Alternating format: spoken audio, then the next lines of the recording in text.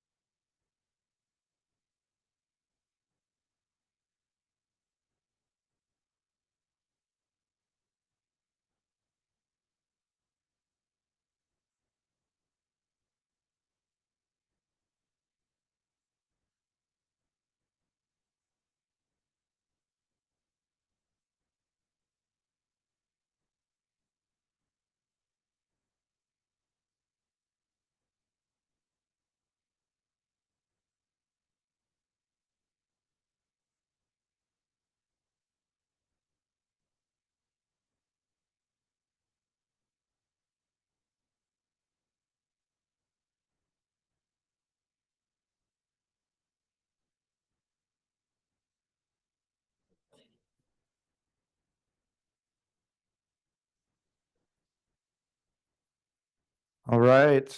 Good morning, everyone. Everyone can hear me? Okay. Everyone have their coffee? All right. It's a pleasure to welcome you to the 2025 Air and Waste Management West Coast Section Annual Conference. My name is Adam Pohl. I'm the chair of the West Coast Section, and I'm honored to help kick off this event. It's inspiring to see everyone gathered here today. Oops. It showcases the perseverance this community has to push through trying times. In light of the World Series starting tomorrow, go Dodgers. Babe Ruth once said, "You just can't beat the person who never gives up." A few housekeeping items before we begin. The restrooms are located down the exhibitor hall and to the left. In the event of an emergency, we'll be gathering in the parking lot through the main doors. And please remember, there's no food or drink in the auditorium, only water. Now on to our agenda. This year's theme reflects the dynamic challenges and opportunities we face in environmental management. From evolving regulations and to innovations in clean energy and the growing connections between transportation and public health, we're here to explore what's new, what's next, and what's needed. First off, you will receive updates on key South Coast A&WMA rules, recent developments in CEQA, and an overview of the 2025 EPA Modelers Workshop. Then we'll dive into clean power and transportation, followed by our lunch break. Lunch will be held in room GB in the adjoining building across the breezeway. After lunch and the awards ceremony, we have a session on industrial air quality and sustainability. Closing out the technical presentations for the day will be a session on public health. Finally, don't miss out on a networking reception hosted by the West Coast Section Young Professionals Advisory Council in room CC2, which is down the hall near the restroom. We have a packed agenda today, so time pending, we'll take a few questions at the end of each presentation. I'd like to highlight the mission and core purpose of the A&WMA, which is to assist in the professional development and critical environmental decision-making of our members to benefit society. Our core purpose is to improve environmental knowledge and decisions by providing a neutral forum for exchanging information. This conference is a living example of that mission, a space where regulators, researchers, industry professionals, and advocates come together to share insights, challenge assumptions, and collaborate on solutions. For those that don't know, the West Coast section does not just comprise the western region of the U.S. It includes subchapters including the Channel Islands, Mojave Desert, Orange County, and San Diego chapters in California. It also has expanded to include chapters in India, Mid-Pacific, Thailand, and Singapore. We also have student chapters at Cal Poly San Luis Obispo, the United Arab Emirates, and Ghana, with several others in the initial formation stages. And Bangladesh University. Not on the website yet, thank you. They are official. Are official. It showcases the reach of our section and our organization. On behalf of our board, I want to extend our sincere gratitude to our sponsors and exhibitors whose generous support helps make this event possible. Your commitment to advancing environmental knowledge and innovation is truly appreciated. I'd like to give a special thank you to the South Coast Air Quality Management District for hosting our conference and providing a venue that reflects the values and goals of our community. I also want to show my appreciation to the Conference Planning Committee. Your hard work, dedication, and attention to detail have made this event not only possible, but exceptional. Thank you for your tireless efforts behind the scenes. And of course, thank you to each and every one of you, our attendees, for being here, the work you do every day, and for the dedication to protecting our environment and public health. Your presence and participation are what make this conference meaningful. Thank you to all our current and future members here today. Throughout the day, I encourage you to engage fully, ask questions, share your perspectives, and build connections that extend beyond this event. Let's make this conference a powerful step forward in our shared mission. Thank you, and let's get started. Up next, I'd like to introduce the incoming A&WMA President-elect for 2026, Harry Klodowski with Klodowski Law, LLC. Harry has practiced environmental law in Pittsburgh since 1979. His practice covered air, water, and waste. He has obtained NSR and air toxics permits for steel plants and has completed over 30 ERC transactions in support of NSR air permits. At A&WMA, he is a fellow member and has been recognized for achievements by the board, the Education Council, and Sections and Chapters Council. More recently, he has organized 3 fall 2025 webinars on fine particular measurement, modeling, and permitting. Harry, the floor is yours.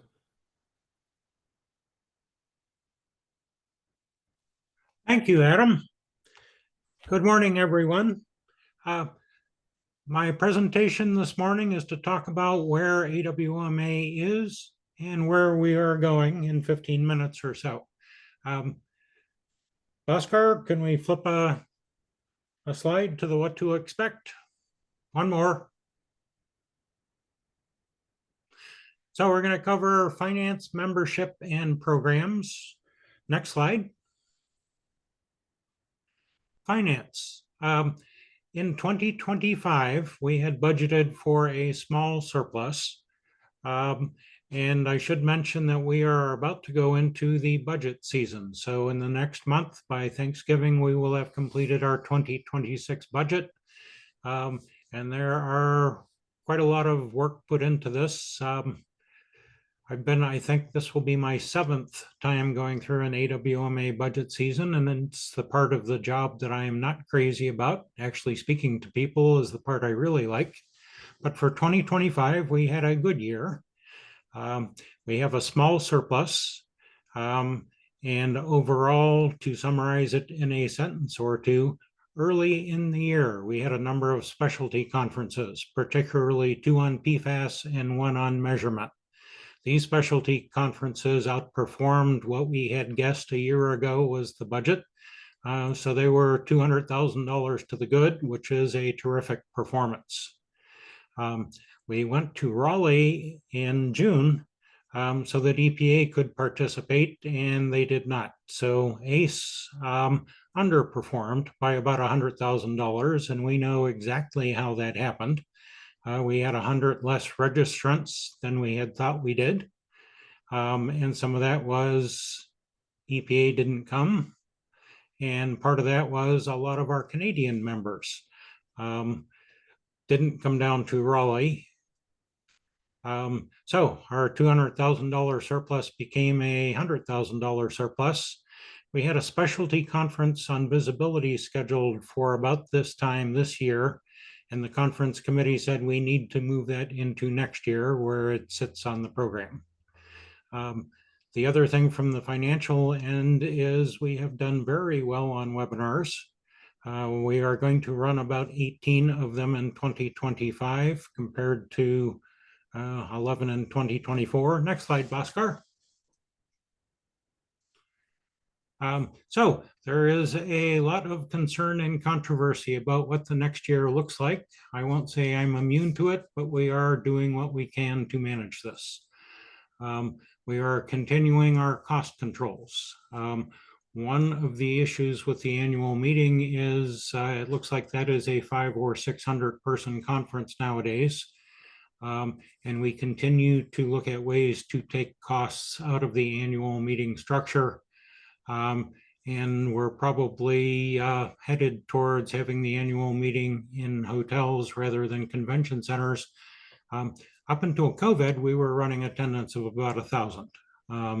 After COVID, it's been 5, 6. We thought we were headed for 7. This year, we didn't get there. There is a new sponsorship and exhibits policy about to be rolled out in the last quarter of this year.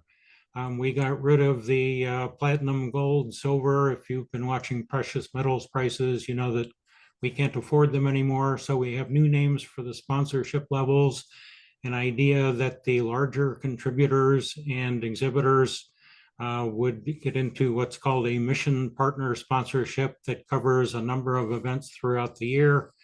New sponsorship levels for ACE and the big specialty conferences. And we will be starting doing sponsorships of webinars. And the last thing that we are looking at in terms of revenue is to ask people to donate. We've had people saying, why don't you have a button on your website saying contribute here? Actually, we have had that for a number of years, but we don't tell people about it. So you're going to see more attention being paid to that. Next slide. Switching over to membership. Our membership has essentially been flat for about 3 years. And there are a number of activities going on that you will be seeing in the next few months. Headquarters is doing a lot more follow-up on social media and follow-up with lapsed and new members. If we communicate with our new members, they tend to stick with us and participate. There's a Join 25 Fall campaign. Everybody, I think, knows that if you go to the annual meeting or a specialty conference and you are not a member, the non-member rate is high enough that it pays for your membership. The Join 25 Fall campaign carries that on long after the conference is done. There is still electronic follow-up of the customers to see if we can make them members. Many of you, probably half of our members, are organizational members, and they're going to start an organizational member newsletter. One of the problems with the organizational membership has been, as people change employers, people come, people go, and the organizational contact usually doesn't know who's a member, who's not, and doesn't make a great effort to sign up new organizational sub-members. So that's, I think, a step in the right direction. And we used to have A&WMA logo merchandise. It disappeared and now it's back. Next slide. At the sections and chapters and young professional levels, a number of new activities. I described briefly headquarters, following up with new and lapsed members. 10 or 15 years ago, I was chair of the Sections and Chapters Council. Before that, I had been the membership chair. The most useful tool from the local level was what we call a push report. It was every month a list of who had joined in my section and who had lapsed in my section, allowing me to quickly identify them and reach out to them. We still have a lot of people telling us that the reason they lapsed is they forgot. So those will be back. It'll now be done on an every 2-month basis, but it will really help the sections and chapters with their own recruiting efforts. There is in the YP and a mentoring program. The website link is there, and that has been talked about for years and was activated last month. So we encourage those of you who are senior members to sign up for the mentoring program and help a young person along. Also, the YP Council has been doing Zoom meetings that they call coffee breaks, which are half an hour, essentially panel discussions. There aren't prepared presentations. There's a moderator and people ask questions, and those have been going very well. There is a lot of attention being paid to better attention to recruit students. We have a brand new student welcome letter template that came from the chair of the YP Council. One of the things that has been very gratifying is we have a number of young professionals in volunteer management who are really terrific, and they are doing a lot of good ideas and a lot of energy into our recruiting where we need it. There's a new push on to reactivate the student chapters. And new for this year, there is a young professional or student award for those who managed to get published in the Journal of the Air and Waste Management Association. That is a new program. The first set of those awards will be in Austin next June. And there's the website. Next slide, please. Here we have some commercials, and through the year, I am struck by the fact that we have terrific product that most people have never heard of. But in terms of specialty conferences, we have New Source Review in Pittsburgh in a couple of weeks, the Air Information Exchange in December, a new specialty conference, Data Center Insights and Innovation, March 24th near Dulles Airport near DC, an odor conference in May, the visibility conference I mentioned earlier. Next slide, please. And one I don't have nice advertising graphics for yet. We have, of course, the annual meeting coming up in Austin, June 21st. We are planning a conference on science of PFAS in the RTP area in the fall. The IT3 conference, which is a regular conference, is scheduled for Salt Lake in the fall. A methane-focused specialty conference in Houston for 2027, PFAS treatment and remediation for 2027, and the Air Quality Measurement Conference in Raleigh in 2027. Next slide, please. Webinars, which I've spent quite a bit of time on in the last few months. So you're going to get a little hairy commercial here. We have 10 years ago, we did a series of webinars on condensable particulate matter, and they were the best attended webinars we had ever had. I decided, especially with the talk of all the power plants we're supposed to be building for data centers, that it was a good time to look at fine particulates again. And I think that fine particulates is probably the issue of our time, if you define time in the next 10 years or so. But just before Halloween, we have fine particulate modeling, 3 well-known modelers, including Gail Hofnagel. There's in November, regulatory and judicial developments. Part 2 is what is going on in Washington. On December 2nd, we have lessons in fine particulate permitting with Eric Kaiser and 2 good speakers. On the next day, we have a webinar on the use of AI in environmental management.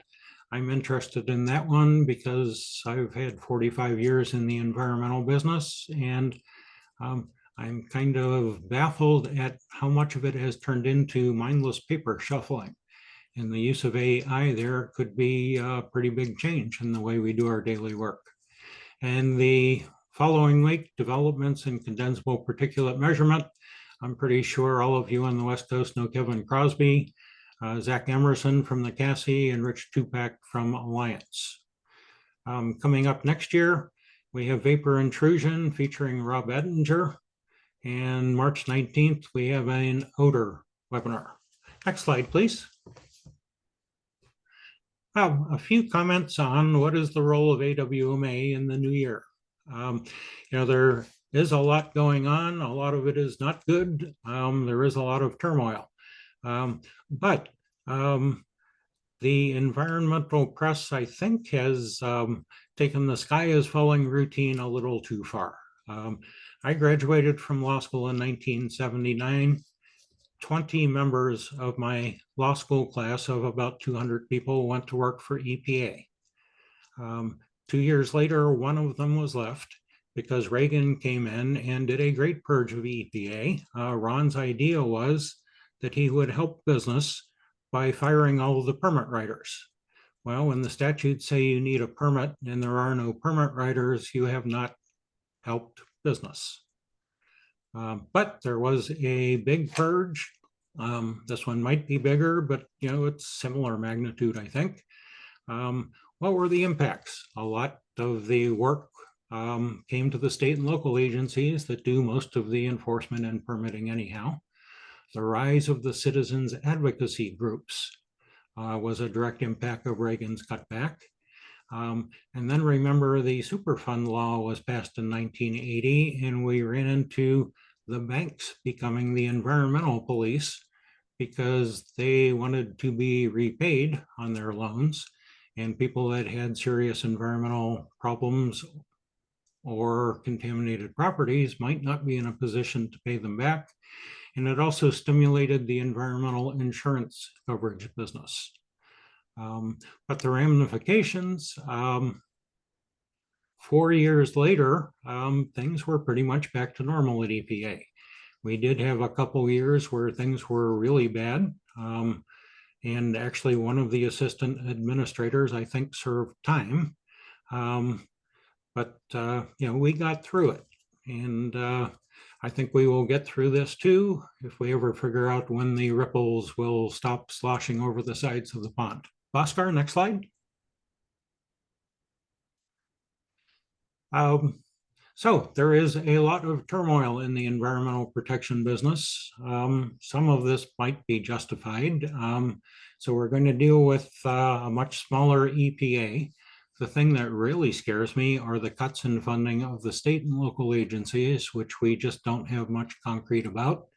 We have a big push towards deregulation. The three things they have done so far, I thought, were fairly common sense changes, but there's a lot of talk and a lot of concern. Then we have the data centers, and where are they going to get the power and the water, by the way? And the people from the tech companies and the senators who are good at talking about how they're going to permit lots of power plants for lots of data centers, I think, have never tried to permit, say, a gas turbine power plant. Another thing going on in the background is the integration of AI into environmental management, essentially bookkeeping or paperwork. All of the things going on create more demand for information on changes, and A&WMA is in a good position to provide that information to people at a reasonable price. Bhaskar? Why should you join A&WMA? There are lots of benefits to joining a professional association and developing a personal network. The benefits change throughout your career as a student or a young professional. What A&WMA can give you is different than what they give me, who's been in the business for 45 years or so. But the focus is, we are an educational association, and we provide both regulatory and technical knowledge, which is valuable throughout your career. And we also provide management and communication skills, which are also important. The networking through A&WMA can be invaluable. And it's both with the regulators and the companies and competitors. Nobody stays in the same job anymore. It is routine that you will change jobs 3 or 4 times during your career. And having that basis of contacts it really helps you do that. And contacts are important. My son, who's now 35, wouldn't get his nose out of a computer for any reason when he was 20. He's a Penn State honors engineering degree. And then he turned to the dark side of the force. He's a patent attorney in DC now. But there are some things you cannot do online or through the internet. You really have to see people in person. And the last bullet, most of the people that I run into at A&WMA are really good people. I am happy to know them. And all of us went into the environmental protection business to give something back to the community and our environment. And A&WMA is a good place to find an outlet for those activities. Bhaskar? The last slide, I think, how you can help. Well, we have lots of volunteer opportunities. You know that A&WMA has a very small staff of about 10 people in Pittsburgh, and 90% of the work at A&WMA is done by volunteer leaders. So you could look around and find a volunteer opportunity that suits you. We have many. You could attend our annual meeting, specialty conferences, and webinars. You could find us a new member or 2, and whether they are members or customers, A&WMA has terrific high quality products. Our shortfall, I think, is that people don't know about it. Oh, if you're running an organizational membership, think of who you can sign up. You will have lost people from your organization. You will have brought people in. There are always young people coming in. So take a look at who you have as your organizational submembers. And finally, consider a charitable contribution, sponsorship, or exhibit. Next slide.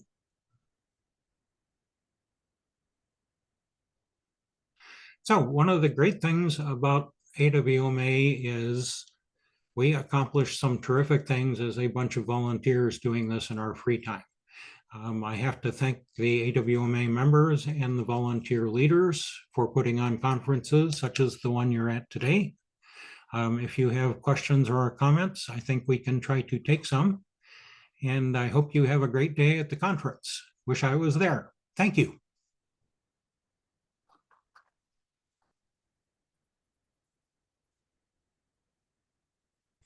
Thank you, Harry. Were there any questions for Harry before we move on?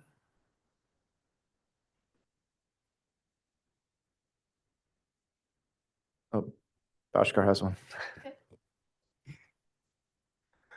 So, Harry, you mentioned EPA in your presentation. I know we are in touch with EPA, Air and Waste Management. So what kind of feedback are you getting from EPA currently, with all the changes going on there? Well, that started pretty much in June, where a lot of the EPA people we thought would be presenting could not. And through the fall, we are always looking for A&WMA people. When I do a webinar, I'm looking for a government representative, an industry representative, and probably an engineer. So for the 3 fine particulate webinars, we had great support for the ones we did 10 years ago. And this year, what we heard was we cannot get permission to work with A&WMA. So what we are hearing is someone at EPA has decided it's a conflict of interest for EPA to work with A&WMA.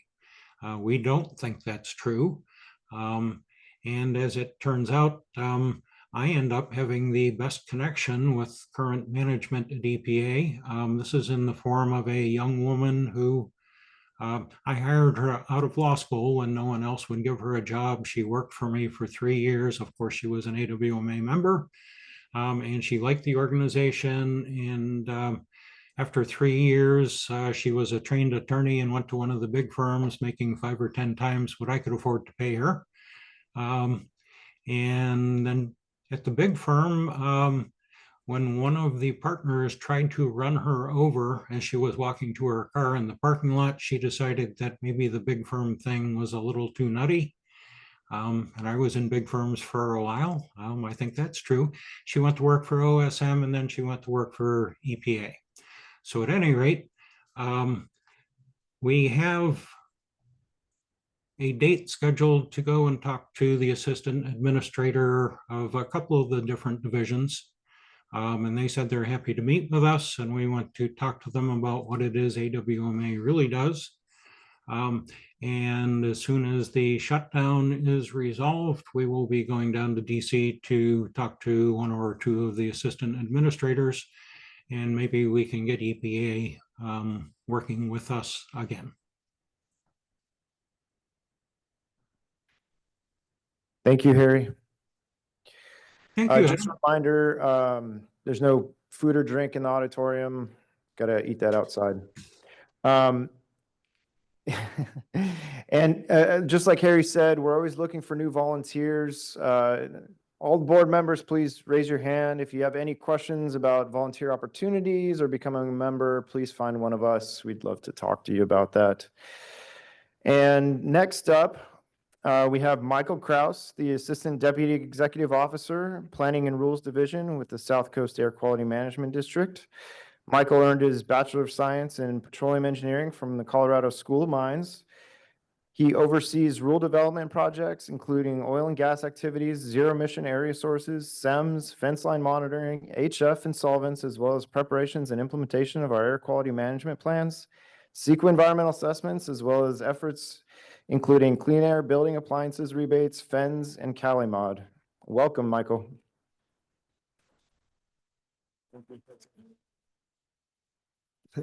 Yeah. Yes, that was just a recent trip. I just came back from Europe. Friends were like, "Oh, do you want to go on a hiking trip?" I'm like, "Sure." 60 miles. Hello, that's not a hiking trip. That's a journey. But it was a great journey, and it was really definitely worth taking. So I highly recommend it. Mont Blanc. But when you get to the Italian side, it's Mont Bianco, and this is like, okay, this is a language lesson too. Okay, but well worth taking. Okay, and it does make you appreciate the environment, which is part of a key element that we all work within.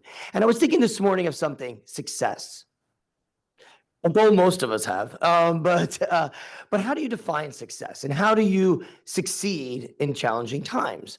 And and we of course are living in challenging times, but also take a step back to think about how we define our own success, right? Some people define success as like in their business, or maybe in their careers, maybe their families, maybe their personal goals, money, whatever, we all have our own definition of that. So when I think about the work that we do, I know on the air agency side, and you guys out there on the front line on the environmental side, being those expert consultants, you've all worked very hard getting degrees and working on experiences and getting customers and things like this, and like trying to be, I guess, as Aaron had noted, that front line in these important regulatory times. We have a lot of challenges, but when I think about 4 basic elements to succeed in the work that we do, and of course, number 1, we have to address the environment and the climate. What are the real challenges, and what are our real goals, and what are we trying to succeed in that arena? But also, we've got a business. Okay, all of this is, there's a cause and a reason and a source that all of this is all happening, right? But we also live in a world that is capitalistic, and we all have to have a lifestyle, and we all, want to again succeed. And so I think the cost and of business and things like that is very important. Now, in order to succeed there, we all know that technology plays an important role. right? For many years, we look at technology on the case of an equipment and control, but things are changing, right?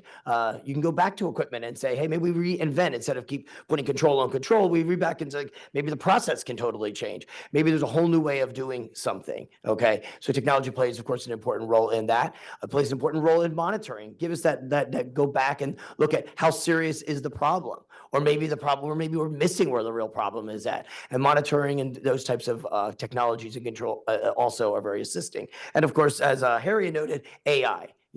I mean, AI it can be very useful, and obviously can really help us streamline, become much more efficient, teach us things we didn't learn before, or at least getting to the point that we already know we want to get to a lot more faster. But also AI misses out on two things, as we all know, and that is critical thinking and creativity. So, while AI isn't able to bridge that gap, that's where we make sure that we can fill in those gaps as humans, shall we say. And then finally, we have elephant in the room, politics, right? That plays an important role. Why? Because it's the law, right? And it's how things move and how it gives business certainty, and it gives governments directions and goals to be achievable. And from our perspective, it's about getting that consensus. We've always kind of believed in that in this agency, in achieving a successful law. We don't want to write something that's going to end up just sitting around being debated for years and years and never really get to the conclusion that we all try to strive to get to begin with. So consensus to us is important. And in today's world, we find it's even more important to find that level of consensus. And I do feel, by the way, all four of these elements, whether we're talking about businesses and cost and the environment and law and what have in technology, these all have a great overlapping. And I think today's presentation that I'll show you, I believe, occurs. So next slide, please. So we start off with just the basics. You probably obviously know our jurisdiction because you have these slides. I think this is also good to have in case you ever need a reference back. But as you know, we regulate over the 4-county region. It's about 26,000 facilities. And of course, our goal is to try to get over the hurdles of some of the worst air quality in the nation, whether it comes to ozone or particulate matter. Next slide, please. By the way, this is really convenient, Aaron. Thank you. Because, I was going to sit here and flip through my paper slides, Anyhow, it's an iPad, never mind. Okay, so we're trying to address, of course, a number of ambient air quality standards. We all know that we actually can live in a level of pollution. It's a question of how much of that pollution can you live amongst. And so we have our public health experts in the country coming and telling us across the country what those levels are. And over those years, those levels gets ratcheted down for the needs for cleaner air. And so when we look at this, could you do another click there, Albert? I believe we have one more. As we look at this, there is a success story here. In our region, we have been able to meet attainment for carbon monoxide, carbon dioxide, sulfur oxide, lead, et cetera. But we're still struggling with ozone and particulate matter, and that's what we focus on. Next slide, please. Just a reminder, of course, of failure to meet those standards, there are consequences. The Clean Air Act, some people have been saying to me lately, they're like, oh, with the whole new wave of deregulation and furloughs and all this kind of things happening on the federal level, what are you doing to change? And I always stop and say, well, the Clean Air Act is still in existence, right? And that's still law, okay? And we do live in a land of law, and that is still important to follow. And until those laws change, we adjust accordingly. But until that point, we still work within that realm. So Harry, there is still hope out there, okay? All right. And so again, in failure to meet those, there's certain consequences. And I wanted to kind of touch on those because a lot of people talk about them, but they seem to be all over the place. So I just wanted to align everyone up correctly. Next slide, please. Oh, before I get to the consequences, there's some deadlines here just to kind of remind everybody on the ozone, again, on PM side. There's different ways by which the ozone standard was developed. Back in the late 70s, it was developed based on a 1-hour standard. So you look at a 1-hour monitoring data point, and then you have a number of those, and there's a whole calculation involved. But that was based there. Over the years, EPA did change that to an 8-hour standard. They have ratcheted that standard down from an 80 ppb to 75, now to 70 ppb, as you see on this table. And of course, there are attainment years. I want to highlight this last point here on PM 2.5. Somebody see that's a new date. It used to be 2025. However, we did request an extension, or a 5-year extension to that attainment date. Gives us more time to get rules in place or or again, just getting that PM numbers down. But we were stumped by needing to fulfill a most stringent standard measure for 4 of our rules, and we wouldn't be able to get that extension until we fulfilled that requirement. In September, we were able to get those changes to those 4 rules made. So we should be able to move forward with that new attainment year. So that's kind of a policy success, I would say. Okay, next slide, please. All right, so here's some of these consequences. So there's 2 areas where the consequences in the Clean Air Act kind of kick in.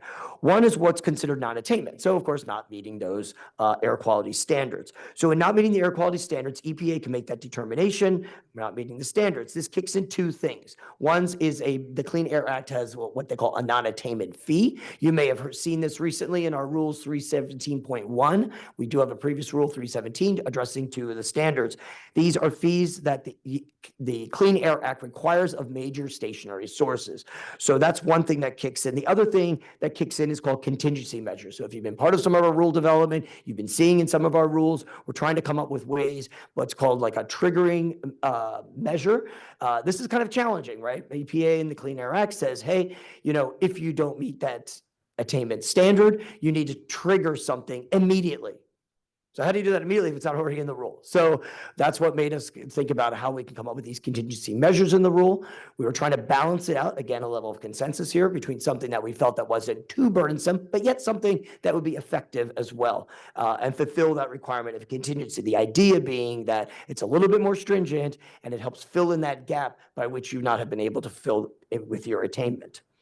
And then there's further things that go along if we continue to kind of not kick in these measures, where basically the federal government starts getting involved, and it always seems to be their fallback. Okay, next slide, please. But there's also one that we don't talk about a lot, which is basically planning requirements. So we have a periodic A&WMA where we address the latest standards and we come up with a control strategy to meet those standards. So that plan, however, is really critical. Because there is actually within the Clean Air Act a sanction or a consequence if you don't fulfill that plan. And that plan isn't just one big old document. There's a lot of number of little requirements in there. I won't bore you with them, but you can bore yourself with them and read it. But they're in there, and basically each one of those, again, if not fulfilled, has a certain consequence. And these are some of the things you've actually probably might have more heard about, such as things like increasing the offset ratio. So for those that don't know what I'm talking about, basically every facility that comes in and wants an increase of emission needs to offset that emission. That's usually typically done through credits or some additional stringency that they put on themselves within their operations to fulfill that requirement. And usually it's just 1-to-1. That's the standard practice. So you go up 1 pound, you offset by 1 pound. However, under the Clean Air Act, that ratio can change. That can move up into a certain, let's say you increase 1 pound, you now have to offset by 2 pounds. So that's a real burdensome on the facilities, and sometimes they're not able to fulfill that. And knowing the cost of credits out there can be also quite expensive. And then also highway funding, of course, can be held by the government. Further down the line, as I always say, they have their defaults. If the deficiency isn't corrected, the federal government could just step in and say, we're just going to do our own implementation plan on your region.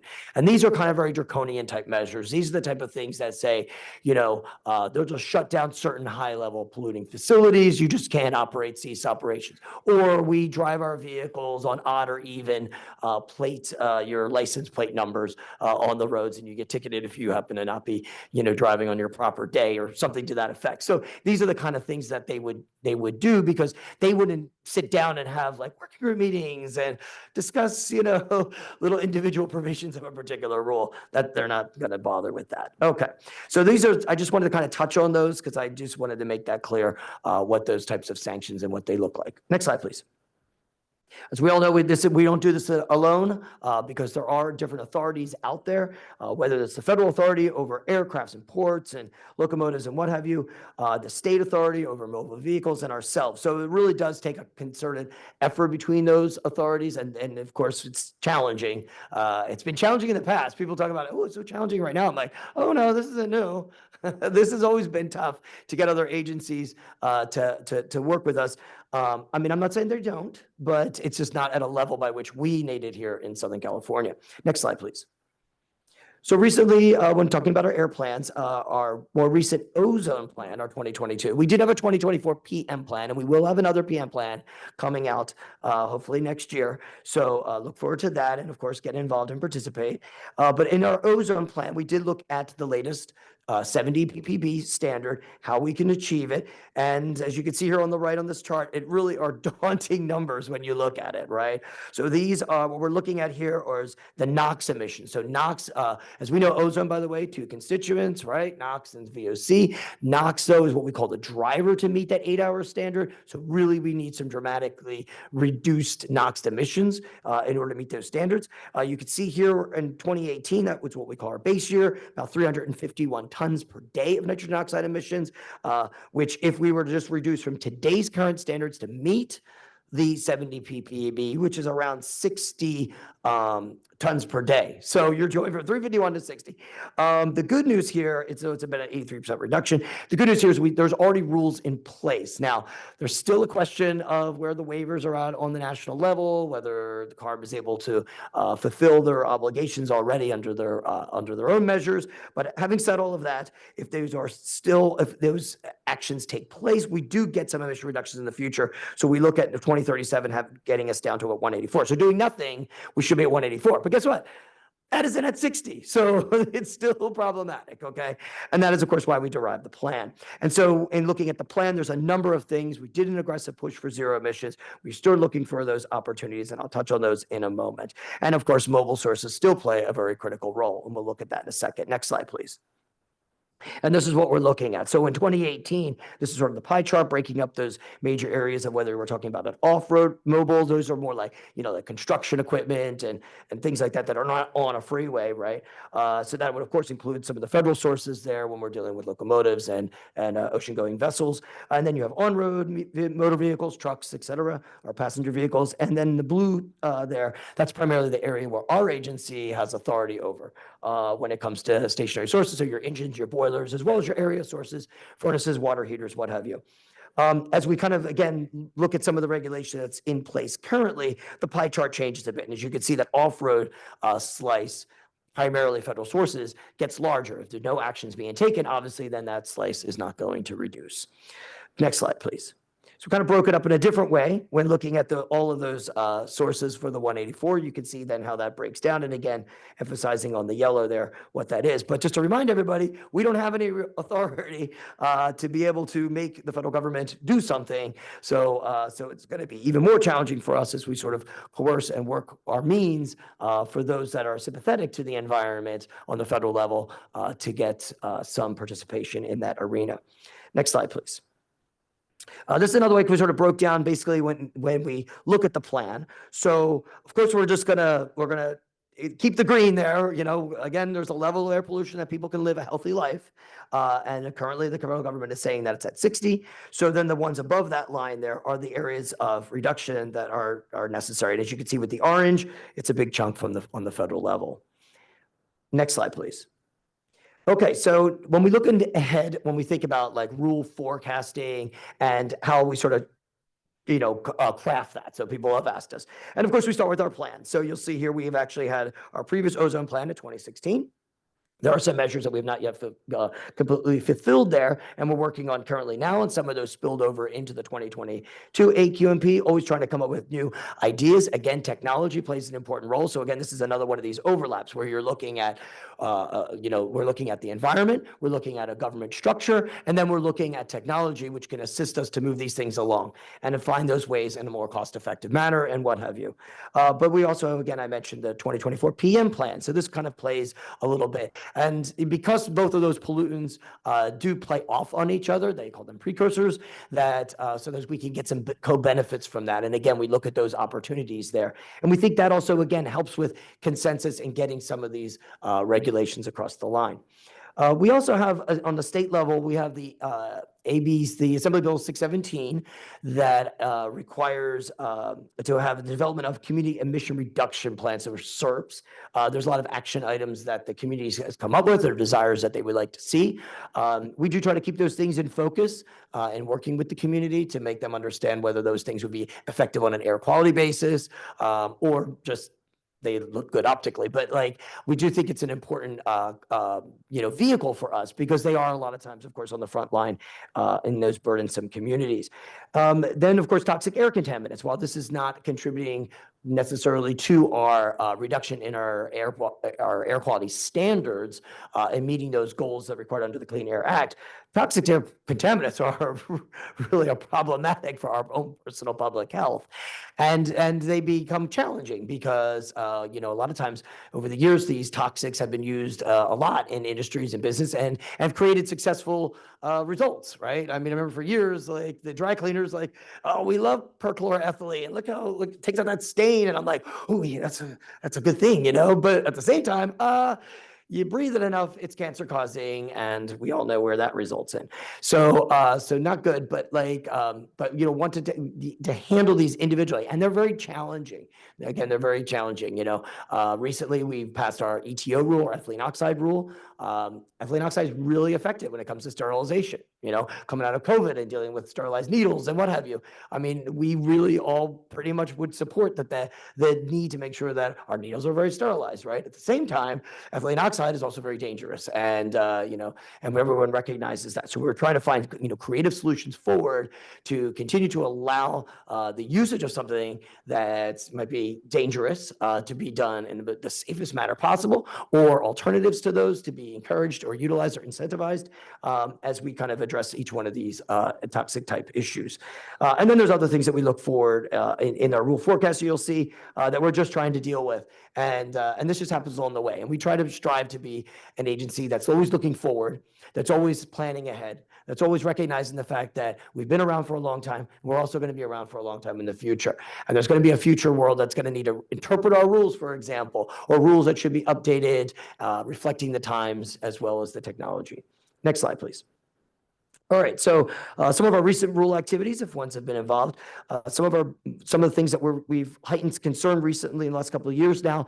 OWEHA, the state agency that regulates and sets the cancer potency factors, come out with those periodically, and we were really surprised by some of the numbers that we've received in the more recent years on PCBTF and TBAC, whereby these are commonly used in products that people have close contact with. I mean, it could be a consumer product. It could be somebody working in a small shop out there, or a small shop that's near a sensitive receptor like homes and things like that. And so it really kind of heightened our concern in this area. And again, trying to address this on an individual basis, but these are kind of widely used. So we've been taking an effort to work with these individual type industries. I kind of feel we're very lucky that we have our ancestors, so to speak, have crafted these rules in a very specific industry manner. So we could focus then a rule on a particular industry like motor vehicles or refineries or whatever it might be.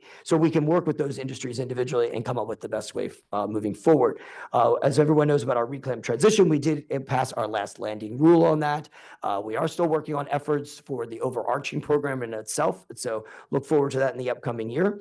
OGI inspection. So, optical gas imaging is really important. So we've been sort of upping some of the requirements of those. It's actually working with the industry has been quite easy because they've actually been using this technology a lot. So it's really just a matter of codifying that, and we'll actually see real reductions. And then we go on for some of these other elements I mentioned about the most stringent measures getting passed in September. Next slide, please.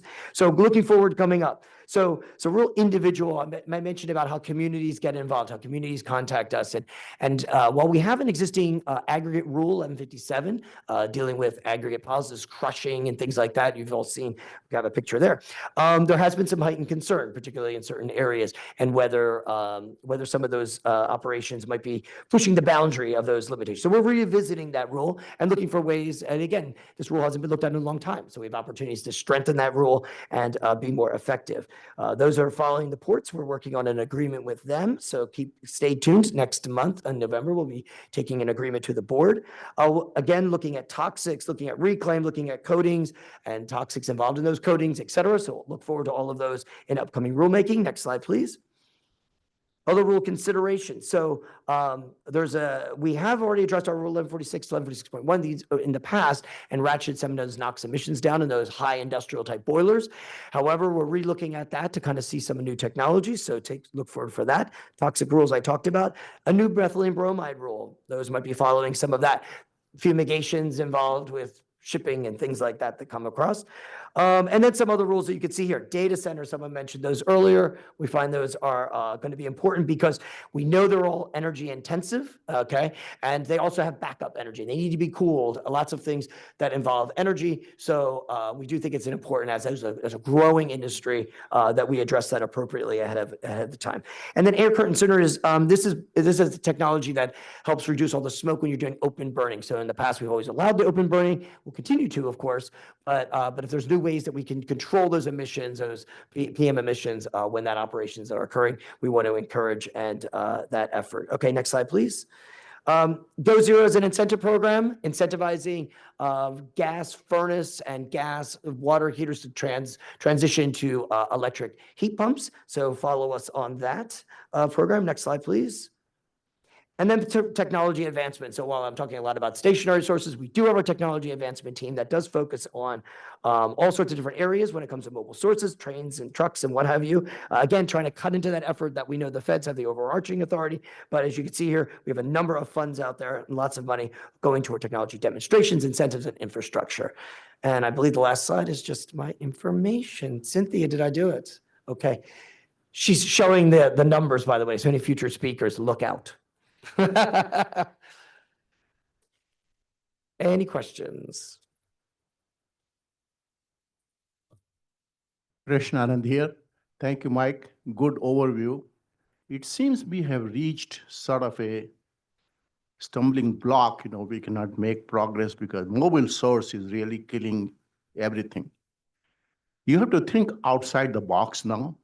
Maybe about 30 years back, if we had the Clean Fuels program, and that was a good thing, in fact, that you spread all over the place and the pollution reduced. So you have to think about something outside the box, that how do you actually handle the mobile source emissions actually? And without that, I don't think you have a solution. Thank you. I'm an optimist, Krishnan, so thank you for that. But and I do agree. I think thinking outside the box, and we always talk about it in this, and I didn't mention it here, but basically, if we took every source that the agency regulates when it comes to stationary and area sources, and we put that to zero,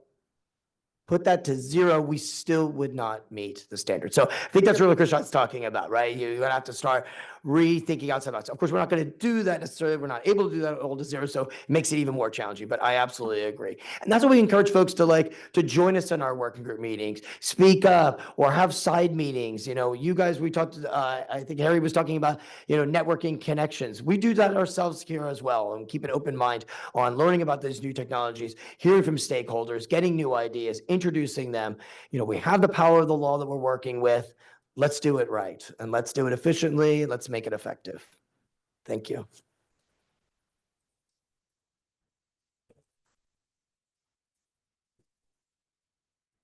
All right, thank you, Michael.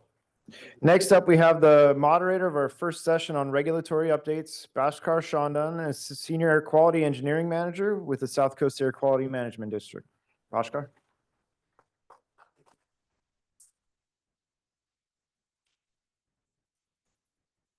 Thank you, Adam, and thank you, Mike, for that good presentation.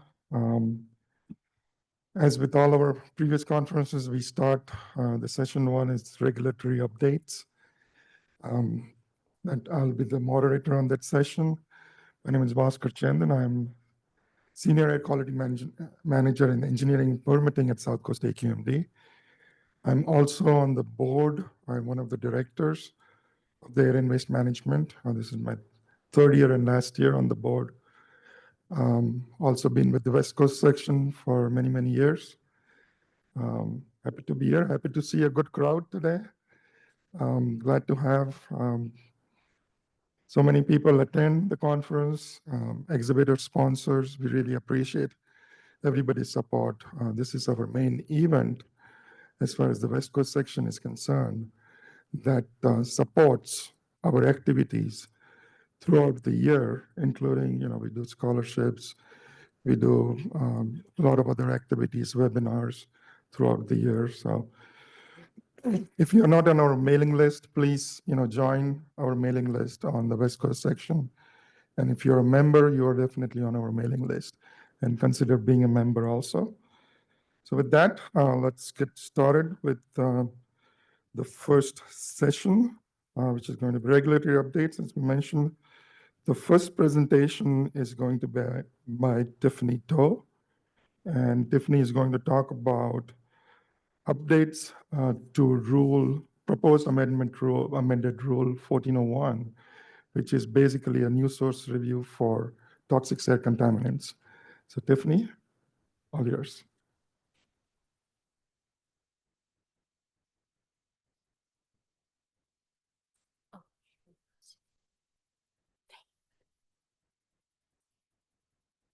Good morning, everyone. My name is Tiffany, and I am the lead rule writer for Proposed Amended Rule 1401, which is for new source review of toxic air contaminants. And so today I'll be giving a brief summary of the rule and an update on our rule development process. Next slide. So just as a quick background regarding Rule 1401, it applies during the permit application process and essentially establishes requirements to ensure that as new, modified, or relocated equipment or sources are permitted, they meet the specific health risk levels for toxic air contaminants. So there are many different types of equipment in South Coast AQMD and that require permits to operate. And so for an example, a spray booth, it would be subject to permitting because they emit air contaminants. And then if it also emits toxic air contaminants, then it would be subject to Rule 1401 during the permitting process. And so these toxic air contaminants are taxed. The ones that are evaluated are those that have been identified by the California Office of Environmental Health Hazard Assessment, so OEHA. And one important thing to note is that for the proposed amendments, it will not affect existing permits where no further permit actions are taken. So these amendments will only affect future permit actions. Next slide. So in Rule 1401, there is a Table 1, and this lists all the toxic air contaminants that have been identified by OEHA. So essentially, OEHA is a regulatory... Closer? So OEHA is the regulatory agency that is responsible for developing health protective exposure levels, and these are used as guidance for other regulatory agencies such as ourselves and for the general public. So these protective exposure levels are broken down into two categories. We have the cancer risks, and so this includes the cancer potency factors, which is essentially a measure of a chemical's cancer-causing potential. And then we have the non-cancer risks, the acute, 8-hour, and chronic reference exposure levels. And the difference between these three risks is it's based on the different time intervals in which a person is exposed to a specific contaminant. For Table 1, we do update it periodically as we amend Rule 1401. But if you would like to see the most updated list, that can be found on CARB's website, which we have also linked down below. So now going into the applicability and requirements of this rule. So Rule 1401 applies when a facility submits a permit application for a new, modified, or relocated equipment or source that emits any of the tags listed in Table 1. And so because we are amending this rule, essentially there's going to be, in a way, two different versions of Table 1 to worry about. So their first version is going to be the existing version of Table 1 that we have at this very moment. And the second one is going to be the PAR 1401 Table 1, and that is going to include the new contaminants that we are proposing to add in. And so the version of Table 1 to comply with will depend on when the permit application is deemed complete. So here below, we have a flowchart, which essentially breaks down the permit application process into 4 stages. So first, we have the facility submitting in their permit application, and then our permitting staff will take a look at it. And if any additional information is needed, then they'll reach out to the facility, and there may be some back and forth in this process. Once all the necessary information is acquired, then that is when our staff will deem the application as complete. And this is the date that you want to look out for to determine which version of the table is going to be applicable.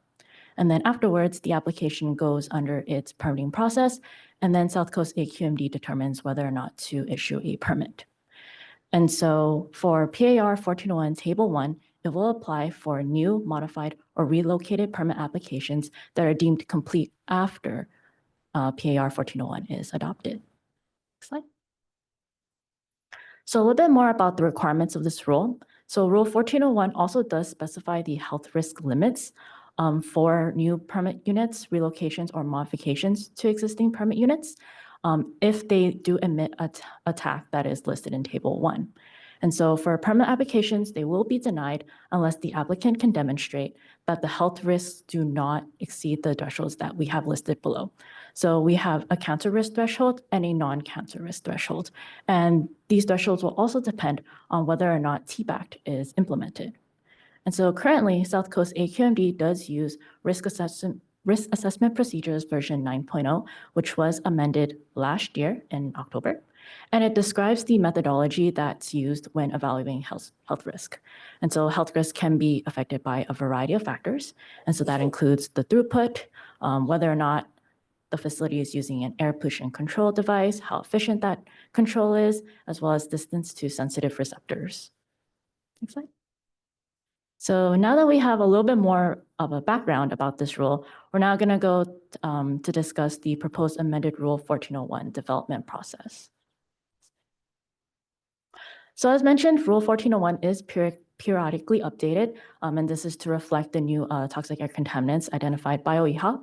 And so for this round of amendments, we are going to be updating Table 1 to include the following 9 new compounds.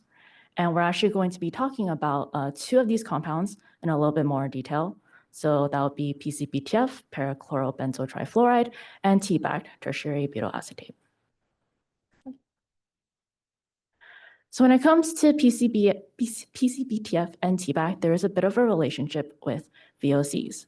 And so when it comes to reducing ground level ozone and particulate matter, it is critical to control VOC emissions. And as such, there are various South Coast AQMD rules that have established limits for VOC content for a variety of coating and solvent cleaning products, which are used on a variety of substrates in many different industries. And as such, manufacturers have been reformulating their products in order to meet these VOC limits. And in some cases, the reformulation has involved uses of solvents such as PCBTF or TBACT. And recently, OEL has established toxic risk factors for these 2 compounds. And so therefore, when it comes to permit applications coming in to use these compounds, these 2 compounds will now need to be evaluated under 1401, whereas they didn't have to be in the past. And generally, due to the high toxicity and high concentration of these compounds in these reformulated products, a vast majority of permit applications would not be able to meet the health risk thresholds established in this rule. And so the South Coast AQMD Governing Board has identified it to be a priority to reduce toxic emissions, even if this approach results in higher VOC emissions. And so this has had a bit of an impact on our rule development timeline. So originally we had started this rule development back in April of 2023, and it lasted about 13 months. And in that time period, we had conducted 2 working group meetings. However, in July of last year, we did decide to pause rule development. And that was because of the change in priority to amend source-specific VOC rules.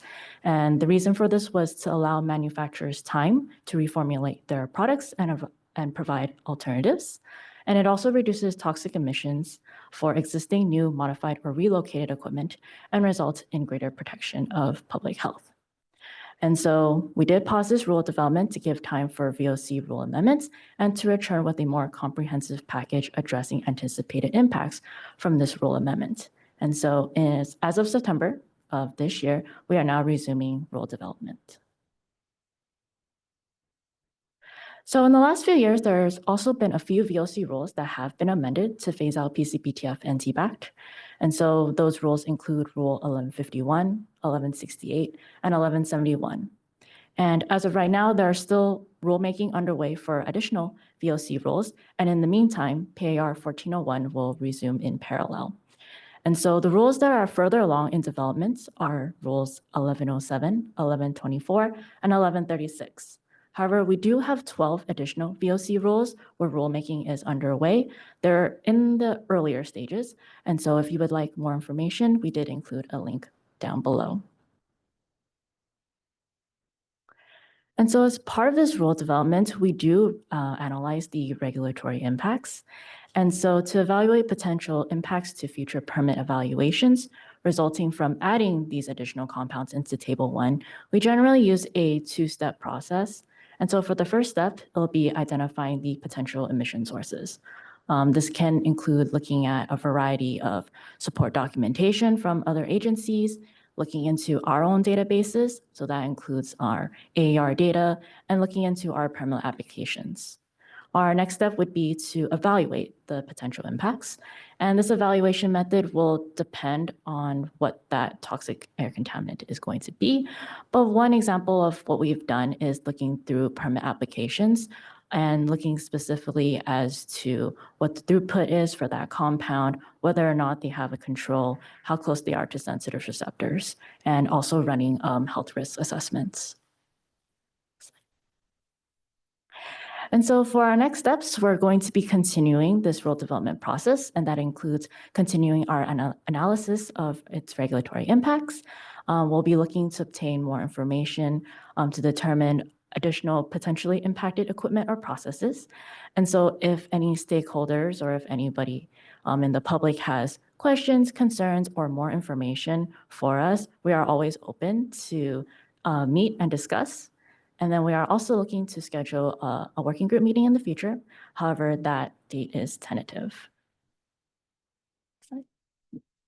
And then lastly, this is just our staff contacts. So if anyone has any questions or comments, feel free to reach out to any of these people here. And I'm also included as well. All right, and that is it. Thank you.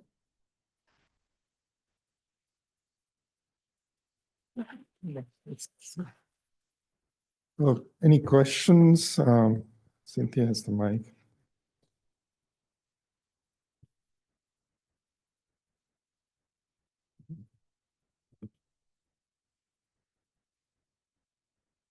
I have a request that do consider the T-backed, and some sort of a discussion in your rule that what you consider T-backed for different type of sources, because if emissions, in fact, add new compounds, the risk is expected to go up. So, but if you are well defined in T-back, then the limit will be from 1 in a million to 10 in a million. So it will be useful if you can also discuss the T-back for different sources. Yeah, so far we have looked a little bit into T-backed. We found them in a bunch of coating products as well. And so there's been a big shift in amending coating rules. And one of the big goals for these VOC amendments is to actually completely phase out T-backed and PCBTF. It would lead to a temporary increase in VOC emissions, but right now our board has made it a priority to phase out these contaminants. Any questions?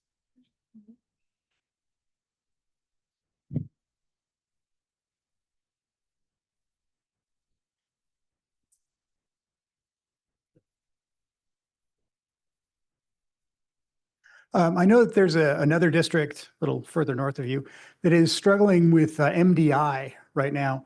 And a lot of that has to do with the determination of how much of that, which is a urethane coating and used a lot on cars and is generally a baked coating, how much of that is emitted as either the monomer or the oligomers, which both have risk factors. I noticed you only had the monomer noted, but the oligomers also are an issue, although not with extreme factors for risk. So I was wondering if you have looked into how much of the use of that urethane coating results in monomer and oligomer emissions, particularly during the baking process, because that could create some significant permitting problems for the automotive coating industry. So you mentioned HDI, right? MDI, MDI. hexamethyl diisocyanate. Hexamethyl diisocyanate. So we are still looking a little bit more into those two compounds. There's the polymeric variation and the monomer variation.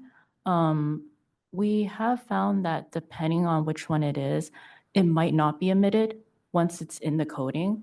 And so that's something we're still looking a little bit more into. We have just recently restarted this rule development process. And so a lot of the contaminants we need to look a little bit more into. But I'll keep that in mind. Thank you.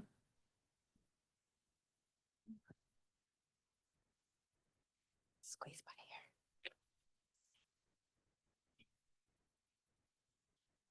Thank you. Hi, I was just wondering how often do you anticipate you'll have to update the PAR 1401 table to keep up with all the OEHA updates? So we generally update the rule every few years. The last time this rule was amended was in 2017. That's a policy decision that I cannot make, unfortunately. Okay,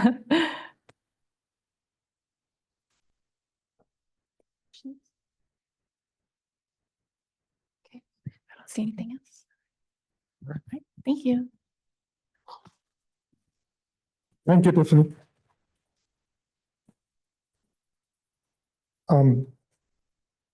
Just for the questions, when you're asking the question, if you can just introduce yourself or who you are and affiliations, it will help others and the speaker also.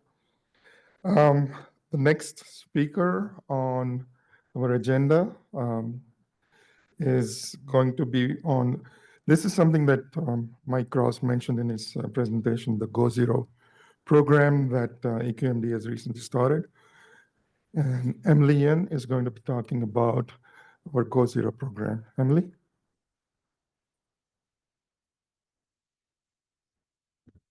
Hello, everyone. In case you had a chance to walk around at the tables outside, you might have seen this flyer on one of the tables, and we do have a Spanish version as well. And you might have been wondering, how can I also go zero? In case you have a water heater or a furnace and you're thinking about replacing it, you might have wondered, how can I replace with a zero emission appliance? So we're happy to share with you about our Go Zero pilot incentive program and how it can benefit you. Next slide, please. So the Go Zero pilot incentive program was launched in September 3rd, so very recently. And it has rebates for gas furnaces and water heater replacements with heat pumps. So it also includes installer training. We are also interested in workforce development as part of this program. We also include a section for application assistance. So in case you want a step-by-step assistance on applying to our program, or if you're interested in other rebates and how they can be stacked and layered on top of ours to make the most benefit out of your installation, we do provide assistance for that as well. So if you scan this QR code, it'll take you to our webpage and you can find our application portals there, as well as links to our outreach materials, upcoming events, installer trainings, and other resources. Next slide, please. So what is a heat pump? Many of you are likely already aware, but these are a widely commercially available and proven technology. Instead of generating heat, it transfers heat from one location to another. Heat pumps can serve both your furnace and air conditioner needs in one appliance. It can also serve your water heating needs. There's different types of heat pumps. There's air source, which are quite common. There's also other types such as ground source heat pumps. And these heat pumps have benefits from energy efficiency. They're 3 times more energy efficient, or even more than that, than your conventional gas or electric resistance units. They're also zero emission, which is very helpful when we're trying to reduce emissions. They can also have a long-term impact on lowering your energy bills because of that energy efficiency. So lots of benefits to heat pumps, and we're excited about their properties. Next slide, please. The Go Zero pilot incentive program is a pilot. So this is a 21 million effort. It's distributed between 3 different rebate programs. So we have our single family rebate program of 9 million, a multifamily program of 5 million, and a small business program of 5 million. We also have 1 million dedicated to installer training and helping our installers get that workforce development, as well as that application assistance and outreach portion. So we do hope to eventually expand this program. As far as the first program goes, funds are distributed on a first come, first served basis. Next slide, please. And 75% of this funding is dedicated to our overburdened communities. And the way we designate our communities is through Senate Bill 535, Cal Enviro Screen. If you want to know if you reside in one of these communities, you can scan that QR code. It'll take you to a page where you can input your address, and you can find out if you are in one of those red shaded areas. Next slide, please. In terms of our rebate amounts, it varies depending on if you're replacing a furnace or a water heater and if you reside in that overburdened community. For our single family amounts, this ranges between 1,000 to 3,000. For our multifamily, it's a range of between 1,000 to 2,000. We also have a cap for multifamily of 300,000 because we want to be able to reach more properties with this program. And for our small business, we are focused on the water heater side, so you can get a 4,000 rebate for your heat pump water heater. Next slide, please. Apart from our rebate programs, we also have installer training, and we actually just launched this installer training portion of the program. We had our first training this past week, and we will have many other trainings in the future in different formats, in different locations, on different topics, because we really want to help folks understand the technology and the benefits and how they can help their customers as well. We do have a lot of contractors out there who are already installing heat pumps, and they're super excited and knowledgeable about this. And then we do have some installers out there who are a little bit more hesitant, maybe not as familiar with the technology. And so through this workforce development, we're really hoping to spread the word, to provide that, resources and assistance as needed. You can find more of our webinars on the QR code over there. We have one coming up on October 28th. We also have a boot camp that's going to be 2 days located here at South Coast AQMD.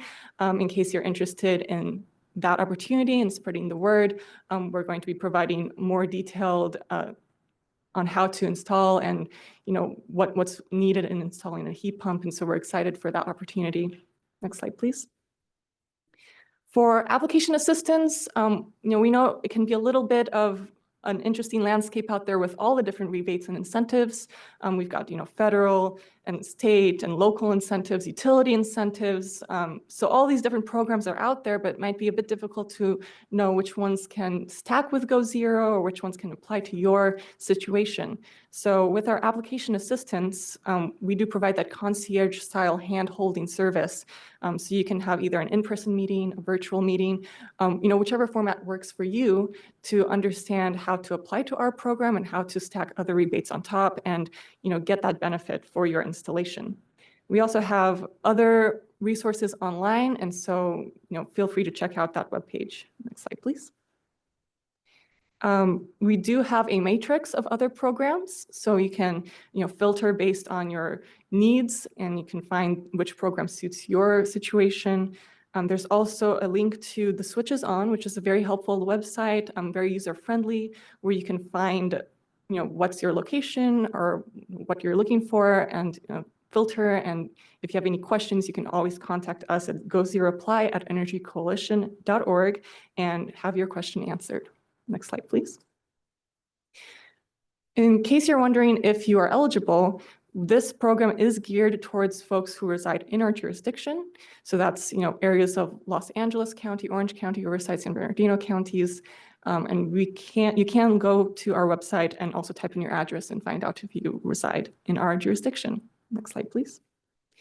In terms of what products qualify, we're looking at Energy Star certified heat pumps to really meet that basic energy efficiency standard.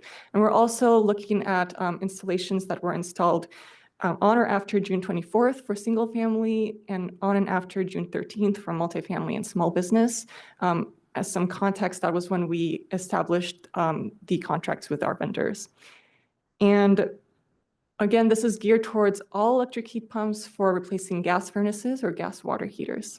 Next slide, please.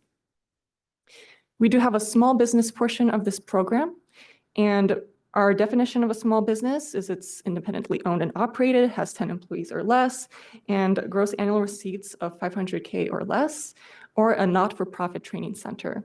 It's rather a narrow definition for our pilot program, but we are looking to expand this definition in future phases and try to reach more businesses.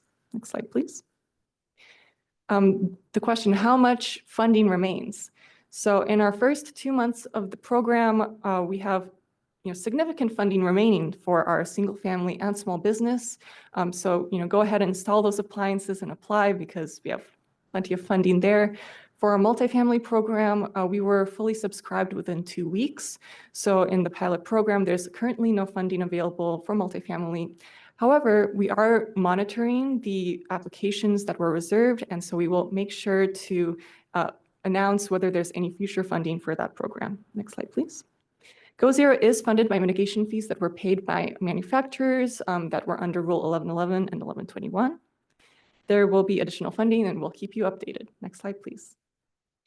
Go ahead and sign up for our updates. We do not spam folks. We provide great updates on future funding. So in case that's interesting you, just make sure to check mark Go Zero. Next slide, please. And if you have further questions, we do have frequently asked questions. You can also have a specific person respond to your specific topic, or if you have just a general question, you can reach out to me and I'll connect you with our folks that are working on this program. And next slide, please. So yes, please find us if you have any further questions. Thank you.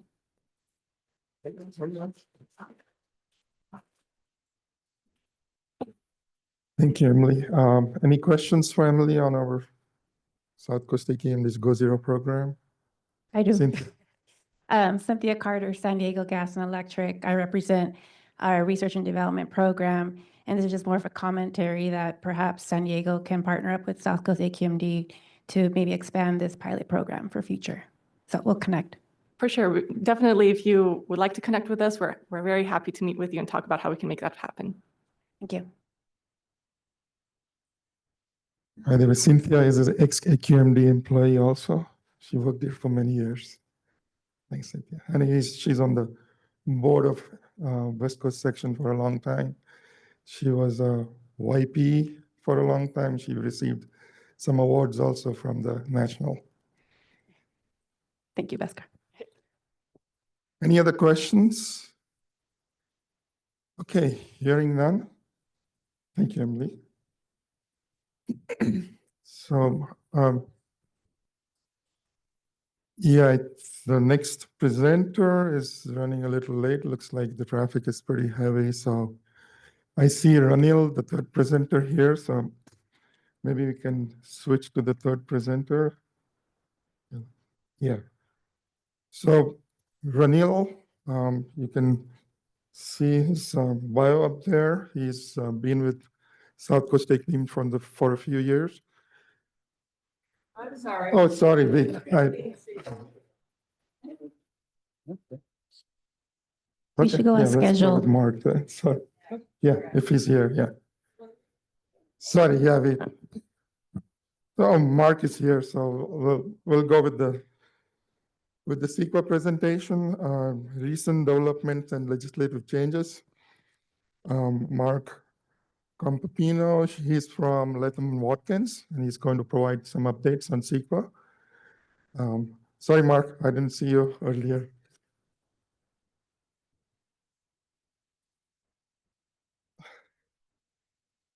And you can see Mark's bio on the screen. All the bios and presentations will be on our website within a week or 10 days after the conference. Thank you.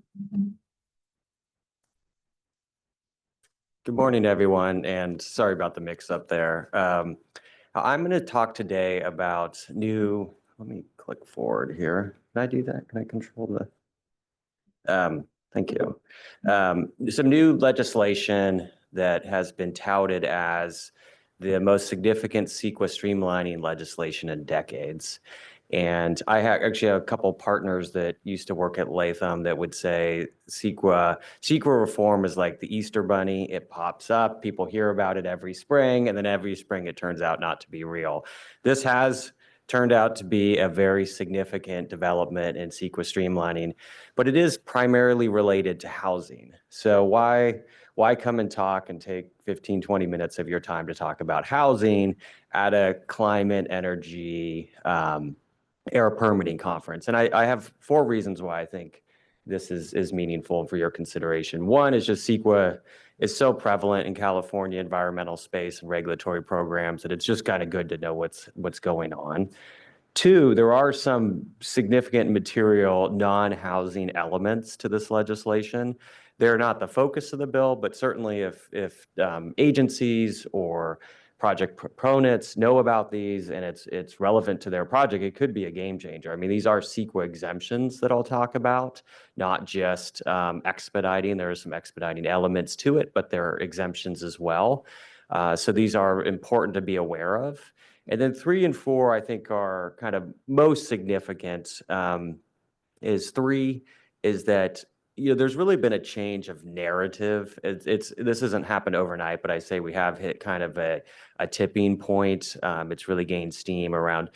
In the common parlance in the legislature, a lot of discussion is like CEQA's kind of become a bad word in California. I mean, it's gotten a lot of blame for the housing crisis, for why California can't build anything, pick high-speed rail or whatever your other big project is, why costs are high, why everything gets caught up in litigation. And there's probably folks that have dealt with CEQA, including myself, over the years that, see a lot of truth in that. It's like anything that gets bandied about in the press, it's kind of an oversimplification, but there's a lot there. So I think there's been this sort of growing momentum around that. And you saw that in this particularly Governor Newsom's press releases, but a number of folks really touting this as like an incredible breakthrough, ability we're going to build, we're going to be able to bring new housing. And so I think that narrative is important for folks in this room to be aware of, because it has other implications that I'll talk about in a moment as well.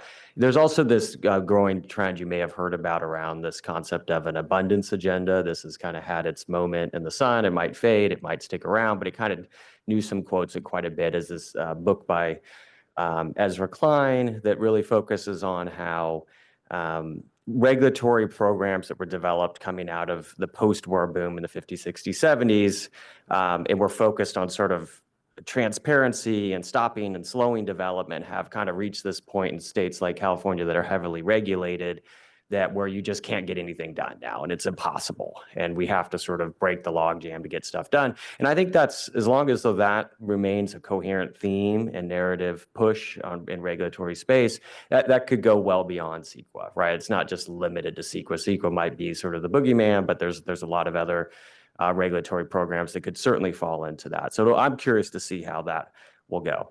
The last one is that perhaps most meaningful is, in my experience, is once the sort of legislature establishes a path for CEQA streamlining or new CEQA exemptions, that path gets well trodden. So people, legislature project proponents, sometimes, people that are opposed to what happened might try to cut it off. But usually what it is, if housing is the focus this year, next year it could be some other priority of the state, some electrification issue, could be, bringing new transmission lines for clean power, whatever it is, could be something that becomes like a slight amendment to this legislation. So I think for that reason, it's important as well.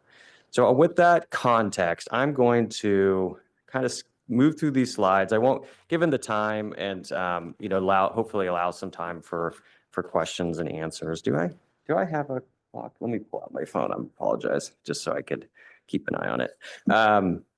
But if I won't go into the details, because again, a lot of this is sort of focused on housing and that type of thing. But the main thing is that AB 130 is the main bill, and SB 131 is kind of the companion bill. And what AB 130 did was establish a CEQA exemption. So this is a full exemption, like a get out of jail free card from CEQA, which is quite significant when a lot of the other CEQA streamlining bills were really focused, either were hyper narrow, or had so many things kind of piled on that a lot of times what you saw as project proponents would just sort of throw up their hands, whether it was like, I'm never going to get through this, why bother? Or it's like when you looked into it, like you pay a lawyer to look into it, and it's like, yeah, you qualify for 8 out of the 10 things, but not the 9th and 10th things. So this doesn't fit, but maybe next time, kind of how a lot of prior CEQA streamlining went. This is a true CEQA exemption. It's also a statutory exemption. which is unique in that for folks that know CEQA, that there's these categorical exemptions like existing project or things that you might have used a lot over the years if you're in this space. But those oftentimes have this unusual circumstances caveat.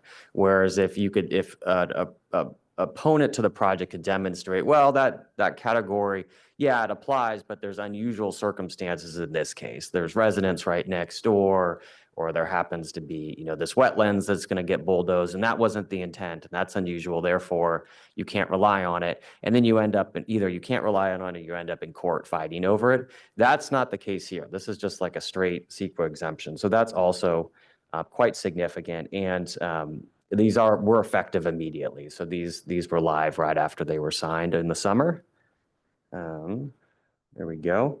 Another thing that's pretty interesting is the disqualifications were pretty minor. I mean, they're definitely there, but there are limitations to some, like on being located on it, like directly impacting prime farmland, to wetlands. But like, for example, one is that some other exemptions were, you can't use this exemption if you're in a very high fire hazard severity zone, which has a certain like, oh, that makes sense. Why would we build something in this area that's called a high fire hazard severity zone? But then the problem is you look at the map and it covers like most of Southern California, right? So that really just became one of those like, okay, this exemption's useless. But in this case, there is that, but it's only kicks you out if your project doesn't include wildfire mitigation, which most projects, especially in the housing space, would. Like you build houses that are built today are extremely, like dramatically more fire resistant than the homes in the 30s, 40s, 50s, and even homes that were built, before 2010. So that's just an example. Some of the requirements that come with this aren't too onerous, like it's prepare phase 1 report, and if there's a wreck, you have to address it. And if you're within 500 feet of a freeway, you have to put in like air filters. So that's, again, this is a pretty practical approach. Like instead of in the past, you might have seen like if you're within 500 feet of a freeway, you just kind of get kicked out. But this is like, we'll put in an advanced air filtration system. This I'll just kind of skip over kind of quickly, but the tribal consultation process, again, was pretty streamlined and focused. So it doesn't say you don't have to engage in tribal outreach under California law, under AB 52, but it's a more streamlined approach and aimed at kind of getting the process completed in a relatively prompt period of time, as opposed to an open-ended process or something where you just get kicked out of the exemption altogether. Very notable was that there's no labor requirement for most of these projects. So there's no obligation to do a project labor agreement for any housing under 85 feet. That was sort of, I don't know if it was a grand compromise or just, political, the will of the moment. But that requirement, which normally comes with a lot of CEQA streamlining, did not apply. And again, I think this goes to my point earlier about if this becomes a template for other laws, it'll be interesting to see how it plays, given the political tout of labor. But for projects that are over 85 feet, sort of like high-rise projects or 100% affordable housing projects that oftentimes get a lot of funding from the state or from the federal government, those do have labor requirements as well. SB 131 is a pretty interesting companion bill, basically relates to like a near miss. So if a project is, basically would qualify but for this one category, then you could still use the exemption, and all you have to do is analyze that one issue. So like if the only issue was maybe you had an exceedance of air emissions during construction, right? Like then that wouldn't kick you out of the exemption altogether. Assuming you already qualify it, you would just have to analyze air emissions during construction, and that would be the scope of your CEQA review. So a very narrow, focused process that could be highly advantageous. And again, I think if this does become a template for other exemptions, could be really meaningful for more complex projects than a residential infill project. And I might have skipped over it at the beginning. My apologies if I did. But the projects in nature are relatively small. They're big in the CEQA housing world, but they're not like massive projects. They're under 20 acres in most cases, and there's certain sizes for the types of housing that apply. But it's not just, we're not just talking like a 2-bedroom pop-up on a corner somewhere. These could be pretty meaningful housing projects. Let's get past this one. I'll just note for folks in this room, certainly may be interested. There are sort of sprinkled throughout these bills, there's kind of an exception to the exemption for distribution centers and oil and gas activities. So if that's you, be aware of that, and you need to look into it. An important, for the lawyers in the room or folks that have dealt with on the agency side, there are some very meaningful streamlining provisions on the administrative record and what you have to include in the administrative record, particularly like internal email, staff emails, draft reports, et cetera. This was considered in the agency space and, CEQA litigator space, like a very important breakthrough. It's not really going to be talked about much, the average folks, but we'll see in practice how this plays out, but could be really helpful in terms of, do you have to include every last email that touches on a project? The answer is pretty much no now. And then let me touch upon, and then I'll, I think I have a few more minutes, but I'll kind of start wrapping up here and seeing if we have questions. But if just in terms of touching on other projects, and so what I mentioned earlier, the most interesting one is this, the category called advanced manufacturing, or maybe not most interesting, but it's interesting in a legal sense is that it's not really defined. There's some definitions that it's tied to, but even those aren't entirely clear. So I think this could be an area where, depending on the technology and the issues involved, there could be a number of really interesting types of manufacturing facilities, light industrial facilities that fall under this exemption. And there's going to be a little bit of a tussle in terms of how broad that is or not.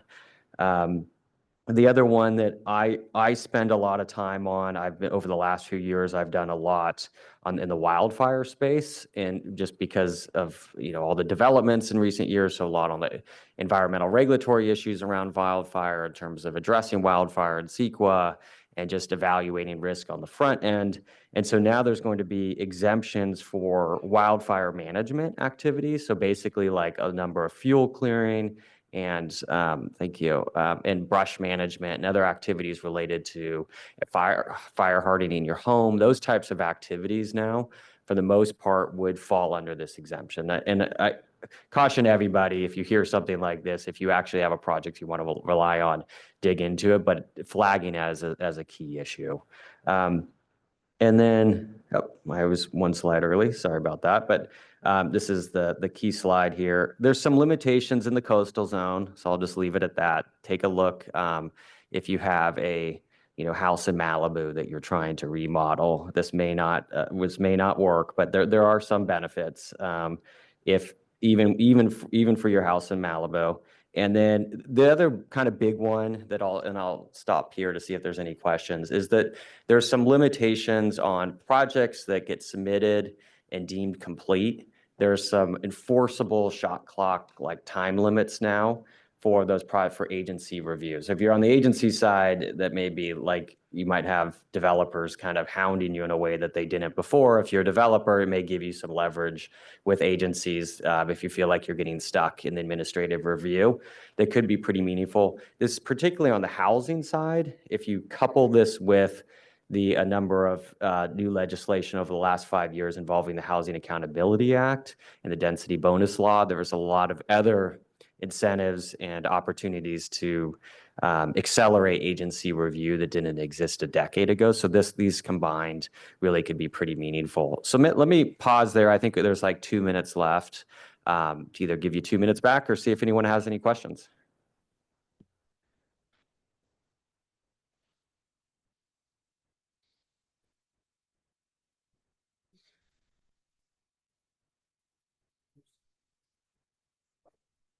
Hello, Jack Brower from UC Irvine. I'm curious if this is related or if there are separate activities in the governor's GoBiz office to do permit streamlining for particular types of projects? I heard, for example, for solar projects or battery projects or hydrogen projects, it's separate from this, right? The GoBiz efforts? Yeah, it is separate from it. I think it's kind of tied together. That's why I tried to provide that, like, from a thematically or sort of legislative intent. I think it's tied together. And I also wouldn't be surprised, again, if this sort of becomes the template where whatever the priority project next year will certainly be lobbying their favorite legislature to, hey, let's add on to AB 130 and include blank, right? EV charging stations or whatever it is. But no, this bill is really focused on housing with these kind of a few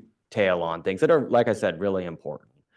The wildfire mitigation is the one that I think is the most widespread and important for the state, because we have seen that actually going out and doing the task of like brush clearing and thinning and all that could get really, and it still can, like on species issues or other issues, but CEQA was something that people were just afraid of, so they wouldn't do it. Yeah. Any other questions? Okay. All right. Thanks, everyone. Yeah, they're on more.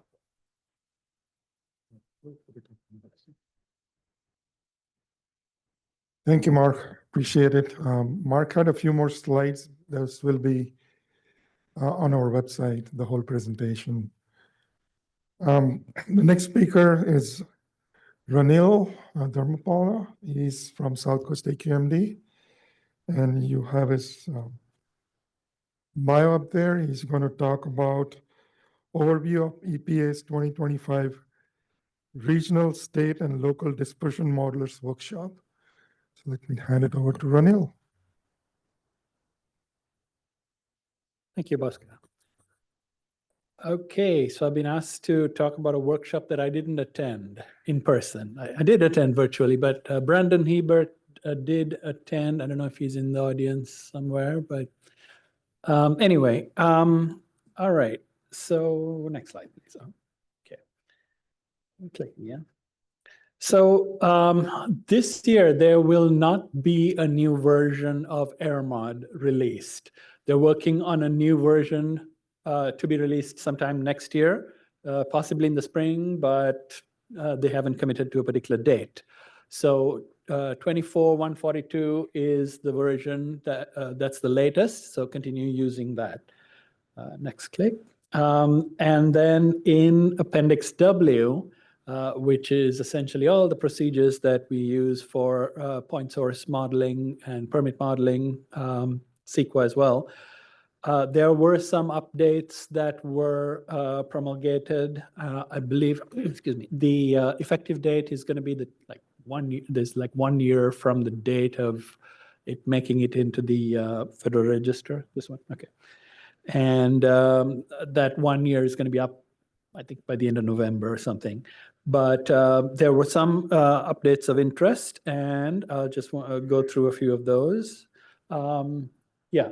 So one thing was the R-line option for modeling line sources in AirMod is now a regulatory default option.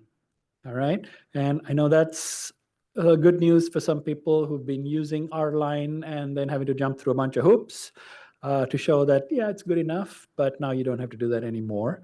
But the caveat, however, is that if you're into the PM hotspot guide modeling, then this does not change EPA's guidance with respect to what you need to do. That's a separate issue altogether. And any transportation projects ought to be modeled with the flat terrain option so that it doesn't interfere with anything. Well, it's not really EPA's guidance there to tell you how to use the model. So they're just playing safe by telling you, you can use R-line, but flat terrain for transportation-related projects. R-line EXT, which is R-line plus a few bells and whistles, is still an alpha option, which means it's not ready for prime time yet, still undergoing testing. So if you have a test case that's of interest, EPA would love to see your results and send it a sensitivity analysis if you're willing to share that data with them. But for now, that cannot be used in a regulatory context. All right, the next update was the GRSM mechanism that stands for General Reaction Set Mechanism. It's one of those NO to NO2 conversion options in AirMod. Is still a non-default option, but it used to be an alpha option, and now it's essentially a beta option. So you can use it, but less hoops to jump through to show that this is an okay or an acceptable method. It's still a non-default option, like I said, beta, but the bar is a bit lower for its use. And then the other major update was the way they defined background and the types of data they're willing to accept basically what's your representative background. And the way you come up with that representative background, it used to be rather onerous, especially with that mention of the significant concentration gradient in Appendix W. That part is gone. All right. So now we have quite a bit of flexibility on what really makes up your background. And I mean, for the most part, this doesn't matter. But when you're in one of those areas where you got a whole lot of other industrial sources nearby, it can be quite challenging. I remember a project I worked with Krishna on, and it wasn't just me who was sweating. There were like 3 or 4 other engineers also quite overworked in the process. So hopefully scenarios like that are going to be easier for both the permittee and the permitting agency. There is a little bit of guidance on what you need to do and some of the more simplified, streamlined processes. You can mix and match model data and monitored data. And there's only some generic guidance on how you ought to do that. They're not too prescriptive. So that's up to the permitting authority in the permittee in consultation with the permitting authority. And they do offer this very broad brush scheme for making that determination, how you come up with a representative background. And I'm not going to go through the details, but if you do have a situation where you do have some challenge in determining what the background is, our advice is first speak to us. Before you go and start data mining or running a whole lot of model scenarios, please speak with us first. There might be a simpler way. So this is also in one of EPA's documents that they released along with the Appendix W update. All right. And yeah, this guidance is also, I've included a link down there.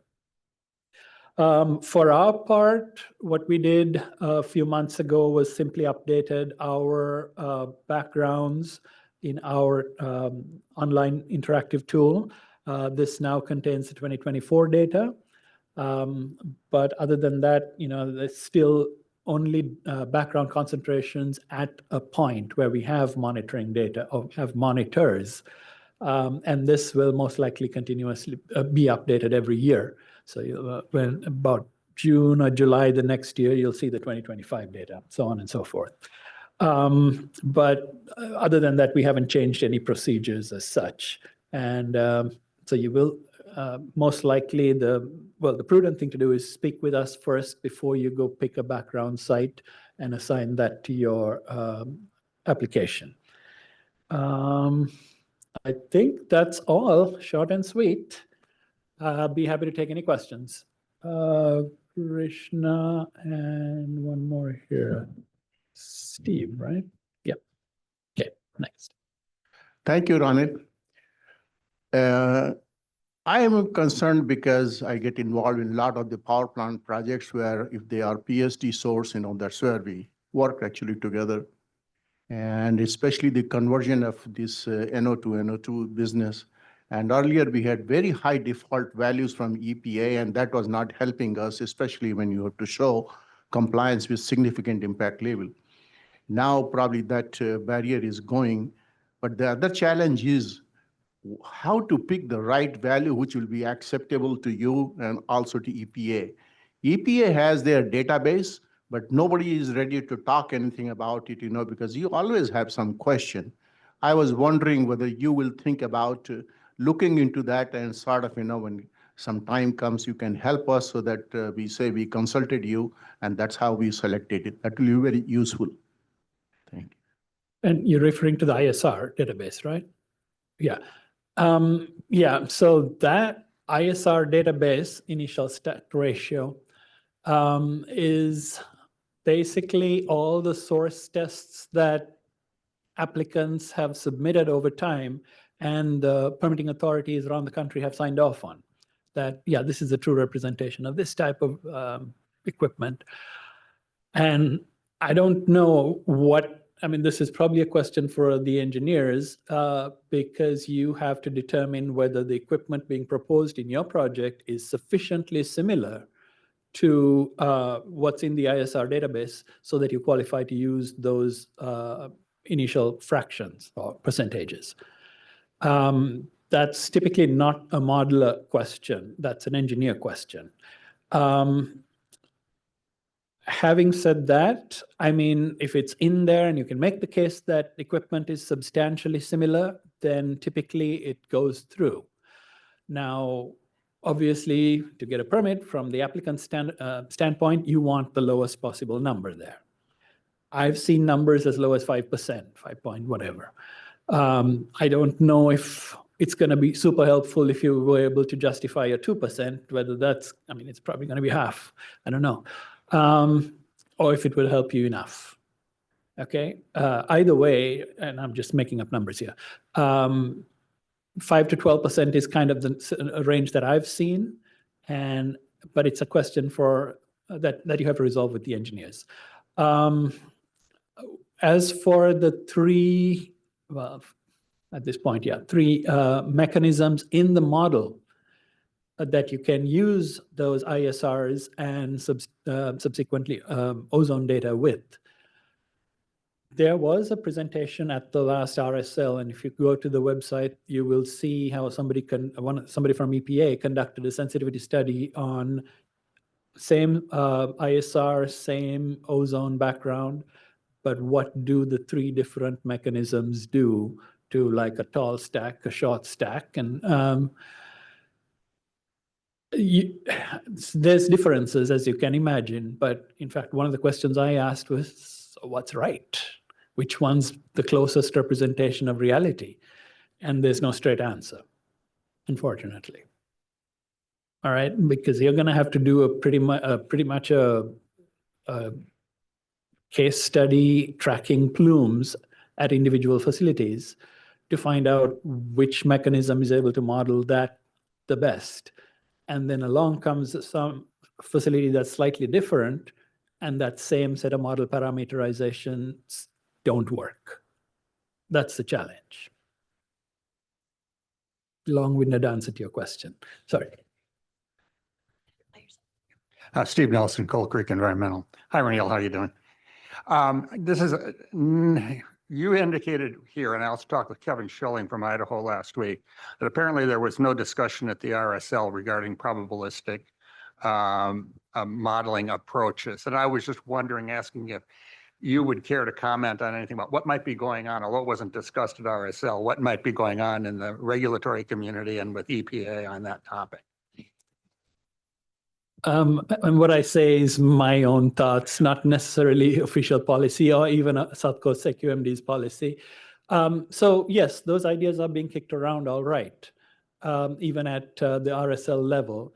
But what EPA has made clear is that they cannot accept a percentage, a chance of having of exceeding the NAAQS. It has to be a guarantee of never exceeding. So 100% probability of not exceeding the NAAQS. If you can find some probabilistic method that will guarantee that, then that's okay. And that leaves the statisticians scratching their heads wondering how you can swing that. So that's kind of the stalemate that whole topic of discussion is in, but they do recognize that, yeah, we're probably going to have to go down this rabbit hole at some point, but we don't know how. Does that answer your question? Well, that leaves it at minor new source review. Okay. Any other questions? Okay.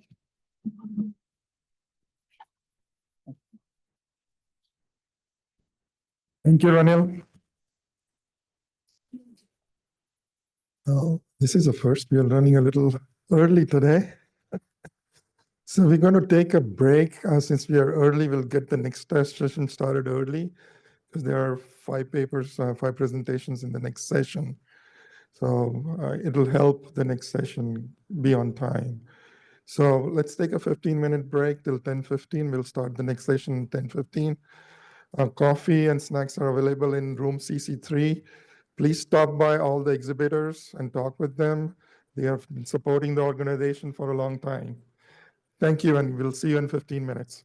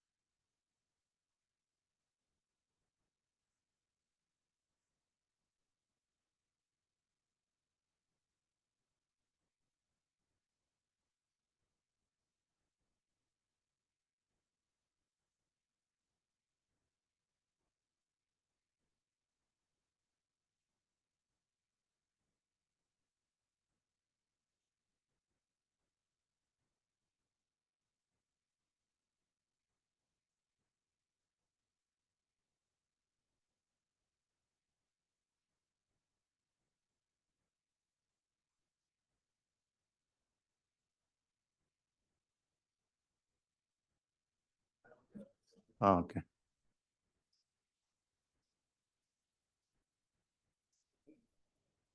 Well, friends, it's time to start our session 2. And this is Clean Power and Transportation session of the conference. My name is Krishnanand. I am the principal of the Environmental Management Professionals. And my love is working for the energy sector, especially the power plants. My short bio is on the screen. Deliberately, the picture is old, but I am much older. Friends, I am sure you all know that we have energy crisis on our hand. We also have serious problems in the pollution issues from the transportation sector. We'll be discussing these two things in great detail in this session. We have 5 presenters in this session, and the first presenter will be Dr. Liz Gill. She is giving a remote presentation. She is the program manager for the Reliability Analysis Program at the California Energy Commission. Her short bio is on the screen. Her topic of presentation is the evolution of California energy sector. It's a great presentation. I have read it, so please pay attention to it. And before actually I give the floor to Liz, I'd like to tell that, we will give some sort of a message at when 5 minutes are left so that she can finish her presentation quickly and we'll have time for question answers. And Liz, please. All right. Thank you, Krishna. And I too used an old photo. I'm a few years older than my headshot. Good morning, everyone. My name is Liz Gill, and I'm a manager at the California Energy Commission. Thanks for having me. I'm sorry I can't attend in person, but I'm happy to join virtually. So my team focuses on electric sector resource analysis, and I'll be giving an overview of the clean energy transition in the power sector. And given that one of the focuses of this conference is air quality, I'll give some particular focus on changes within the gas fleet. Next slide, please. All right, so everyone here is aware that California has already begun transforming its electricity sector in order to support the state's GHG goals. We've achieved very significant milestones in this early phase of the transition. This includes achieving the 33% renewable portfolio standard, meeting the 1990 levels for GHG emissions, much of which was driven by electric sector GHG reductions, and by adding the first 1.5 million zero emission vehicles on the road. And of course, this electrification has to be supported by the electric grid. So the power sector is not only reducing emissions, but it is and will continue to be the backbone for our economy-wide decarbonization. Next slide, please. So while meeting these goals are great, we still have a lot of work to do in order to reach our 100% of retail sales met by zero carbon and renewable energy. This is the Senate bill, or SB 100, policy goal for the state, and then even more work to do in order to reach our state's GHG goals. So this slide shows where we are, or at least where we were in 2021. At 59% renewable and zero carbon. And then we have an interim target in 2035 of 90% of retail sales, and then 100% in 2045. Next slide, please. Okay, so in order to reach these goals, we have to be continuously delivering more renewable and zero carbon megawatt hours onto the grid. And we can see on this chart how we've done that so far. So this chart shows annual energy delivered by resource type from 2009 to 2024. In the green is wind, and then you can see solar in the yellow/gold color. And so you can see that they've grown significantly over the past 15 years, now taking up a pretty substantial portion of our annual energy, 59%, as we said in the previous slide. And this has reduced the natural gas and the unspecified imports over time, which is what's resulted in our GHG reductions in the power sector. Next slide, please. All right, so this slide shows the in-state generation from a capacity perspective. So we can see the renewable resources, again, primarily wind and now solar, that were added to the system in order to generate that renewable energy that we saw in the last slide. And what you can see is that we're really stacking renewables on top of our fossil resources. We have had some gas retirements in the past decade, mostly like the Korean War era, once through cooling units, but we've largely maintained the gas fleet. And before we jump to the next slide, I do want to note that I realized after I put this slide deck together that I didn't include storage on this chart. It's just generating resources. And so this adds an additional 13,000 megawatts or 13 gigawatts starting in about 2020 to 2024. And I'll talk about this later, but I think this really signifies the beginning of our second phase of the energy transition in California. Right, next slide, please. Okay, so this slide shows how we're using or not using those gas resources over the course of the year. Specifically in this chart is from 2022, which you may remember we had a record-breaking heat wave in which we narrowly avoided rotating outages. So this chart has a box for every hour of every day of 2022, with the days being, with the days of the year being across the x-axis. So you can see we go from January 1, 2022 to January 1, 2023, excuse me, and the hour of the day across the y-axis. So this heat map shows in green hours where generation is the lowest, which it goes down to about 2 gigawatts at the very lowest. And then the orange hours show where gas generation is the highest, up to about 28 gigawatts, which is kind of almost full capacity for the gas fleet. And what you can see is that most of the gas fleet is actually sitting idle during many hours of the year, especially during the spring and in midday when we have a lot of renewable energy on the system and loads might be a little bit lower. But that capacity is really critical during those summer evening hours when we have little to no solar. So think about like 6 p.m. when or maybe more like 7, 8 p.m. When the sun's going down, but the AC loads are still cranking and they're still high load. You know, people get home from work. And so our loads are high, but we don't have a lot of renewables to support that load. So ultimately, in order to meet our greenhouse gas reduction goals, these yellow and orange hours are the ones that we really need clean energy resources to be delivering energy to in order to push down those gas emissions.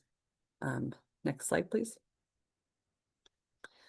Okay, so that was a very fast and high-level overview of the transition to today or recent days, to provide some context on where our system is today. In this next section, I'll start to switch into more forward-looking and what we think is going to be happening with the system over the next 20 years or so as we move towards our SB 100 and GHG reduction goals. So again, in that first phase of the transition, we've really been focused on adding renewable megawatt hours to a gas-driven grid to meet our RPS goals. And next slide, please. And I would argue that since about 2020, we've really entered this next phase of the transition, which is characterized not just by adding clean energy resources for that renewable energy, but also to support reliability on the grid. So since 2020, we've added, again, 13 gigawatts of utility scale storage. Now, this isn't being driven by a specific storage mandate like some of the very early procurements were, but in order to serve load at those peak hours. So those orange ones that we saw in that last chart. And traditionally, when we've had new load or reliability needs, we've been filling those with gas resources. Now we've switched to largely procuring storage resources and also maybe other firm resources as well. So as these gas retirements happen, eventually Diablo T Canyon retiring as well, and as we experience load growth from either economic factors or from electrification, or as we've experienced recently, increased loads from extreme heat, we're needing to add new capacity resources to meet those reliability needs. Again, not just for delivering renewable energy. So this chart shows expected procurement by CPUC jurisdictional entities. Think IOU territory, PG&E, SCE, SDG&E, as well as the community choice aggregators. And we're looking at another 13 to 14 gigawatts of qualifying capacity of storage over the next 3 years, as well as some additional firm resources like geothermal and biomass, and then some solar storage, solar and hybrid resources as well. Next slide, please. And then we expect to see this trend continuing out to 2045. So this chart shows our projected new clean energy resources from the 2021 Senate Bill 100 report, which evaluated how we can serve 100% of retail sales with renewable and zero carbon resources. The resource build is expected to grow from about 35 gigawatts of clean energy resources in 2022, up to 73 gigawatts in 2030, and then up to 183 gigawatts in 2045. And I actually think that this is probably an underestimation of the resources that we'll need to add to meet our renewable energy and greenhouse gas emission goals based on new forecasts. But unfortunately, I don't have that data to share with you today. But it'd be about the same order of magnitude probably, but probably a little bit higher than what these charts are showing. And again, the trends will likely remain the same. We're looking at predominantly adding solar and batteries, which you can see solar in the orange and batteries in the blue. And then balance with wind resources, both in-state, out-of-state, and potentially offshore, and then complemented with more firm resources like geothermal and long-duration energy storage. Next slide, please. All right, so let's dig into what this actually means for system operations. And I want to put some focus on gas resource utilization or lack thereof, given that many of you are focused on air quality. So this chart is from a CEC internal staff analysis. It corresponds to the historical chart that I showed earlier with annual generation. So these are different resource types and how much the model is showing that they're generating each year. And without getting into the weeds, basically our team ran some scenarios through our suite of models looking at various portfolios that can meet the load growth from the electrification measures that we're expecting to see to support economy-wide decarbonization, while also meeting the GHG target prescribed for the electricity sector in the Air Resources Board's 2022 scoping plan.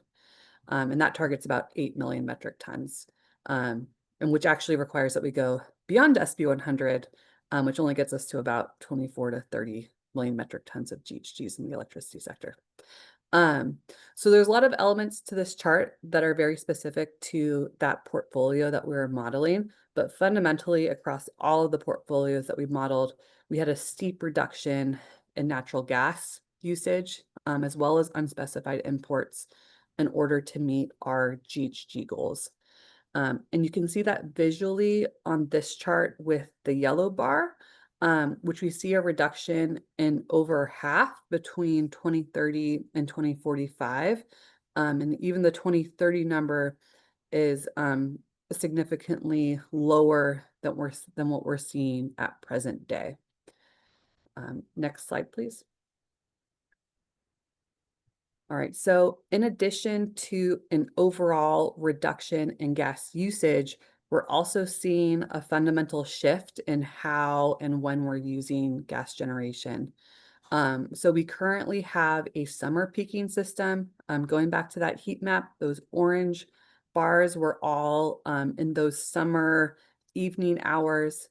Our model is showing that we still need those gas resources for those summer peaking hours in 2030, which you can see at this little hump in the middle of the 2030 line within this chart. But by 2045, effectively all of that generation is being used to meet winter loads, which is when we have increased loads due to heat pumps and electrification, and then also lower renewable energy availability. Next slide. All right, and so to show this in more detail, here's a chart that shows a typical summer day in 2045.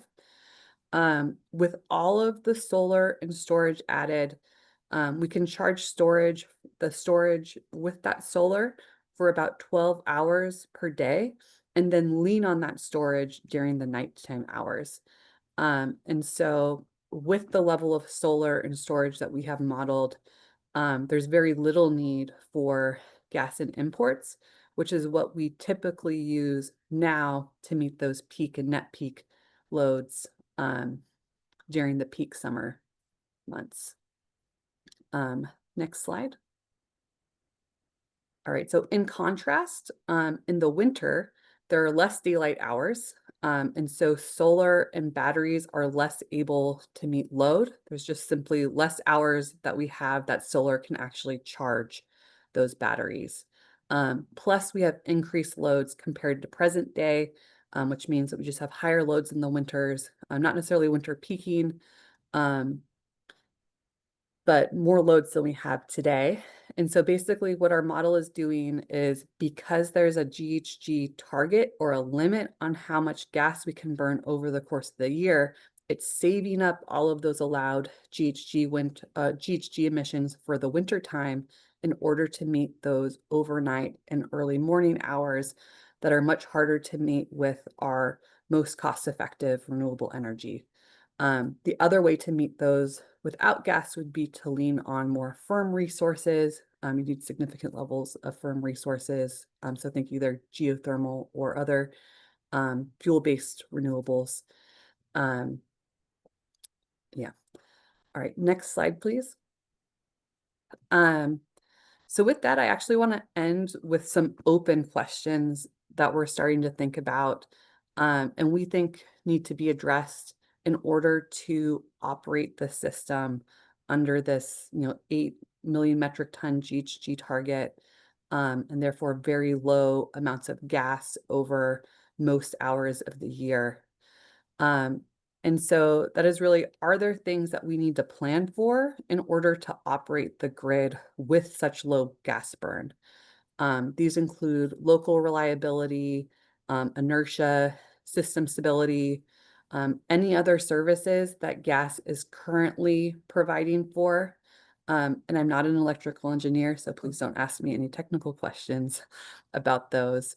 And there's a question of, if we don't plan for those, could we end up in a position where we have to be running gas, overshoot our GHG targets, which of course would lead to more air pollution, because we didn't account for all of the services that gas currently provides. So we think that there could be some technological elements to consider, as well as locational elements, and whether there are resources that, like our models, might not otherwise be considered cost optimal. So think hydrogen, renewable gas, so like fuels, firm resources, but could be once you consider the services that our model doesn't like currently include in its optimization. Next slide, please. All right, and so that concludes my presentation. There's a lot of elements of the transition that I didn't capture in this presentation given the time, but I hope this gives some perspective on the changes in the power sector that have either already occurred or we're expecting to occur in the future, especially with respect to the gas resources. And with that, I can take any questions. Thank you, Liz. Hold on for a question. Just, I wanted to say that we are really glad that the state is progressing well towards the goal of zero or clean power. But I would also like to add that there are co-benefits when you're reducing the GHG emissions, especially for the natural gas for power plants. Your other pollutants are also reduced. So along with the greenhouse gases, we should also consider the reduction in the conventional pollutants, the criteria pollutants, and air toxic. We can take one question. And yes, James. Can I ask 2 questions? One. Okay, so your 2045, hi, I'm James Westbrook at Bluescape. Thank you. Your 2045 generation mix, how much of that is outsourced from outside California, import into California? How much is from inside California? That's a good question. I don't have the numbers off the top of my head. Most of the solar, if not all of the solar, is within California. Some of it might be in the bordering states that are considered, interconnected into the ISO. And then we do have out-of-state wind. The rest of the resources are in-state. So a little bit out-of-state, mostly in-state. Our model actually steeply reduces unspecified imports as well, which is something that we currently rely on for, especially meeting peak loads. Especially with the trends as far as like regional markets and whatnot. It'll be interesting to see how that holds, and if that's what comes to be. Bhaskar, you have a question? Yeah, it's not really a question, just a comment. Liz, just last week, LA Times did a big story indicating how, the investment in battery storage has helped out, since 2022. I have it. We haven't had any flex I have alerts. it. Mm-hmm. So yeah, that's. I'll mention after second presentation. Okay, all right, thanks. I also wanted to tell you that someplace they are finding out that if you over kind of use this renewable thing, the power plants are really having problem. In fact, the grids, etc., adjusting to that. So keep in mind when you are 100%, renewable energy, what will happen. With that, thank you very much, Liz. And sorry, I had to send you so many emails and phone calls. Thank you. All right, thank Second you. presentation is by Ashkan Nasiri. As he is coming, he is the Assistant Director of Power Systems, Planning Division of A&WMA. His short bio is on the screen. He has a great presentation, and he will tell us everything about the A&WMA's emission reduction program, including the ELAND's utility scale solar power and battery storage system. Alas, please. Thank you. Good morning. I'm very happy that Dr. Gill went first and really set the stage for my presentation. Today, I'll be sharing some of the initiatives that we have done at LA to reduce our GHG, meet different Senate bill and Assembly bill for GHG reductions and other pollutants, and also focus on one of our recent renewable projects, which is ELAND, as Krishna mentioned. So very quick introduction of the WP. We are the largest municipal municipally-owned, publicly municipal-owned utility in the US, serving 1.5 million customers, electric customers. It's a vertically integrated utilities. We have about 11,000 miles of overhead and underground distribution system. Our transmission system spans 5 western states, and we have about 4,000 miles of transmission. Our generation capacity exceeds 8,000 megawatts. Our peak load was about 6,500 back in 2017. DWP generation is 59% carbon-free and 41% RPS as of 2024. So I think this is the key slide that I want to spend a little bit of time on. Back in 2000, DWP carbon emission were about 18 million metric tons. Fast forward to 2023, we have brought that down to about 5.8 million metric ton. This remarkable achievement really reflects the leadership and commitment of DWP to reducing GHG. What's specifically impressive, at least to me, is how ahead of the curve DWP is. So in 2002, we met AB 32 target, which was reaching 1990 level emissions.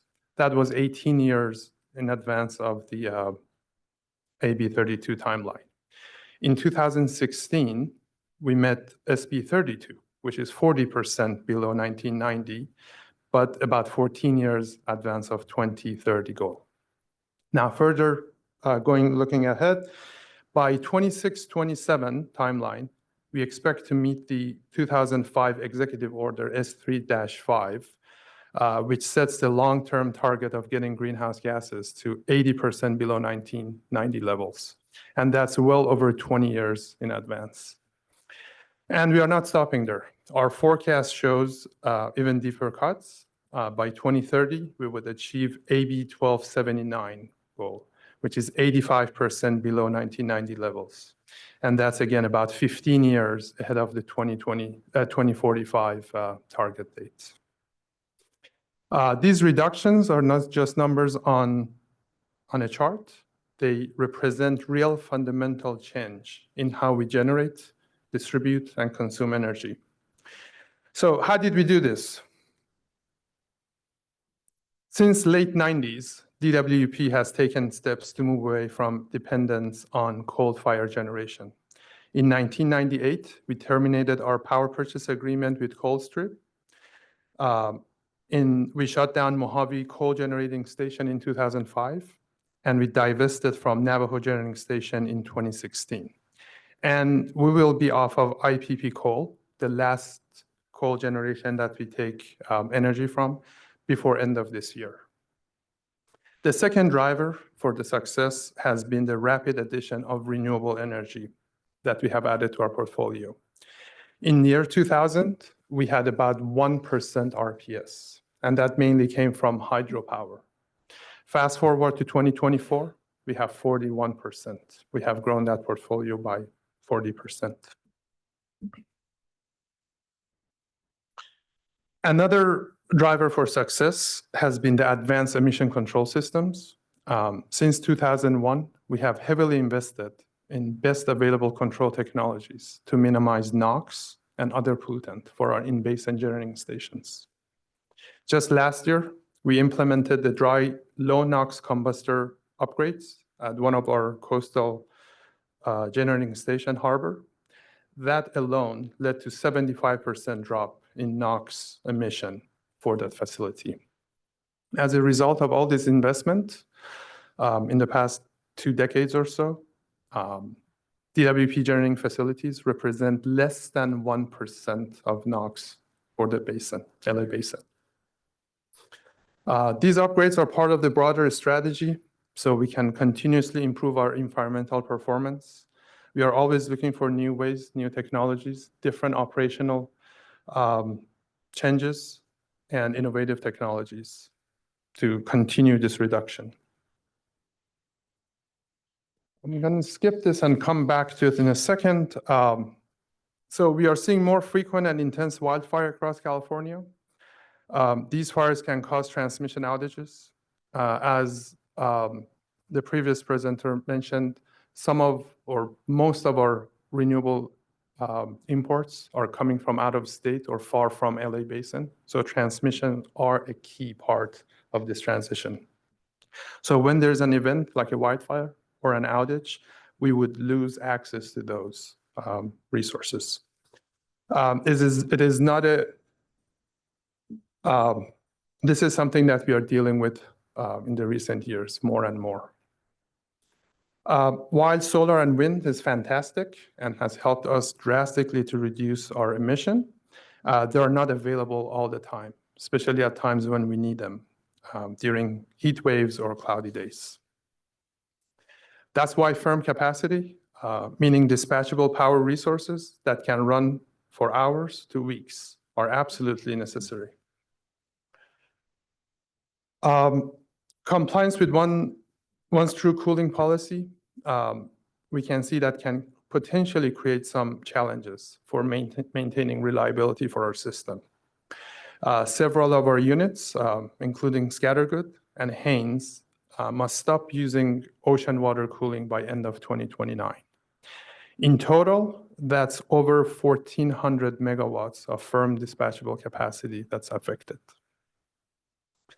And that drives the need for near-term action so we can ensure reliability and resilience of our system. And that's why the project that I'm going to talk about next, Haynes cooling conversion and Scattergood modernization, are so critical to our resiliency. By December 2029, we are facing loss of over 1,000 megawatts of firm dispatchable capacity at Haynes generating station. That's a significant chunk of reliable power that our system relies on during peak demand and emergencies. To address this, we are planning to convert the cooling system for one of our units, Unit 8, from ocean water to recycled water. And that's significant because it allows us to keep about 575 megawatts of that 1,000 megawatts in service. In January 2025, I think everybody from Southern California can remember, during Palisade Fire, Scattergood was absolutely essential for preventing load shedding and blackouts for part of our system, especially for the west side. From an environmental perspective, the modernization project is a win.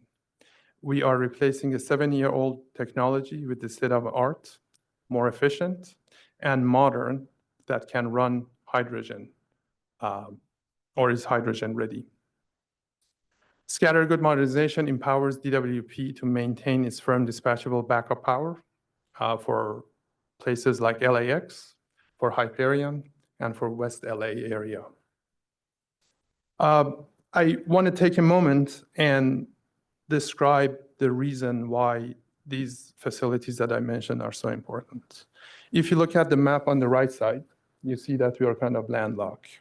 The entire west side of DWP territory is ocean. So we don't have much injection of energy besides those coastal power plants. So on the right side, top, and the right side, you see those transmission lines shown in green. Those are basically the one that they bring all that renewable energy to LA Basin. So when we have emergency or there is a high load, getting those energy from where they connect to our system to the coastal area where you see, I think you can see the plain where LAX is and further south, those are the territory that we serve. Getting that energy during emergency when transmission is out or the load is very high is impossible. That's why we need those coastal power plants to keep us from shedding load. Scattergood modernization project and Haynes wet cooling conversion are about future-proofing our grid. It's about meeting regulatory requirements and supporting our transition to clean, resilient future for LA. Another exciting project that we are undertaking is shutting down the coal at IPP generating station and replacing that with two 420 megawatt combined cycle units capable of running up to 30% hydrogen on day one. And they should come online before end of this year. The hydrogen that we're going to be using at IPP is going to be produced and stored at IPP, making this project a true showcase of seasonal storage. Dr. Gale mentioned long duration storage. I think to us, this would be one of very few truly long duration energy storage that can run for a long period of time and is green, renewable. So we produce hydrogen when renewable energy is abundant, and we store it in the salt cavern, and we will use that when demand is high or renewable resources are not available. IPP site is very unique in terms of having salt dome. That gives us an incredible opportunity for this project, for basically the long duration energy storage project. Through a process called solution mining, we can create underground caverns that are perfect for storing that green hydrogen. So if you look at this big box, this block, you see the salt cavern, which is the lighter blue, and that little tube in the middle, that's one of the, I'm sorry, you see the salt dome, that's it, the entire dome, and then you see the cavern, that little capsule, that's about 3,500 feet below the grade and is about 1,000 feet high. Each cavern can store 5,500 tons of hydrogen. And that's basically, to put it in scale, is good to run about 1 million fuel cell cars. And with the amount of salt dome that we have, we can create about 100 of these salt caverns. This is another great example of how DWP is thinking ahead. We are leveraging natural resources and technology to build a more resilient and flexible, sustainable power system for LA. Shifting gear to our renewable project, this is the last section of the presentation. We recently commissioned Elan 1 and Elan 2 back in November of 2024 and July this year. It's located in Mojave, California. We call that Barren Ridge Hub. We have about 15 renewable projects in that area. We have wind project, solar, and hydro. The only missing one is geothermal. We produce about 1,300 megawatts of renewable generation in that area, and they all go down to LA from that corridor that you see in color purple. Elan 1 and 2, the latest one down here, they account for about 7% of our RPS, and they're designed to deliver massive amount of clean energy to LA, and they're supported by advanced battery energy storage system. To give you a sense of a scale of Elan, the footprint is about 13 Dodger stadiums, including the parking lots. So it's good that we have these long transmission line that we can import this clean energy. We have a 25-year power purchase agreement with the developer of the project to basically purchase the entire output. Glendale Water and Power is partnering with us. They have about 15% share. What really sets Elan project apart is its design. The solar portion was intentionally oversized, so much so that during solar hours is able to fully charge depleted batteries while delivering maximum output to the grid. So you see about solar capacity of 200 megawatts. In reality, they built over 400 or close to 400 megawatt for each Elan. So in total is about 800 megawatts. And because of this smart design, the facility achieved a capacity factor of over 45%. So if you're familiar with most solar projects, they're about low 30s. So this is the next step.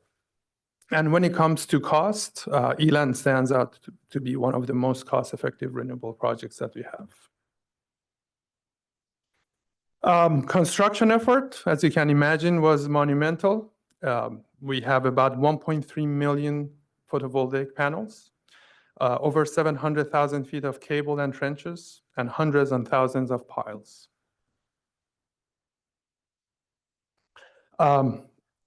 In terms of safety features, the facility is equipped with advanced thermal management, explosion control, fire detection, and of course, battery management. It uses a closed-loop liquid cooling system that continuously circulates coolant through the battery module and the power electronics to help maintain ideal operating temperature to safe and efficient performance. The explosion control system is pretty unique. It includes 12 sparkers continuously firing in each battery module to ignite flammable gas, if there is any, to reduce explosion of that battery cell. And there's an infrared detection around this parameter of the facility, continuously checking for fire or thermal runaway. Eland generates about 1.6 million megawatt hour of renewable energy every year, which is enough to power roughly about 260,000 homes. The project helps to avoid more than 550,000 metric tons of CO2, and it reduces our natural gas usage by about 10 billion cubic feet. So beyond these achievements, Eland project really symbolizes our vision for a sustainable future. I'm glad I have one chart. Last presenter has a lot more. DWP has come a long way in GHG reduction. We have added a lot more renewable projects. We have transitioned to a cleaner resources. We went from 37% coal in 2015 to 0% in 2025. That's in 10 years. Meanwhile, we have added more than 25% renewable to our portfolio. We will be 63% carbon free by next year and well over 83% by 2030. But the journey is not done. We are committed to adding more renewable and pushing the envelope for more sustainable power system. And I think we are good. If there's any question, I would be happy to. If you don't mind, it was a very informative presentation.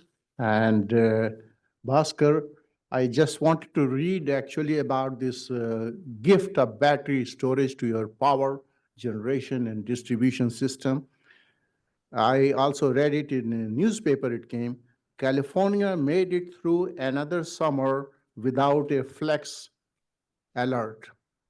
Thank batteries, experts say. It's a great thing has happened and great things will happen. And we still have time for one question we can take. And of course, he will be available during lunchtime if you want to have any discussion with him.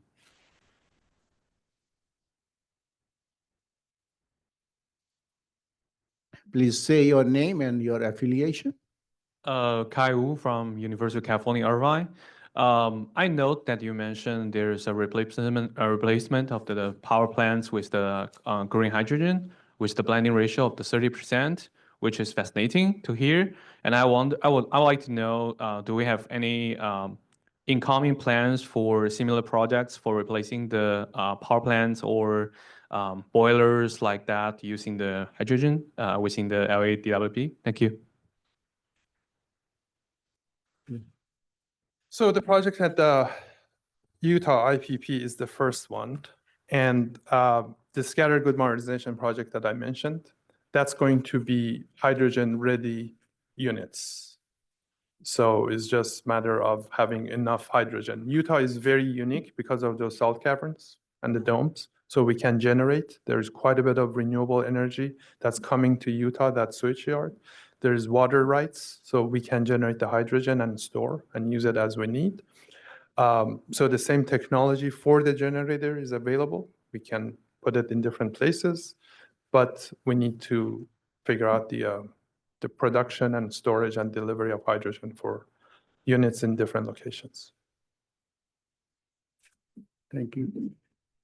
I Krishna, just want to say it's Krishna, my, one more question. excuse me, it's my proud privilege to be associated with A&WMA in all the repowering projects in last 25 years. And they have brought new technologies here, all the latest thing. That's a great thing.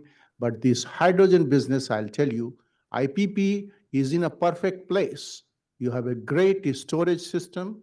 You have got lots of water because it used to be coal-fired plant. So it's a perfect place. Other places, we have to really see and figure out how they can bring hydrogen. But we are running short of time. Yeah. Yes. This is Sarah Head with York Engineering. And I just wanted to say that San Diego Gas and Electric actually has permitted to do 2% hydrogen in their turbines in Palomar Energy Center. So as a kind of a pilot step, but there is a Southern California power plant that is introducing hydrogen into the fuel. In fact, what we are told, up to 5%, in fact, it's very easy to do. You don't have to make many changes in the system, except your SIMS business. But anything, when you go beyond that, it requires a lot of changes, So that's why it is more difficult. And the natural gas pipelines, in fact, they can bring 2%, there is no problem. But when you increase, go to 30% and higher, there is a problem, in fact, whether they can put in the pipeline. So a lot of logistics will go into that, and his Scattergrid project, which he mentioned, in fact, that is in the line, bringing more hydrogen. Now, with that, let's move to next. Thank you very much. Great presentation.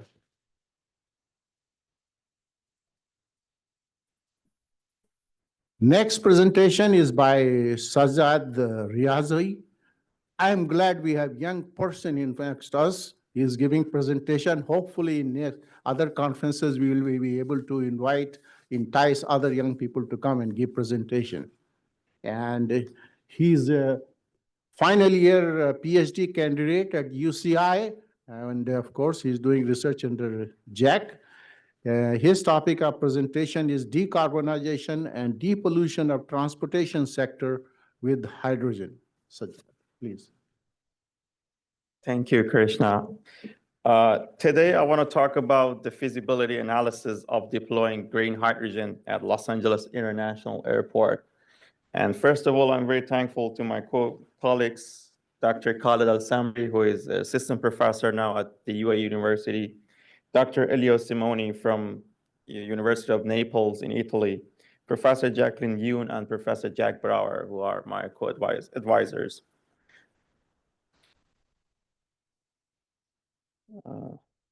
Sorry.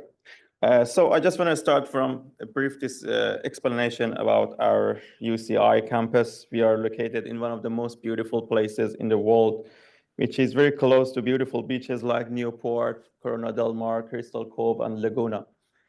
And we are among the top 10 public universities, according to US News World Ranking. And also, we are among the top cool universities in terms of the sustainability agenda and practices on campus, thanks to our great faculty members, starting from Professor Jack Brower, who is leading the Clean Energy Institute. And we have also Professor Palaman Atanasov, who is the chair of International Society of Electrochemistry, and Professor Zenio, Professor Stamenkovich, Professor McDonald, and Professor Ardo and Young, who each leading every single aspect of sustainability to realize our central motto of clean energy for everything and everyone.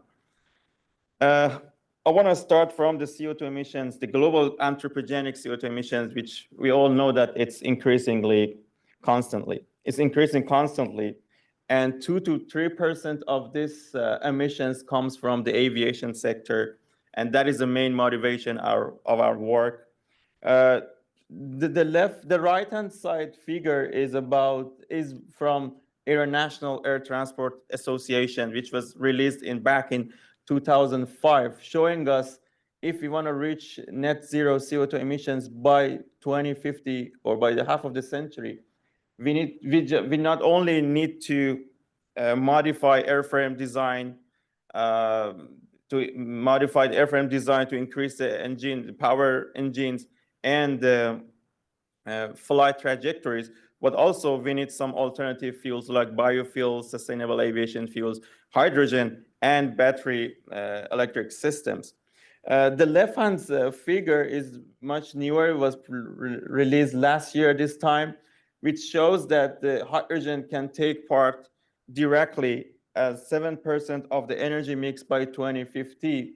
But it can also indirectly take part as a sustainable aviation fuel produced from the renewable resources. So we can say that hydrogen can be around, can contribute around 40% of the total energy mix by 2050 if our goal is to reach net zero by the half of the century.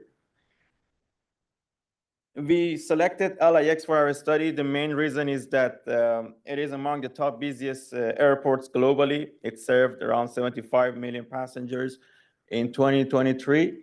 And also it has a huge amount of energy, Jet A consumption, which is at the scale of billion gallons annually.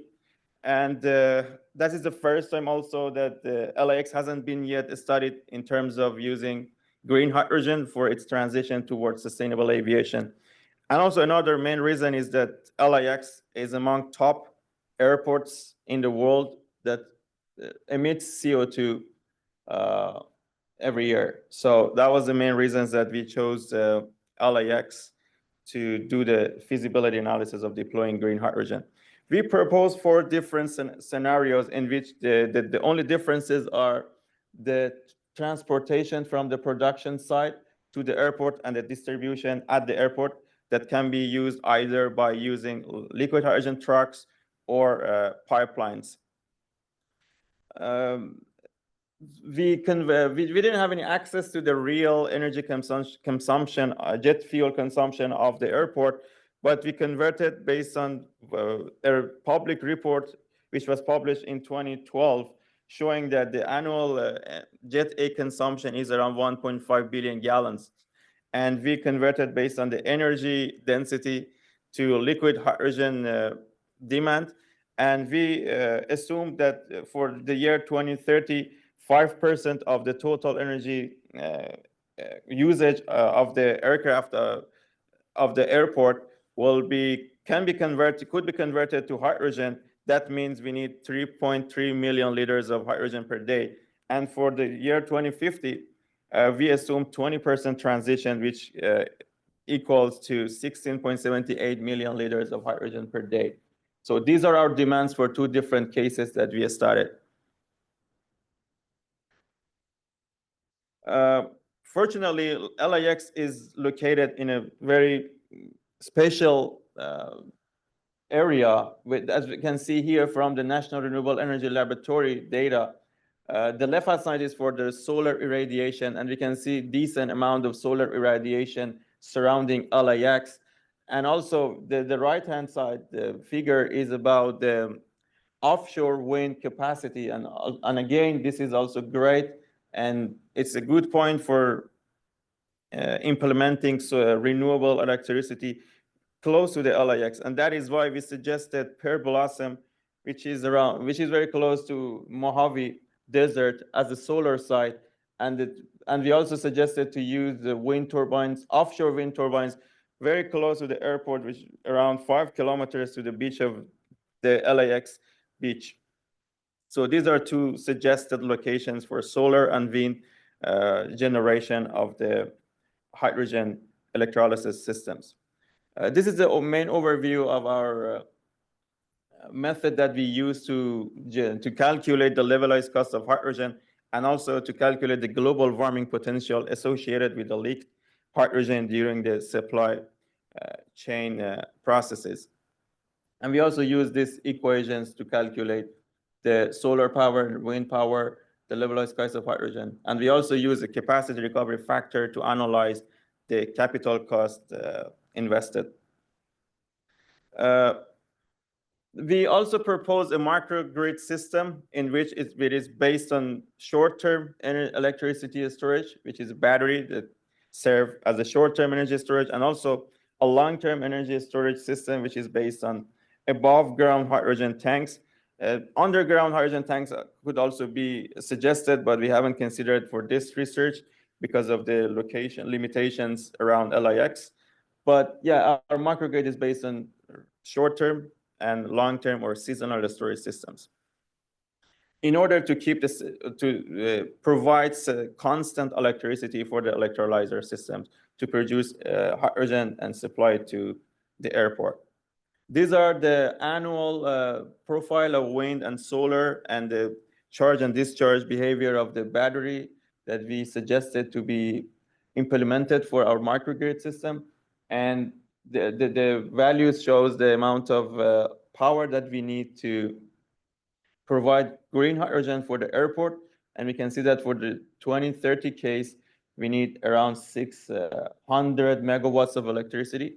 And for 2050, because of the high amount of the demand, we need around 2.5 gigawatts of electricity, which is a huge amount and will be a large project.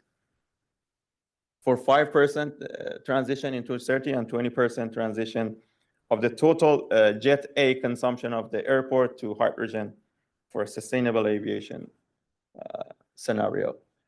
These are the levelized costs that we, levelized cost of hydrogen that we calculated. And we can see that by 2030, we can produce liquid hydrogen at the airport to be around $7 per kilogram of hydrogen produced. And for 2050, we can expect producing hydrogen at the cost of below $4 per kilogram of hydrogen, which is very promising. And we can also see that the largest cost component of producing liquefied hydrogen is electricity. And from the blue and the orange colors, we can see the solar and wind are the most component of the LCOH calculated in our work. We also compared the transportation and transportation of the liquid hydrogen or gaseous hydrogen from the production site to the airport and the distribution of the hydrogen, produced hydrogen to the refueling site. And we can see that for the near-term scenario in 2030, using trucks will be a better or cheaper method to supply green hydrogen to the airport and to distribute it at the airport. But for the 2050 case scenario, because of the higher amount of demand and the larger scale of the project, using pipelines will be a better option to reduce the cost. And also we did some analysis in terms of the global warming potential associated with the emitted hydrogen during the supply pathways. And we saw that for 2030 case, producing hydrogen and deliver it to the airport will give us a global warming potential of 0.55 kilograms of CO2 per kilogram of hydrogen emitted. But for the long term, in 2050, this will be significantly reduced to somewhere around 0.3 kilograms of CO2 per kilogram of hydrogen emitted. And the main reason, and as can be seen here, the blue line is for electrolysis section of the supply chain, which comes from the TSA step, which is for drawing produced hydrogen from the electrolysis that contributes the most to the global warming impacts of the hydrogen delivered to the airport. And we have also compression and liquefaction at the other levels of producing this global warming potential in the proposed scenarios. But for the longer term scenario, thanks to the increase in efficiencies and using boil off or to modify some modification to the electrolysis processes, we will have lower global warming potential, which is good in terms of the from environmental perspective. And to summarize what I presented today, we have shown that the green hydrogen can be deployed at LIX thanks to its location, which is surrounded by a decent amount of solar irradiation sites and the offshore wind locations. We showed that hydrogen can be delivered to LAX at around or below $7 per kilogram for 2030, but for 2050, hydrogen levelized cost will be around 3.78 or below $4 per kilogram of produced hydrogen. But these values are just, we haven't considered any tax credit or incentives from government, and using those incentives or plans could help us to reduce the cost of produced hydrogen in the future. And we also showed that electricity is the largest contributor to the estimated LCOH. So if we can produce renewable electricity and make it be constant and constant throughout the year, we will have lower LCOH. We will expect lower LCOH for the produced hydrogen. And also we showed that the GWP of hydrogen will be significantly reduced in the coming years by the half of the century, or we can half it compared to the amount in 2030, showing that it will be promising in terms of reducing its environmental impacts. And for future studies, suggested using optimization techniques to better size the solar and wind farms in order to reduce the cost, and also to do a real life cycle assessment to show the real carbon intensity associated with these supply pathways that we suggested. And thank you all for your attention.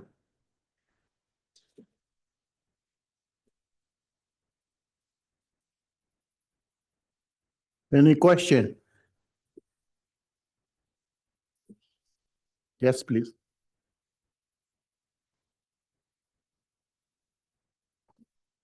Hi, my name is Natasha from Bluescape. So I was wondering, within your electrolyzers, you have some type of technology, and I was wondering, is it like a sodium oxide? And in those cases, like, how do you, like, where is the sodium oxide produced, or like that kind of thing? Yeah, that's a great question. We just consider two most conventional electrolysis technologies. I mean, PEM electrolysis and alkaline electrolysis, not high temperature, just low temperature. Okay. Because of the level of the technology. Yeah. Thank you. If there are no, please. Kai from the University of California, Irvine. Nice talk, thank you. I'd like to just mention that you presented decarbonization and the social climate impacts of the greenhouse gas, particularly focused on the carbon dioxide. So I'd like to know, have you linked the reduction from hydrogen to air pollutants? Because you mentioned that the LAX has a lot of substantial emissions of air pollutants, which is co-emitted with the greenhouse gas. Thank you. I'm sorry, I didn't understand the question. You mean, did we? Air quality. No, unfortunately, no, we didn't do air quality impacts of transition to hydrogen. But that would be other aspects of this research, yeah. Just based on the emitted hydrogen. Yeah. Okay. Thank you very much for nice presentation.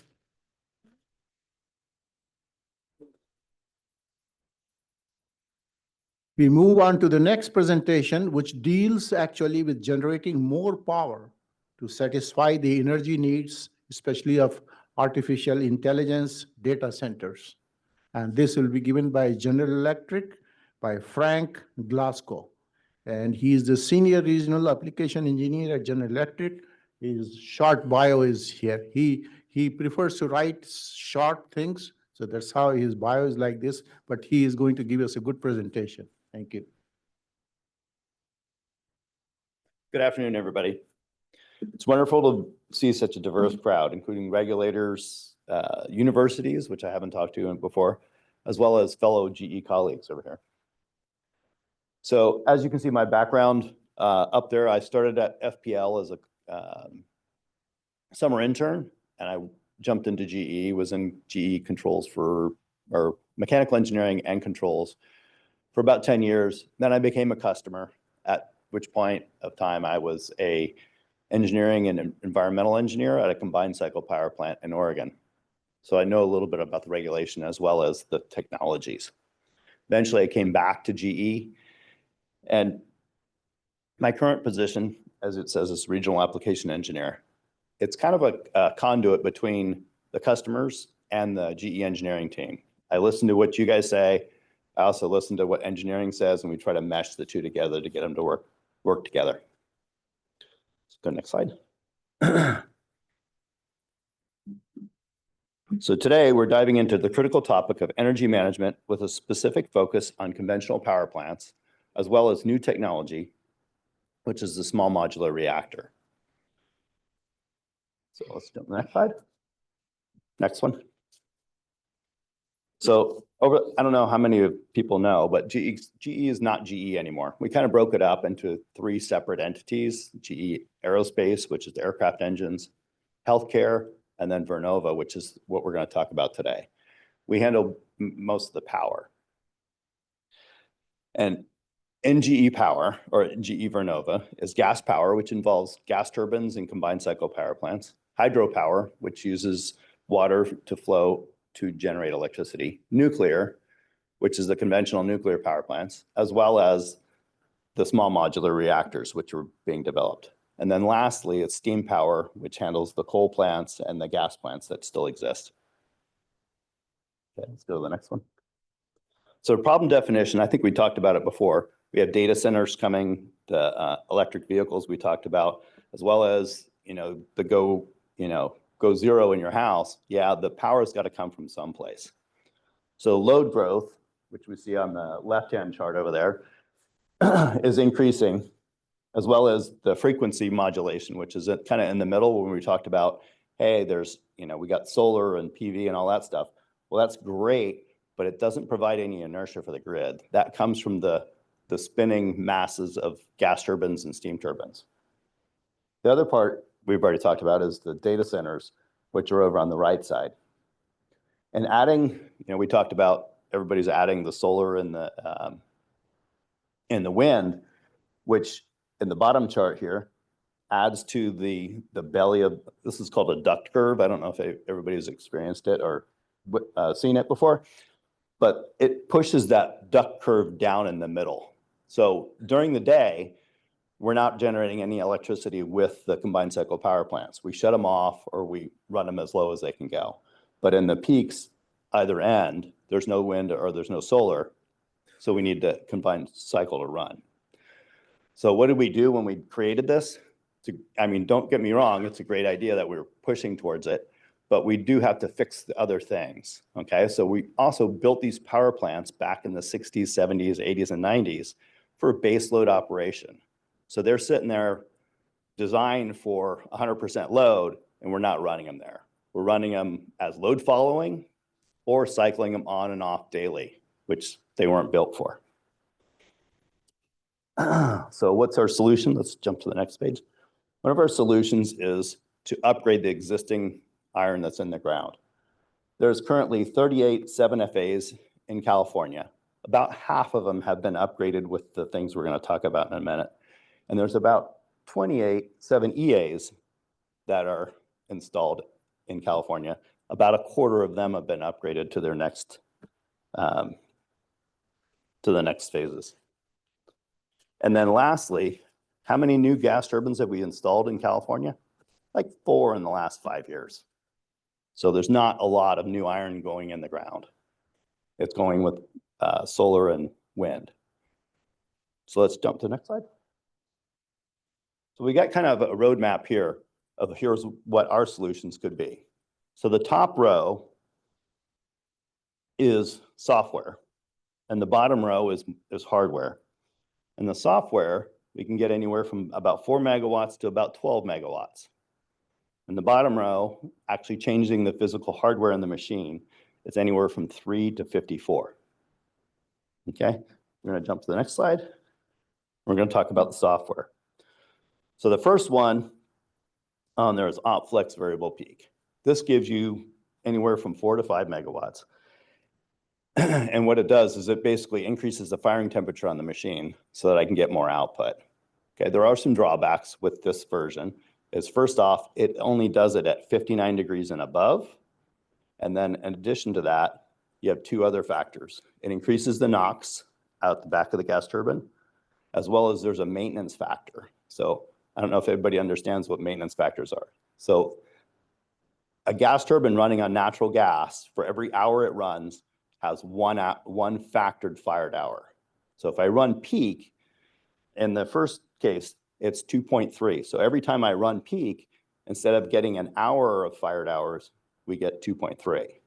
And that determines your outage intervals, because the parts can only handle so much time at temperature. The next one we're going to talk about is Oplex Robust Extended Peak. In this one, we do need to put model-based control in the thing and auto-tune and add some instrumentation as well. This allows us to peak the unit at all temperatures, and it also allows us to go a little bit harder on the machine, because now we're controlling the dynamics and the emissions, but we're still not able to maintain the 9 ppm at the back of the gas turbine. And then the last one is Super Peak. That was developed as in Texas, they were having problems with the grid and it almost failed a couple of times. So what they wanted was, hey, I want a button on the gas turbine so that I can hit it and get everything I can out of the gas turbine. So that's where we came up with this Super Peak. That needs the robust extended peak, the instrumentation, as well as the model-based control. And it also requires us to put hot gas path components in. Okay, now we're going to jump into the hardware. Oh, wait, let's go back to that 1 second. So the other good thing about being in California is most of these units have SCRs on them. So while we're going up to 12 and 15 ppm NOx on the back of the gas turbine, most of these units have SCRs, so they can inject ammonia to drop it down so their stack NOx is still at their permitted limit. Now we can go to the next one. Now we're talking about hardware. This is kind of the second path. So in this case, what we found is with the .03s, we developed a new combustor, and it's a DLN 2.6 plus. And it's a lot more stable with variable fuels. It allows us to go a little bit higher in hydrogen, and the fuel consistency in the pipeline has changed significantly. Back when these machines were designed, pipeline gas was pretty stable. Now it's kind of all over the place, depending on where it's coming from. So this combustor is able to handle that.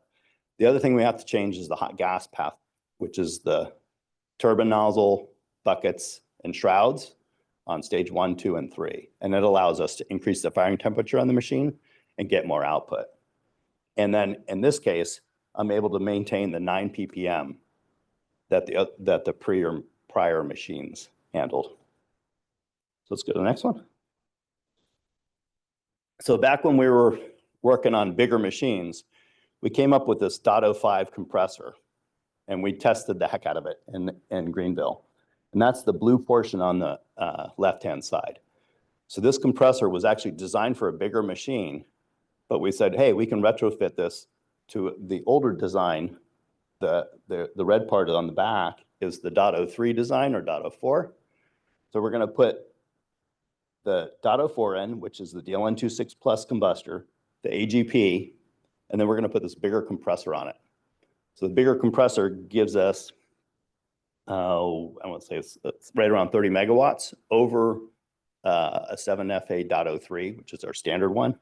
So it gives us a lot more output. It also gives us variability in turn down, because I have 3 stages of IGVs. So now I can turn the machine even lower and catch that bottom of that duck curve. So, and then lastly, our biggest machine is the 7F.05. I think there's 4 that I know of in California. They were installed out by the beach. And these are, we do these as a flange to flange. So basically we can take the whole .03 out and put this in on the same foundation and increase the output. It's like 53, 54 megawatts. And It has the same benefits that the Dash 200 has and turn down. And when they first came out, so we started putting these in the south because the machine was actually built for higher temperatures. You know, as we're seeing the summer peaks go up, the machine was kind of designed for that so that I get more output when it's warmer. It also gives me output in the wintertime. But when we did that in a simple cycle operation, it was easy to do. There's no BOP, or there's very little BOP that I have to account for. But we also started doing it on the combined cycles, which has a HRSG, transformers, and a lot of other BOP equipment behind it. So when I originally came out with this, I was like, I don't know how that's going to work with the combined cycle. But as we've done it 3 or 4 times now, we're starting to realize that, no, the BOP can actually handle it. Some cases we had to replace a transformer, but a lot of times we just add cooling and pumps, as well as changing the boiler feed pump or feed water valves. And that's a pretty low cost alternative to get more megawatts out. And this is just gas turbine megawatts. If I put this in a 2-on or a 1-on-1 configuration, I'm going to get the 54 on the gas turbine, and I'm going to get half of that on the steam turbine, thereabouts. So let's go to the next slide. So a couple of the previous speeches had hydrogen in it. So we're going to go into hydrogen because we're talking about flexibility, and this is a big one. So this next slide. So as you can see, the gray portions up on the graph indicate where we're at with hydrogen, with the aeroderivatives, the B&E class, and the F class. And as you can see, we can get to 100%, but that's with our older design nozzles. So in saying that, our older design ones have higher NOx and CO. So as we start progressing to the DLN portion, which is the green on the left, we're about 30%. And then we have the H, which is probably around 50%, and both of them are projected to push it up to 100. We have 2 projects on the B&E class that they're actually going to 100% DLN, or 100% hydrogen on DLN. Okay, as GE's experience with hydrogen is we have about 130 units worldwide that burn hydrogen, as well as about 8.5 million hours of hydrogen operation. So I think that's it on that slide. Let's go to the next slide.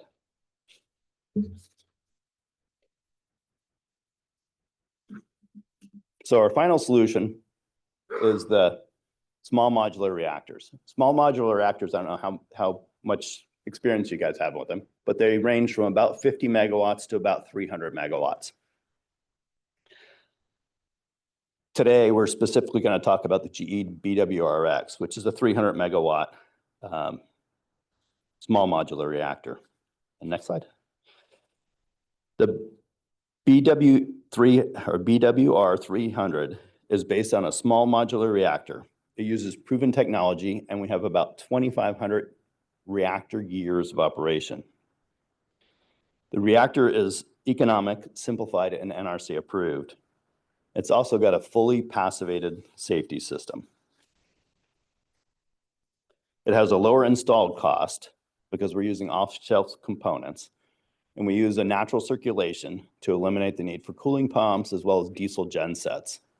The passive cooling system on these lets zero operator interaction for 7 days, and it cools the reactor. So it's actually pretty safe. That's the next slide. The reactor used patented innovation to drive simplicity.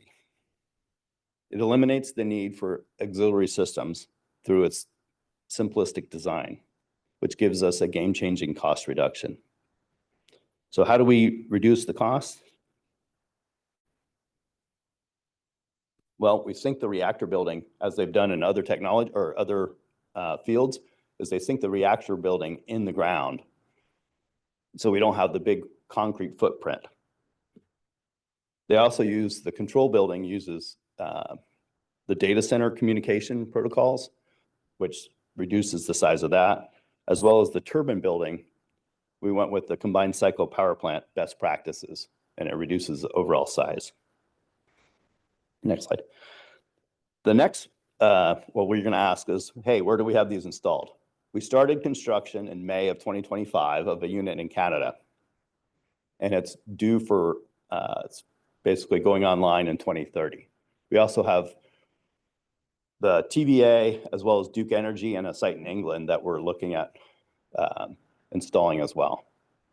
So next slide, and I think we got questions. Thank you, Frank. So now you know all about the SMR and how the combined cycle systems or the gas-fired system can be upgraded. But the bottom line is that upgrades, probably you may get about 50 megawatt of power from GE7FA thing, but with the small modular reactors, you can get, they are modular, so you can add as many as you want, right from 50 megawatt to 350 megawatt. Any question? Yes. Yes, Sudesh. Hi, nice presentation. My name is Sudesh. I'm from the Los Angeles Department of Water and Power. I wanted to ask you, in terms of ammonia usage. So for the hydrogen-ready units, would you need to use more ammonia in the SCR units?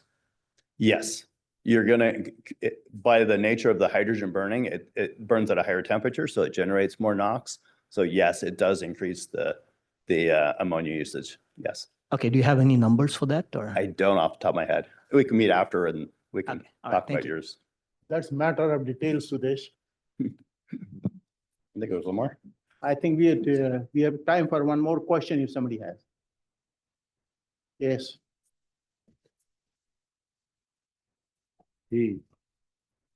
Hi, this is Peyton with Bluescape. I was wondering, have you deployed any of the SMRs yet, or how close are you to? And also, what are you planning to do with with the waste? So the waste is still going to be stored. I think in the United States, it has to be stored on site, but they've changed the way they've stored it. They used to store it in the pools. Now they can store it in casks, so it reduces the size. And the fuel that we're using is I would say it's less radioactive than normal. Where have we deployed it is, like I said, we started construction of May of 2025 in Canada. And then the other sites in the US are still being permitted. And then there's one in England as well. Just a quick comment, Jack Brower from UC Yeah, Irvine. If you don't make any modifications to the gas turbine combustor, you will have higher NOx, but there also are many known and proven strategies, including those developed by GE for reducing emissions with hydrogen, and you can get even lower than you can with natural gas. So, but you got to build a new combustor. Okay. Yep, that's what I said. We're in the process of doing that. We're at 30 with our existing ones, and we're pushing to go further with the newer ones. Thank you very much, Frank. Now we come to the last presentation. As you heard that, when you are, of course, upgrading the combustion turbine for additional power, you are emitting more NOx.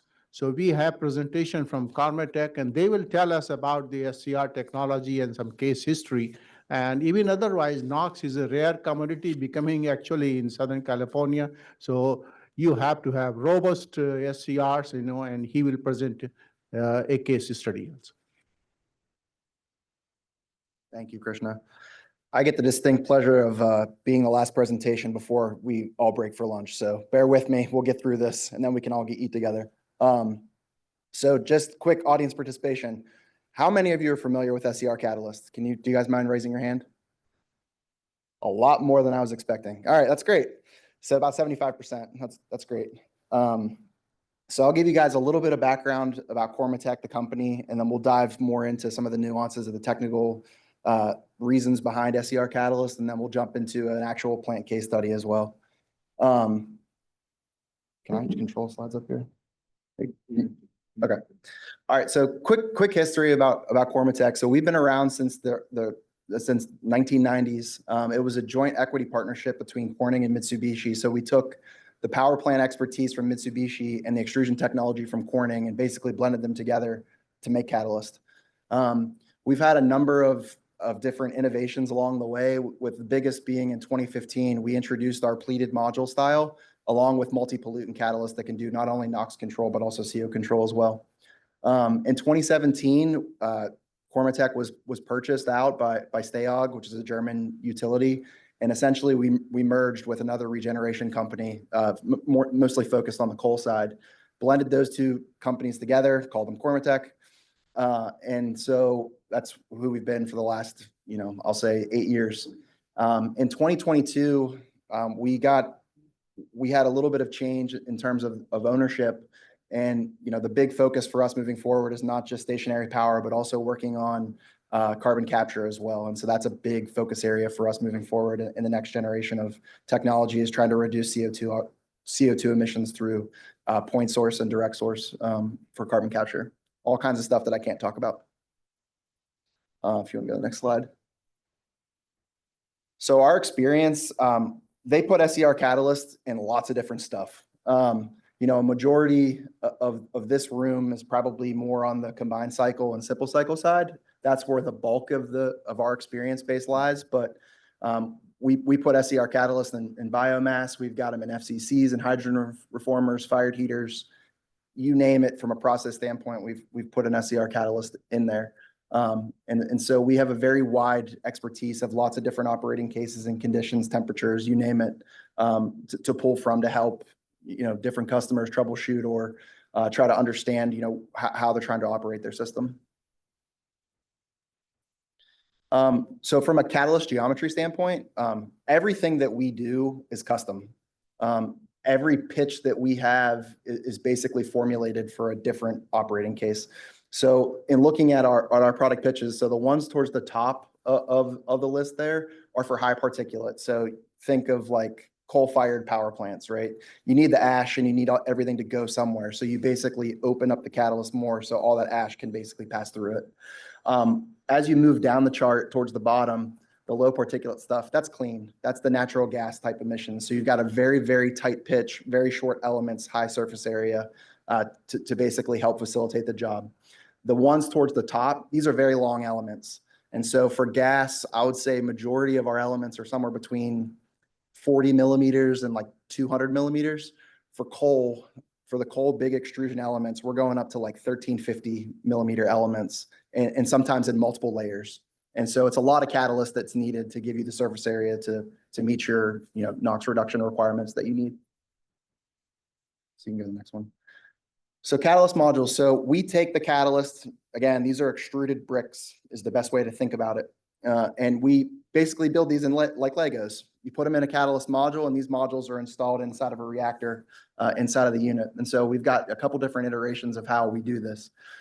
So the top picture, the vertical module, those are pretty typical in coal-fired type applications or fired heaters, refineries. You'll see this standard module configuration for a vertical. So the flow is actually coming down through the catalyst.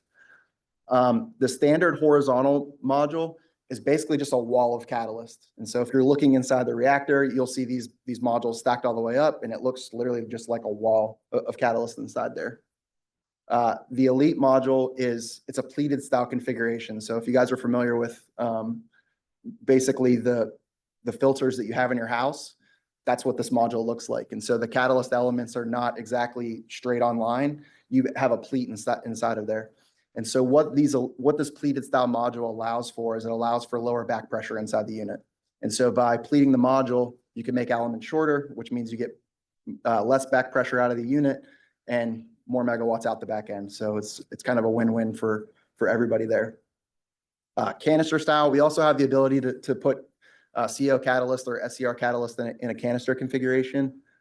We do a lot of this for like engine type controls, but there are some small SCR reactors that still use canisters as well that we can help to do that as well. So SCR catalyst is incredibly sensitive to temperature. There are optimal temperature ranges where the catalyst has to get to in order to work. And so we've got different products for different catalyst temperature ranges. And so you can see here that we've got standard the ST catalyst, we've got extended temp ET catalyst, the medium temp and high temp. And so Each of these are in ranges, and essentially what we're tweaking in order to make these work is the chemistry of the catalyst. And so the catalyst that we utilize is a titania, tungsten, and vanadium pentoxide mixture. And so essentially by tweaking the chemistry there, you can basically have something operate in an optimal temperature environment. As you get up in temperature, you're basically increasing the tungsten and pulling the vanadium out because they don't get along very well at those higher temperatures.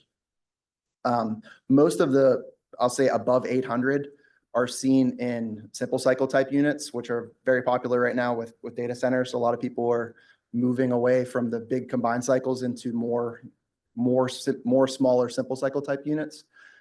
Your standard temp is what you would see for most combined cycle and other process heaters throughout the industry.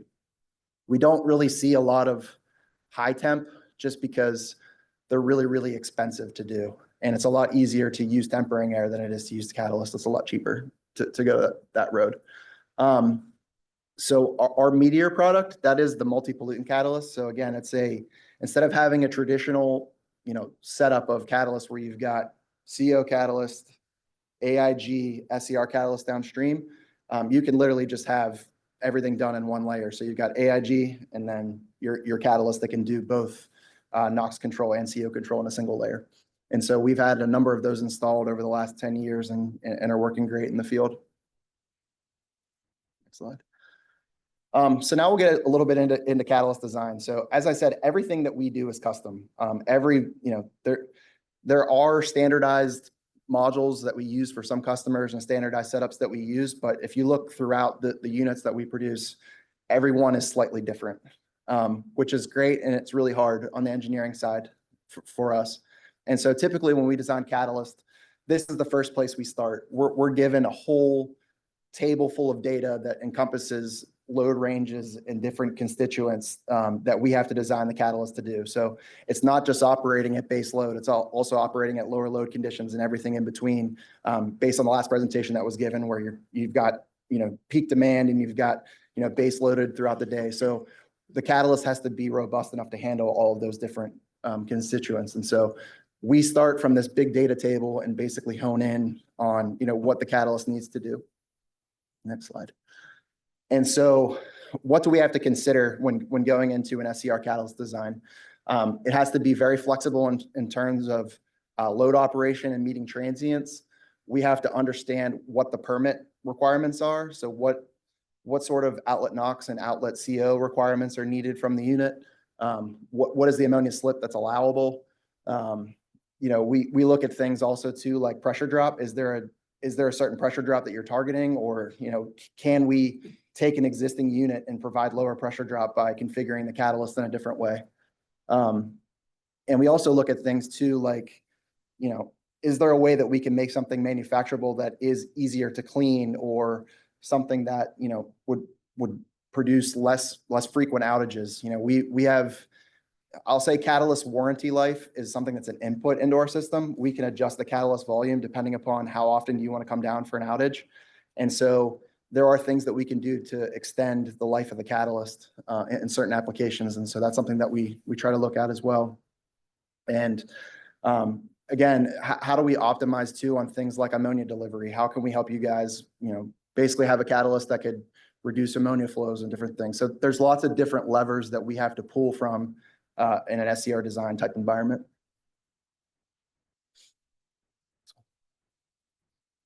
So the most important thing to us whenever we're looking at designing an SCR catalyst, especially those that are already in service, is trying to understand data, right? So there's lots of instrumentation and monitoring that goes on with the SCR catalyst. And so trying to understand how the unit is actually operating in the field versus what we designed it to is really, really important. Oftentimes when we're given a table, we pick the worst case operating environment to actually size the catalyst. And when it actually gets in the field, it's operating at a completely different load case or a completely different operation than what it was designed to. And so understanding the difference between those is a big driver for us to help try to provide guidance on maintenance and, trying to help with future capital planning for when catalyst replacement is needed, because unfortunately, catalyst deactivates over time, and pretty much everything deactivates catalyst at some point. And so when we do performance evaluations through catalyst testing, we take a look at, not just the element that we get and we're testing in our laboratory, but we do a full suite analysis of looking at, the original design data. We ask for field data on how the unit's actually operating, how many hours there are, RADA test results, and so forth. And we put together an entire recommendation package and a lab report to provide to you guys, so you guys can make the decisions that you have to on, for budgeting purposes. Next slide. All right, so now we'll get into the fun stuff. So this is the case study. So one of the things I want to bring up here is we had actually two sites. These both happened within a couple months of each other, but the first site had 2x of the Mitsubishi 501 GAC machine with a combined output of 1,000 megawatts. And we had a second sister, it's not a sister site, but another site that also had 2 units with a Westinghouse 501 FD2 of about 520 megawatts of output at that facility. Both plants were investigating trying to turn the unit down. So not operating at that base load condition, but actually trying to turn down the unit to operate at lower load conditions throughout the day. And basically what they were saying was that, they've got no issues at base load. Everything seems to be running great. And so the original catalyst that we designed for, this was actually a competitor catalyst that was installed here. So we were basically taking information from a competitor of ours and trying to help them solve their issue. And so we were provided the original design data for that catalyst. You can go to the next one. So the first set of sites, what they found was that when they were turning down to 40% load, they noticed huge jumps in ammonia flow. And even with the increased flow, they couldn't meet their permit NOx. And so the feedback loop was they're trying to meet their outlet NOx number and they keep throwing ammonia at it and they can't get the performance to where it needs to be. And so they knew they had a problem. And so they couldn't operate down to 40% load. Essentially, they had to turn their unit up to continue running. The second site had no operational issues. They mostly ran at base load. But what they found was that when they did some on-site testing where they were actually evaluating what was happening inside the unit, they found elevated NO2 levels inside of their unit that was driving their performance issues. And so, the NOx reduction is essentially its chemistry, right?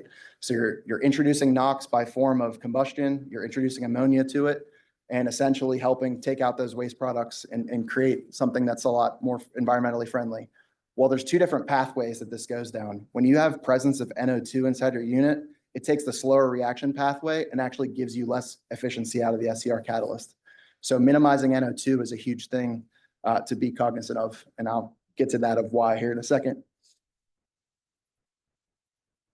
So again, Site 1 went through a whole root cause analysis trying to figure out what is going on. Why can't I turn my unit down? What's the problem? So they found no root cause to drive it. Essentially, they sent the data to us, had us look at it. We were trying to troubleshoot and trying to help figure this out. And our experience suggested that when you turn a unit down, sometimes you can have elevated NO2 levels, which could throw the whole balance of the SCR catalyst off. And so that's what this chart to the right is meant to show you. So what's plotted as the individual dots on there are different turbine manufacturers. So we've got Siemens, Westinghouse, and GE on there. Basically, the message is that some machines, when you turn down, have elevated NO2 and some don't.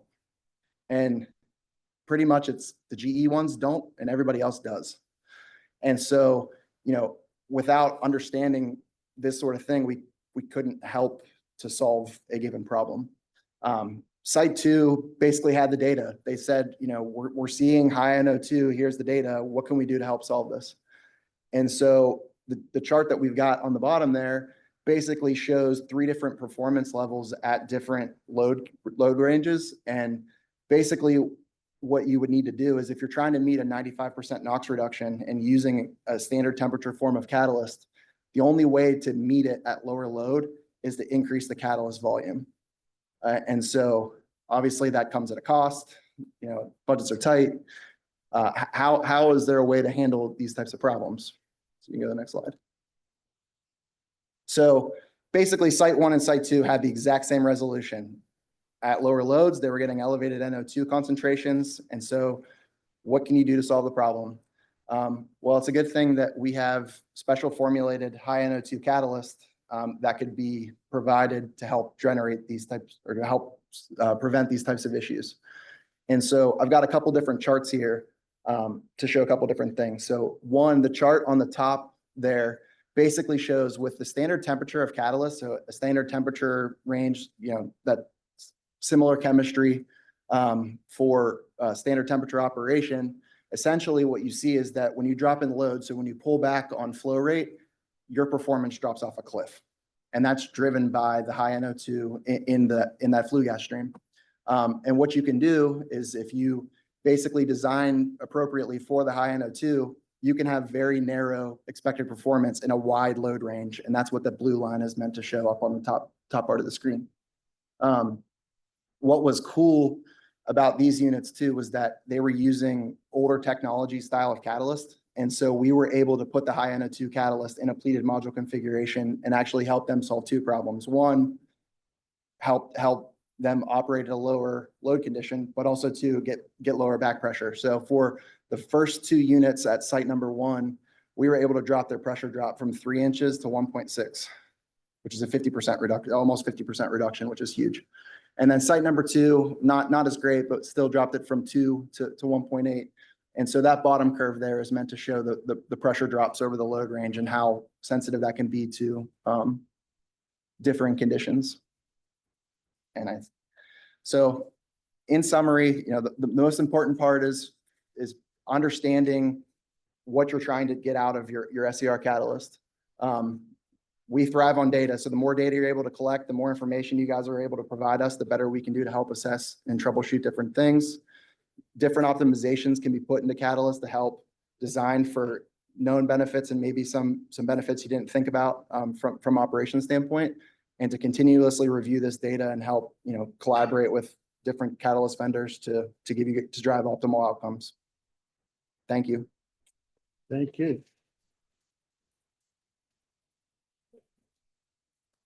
Now you know all about the SCR catalyst and how they design it. But one thing which I wanted to tell you that low load, when your NOx is going up, it is the guarantee which vendor has provided for a combustion turbine. Typically, it is 50%. So it is the lower limit what they have established. If you go below that, then they have no guarantee. That's what, in fact, people spend a lot of money in the combustion turbine to take that load lower, so that in fact, I know for the GE case, you could go up to 27% or 37% load. So that's one of the reasons. But we are ready to take one question, please.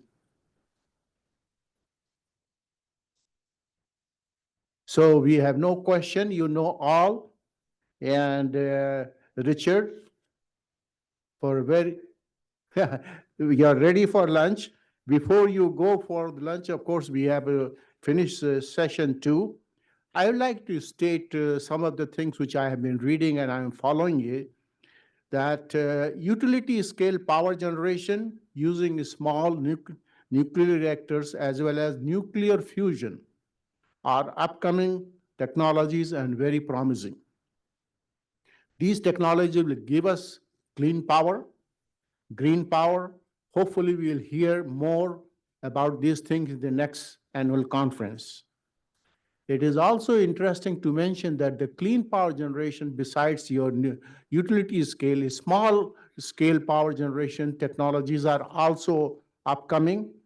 And eco-wave power, you must have read it, something you might have heard about it, is becoming a reality. Sea power is being turned into energy in our backyard at Los Angeles Port. If you have not read about it, read it. It's very interesting reading. I would also like to say that hydrogen has a great future in our country.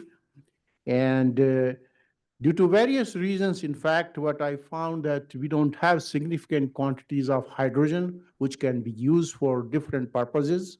And of course, power generation is one of the things which we are looking into, but we don't have significant hydrogen. And Basically, green hydrogen you are getting from electrolysis is very expensive proposition because what you do, you first generate power and then you generate, in fact, hydrogen and then you again burn in power. So it's an expensive proposition and we have to somehow produce more hydrogen. So we had to go outside the box. And I am very glad actually that there is a company, Sun Hydrogen, is working on a technology that will produce renewable hydrogen using sunlight and water. It's coming very fast. We will definitely see, at least in my lifetime, it will be a reality. I tried very hard to bring them for the conference, but their CEO wrote especially that, they are so busy, they're giving all, and they have moved their operation to Texas. Now they are in Germany and all the places, but hopefully next year we can listen from them. And that's a very promising technology. Let's break for lunch, but while you're enjoying lunch, please do think what happens when a solar panel or a storage battery dies. Everybody is singing songs for the solar panels and all those things and batteries. Think what happens to that. With these words, let's break for lunch. And thank you very much to all our presenters and audience for present here, listening and asking questions. Thank you very much.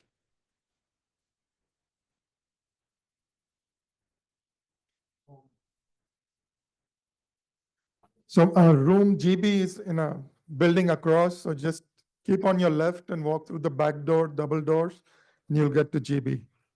And we'll reconvene here at 1:10 p.m. for Yeah, we'll the restart afternoon at sessions. 1:10. 1:10, yeah, thanks. He's also a former member of the A&WMA board, and he's going to be talking about the first greenfield steel mill in 50 years in California. Joe? Did Joe walk out? Oh, there's Joe. Just in time, Joe. Thank you. Oops. All right. All right. Thanks, everybody.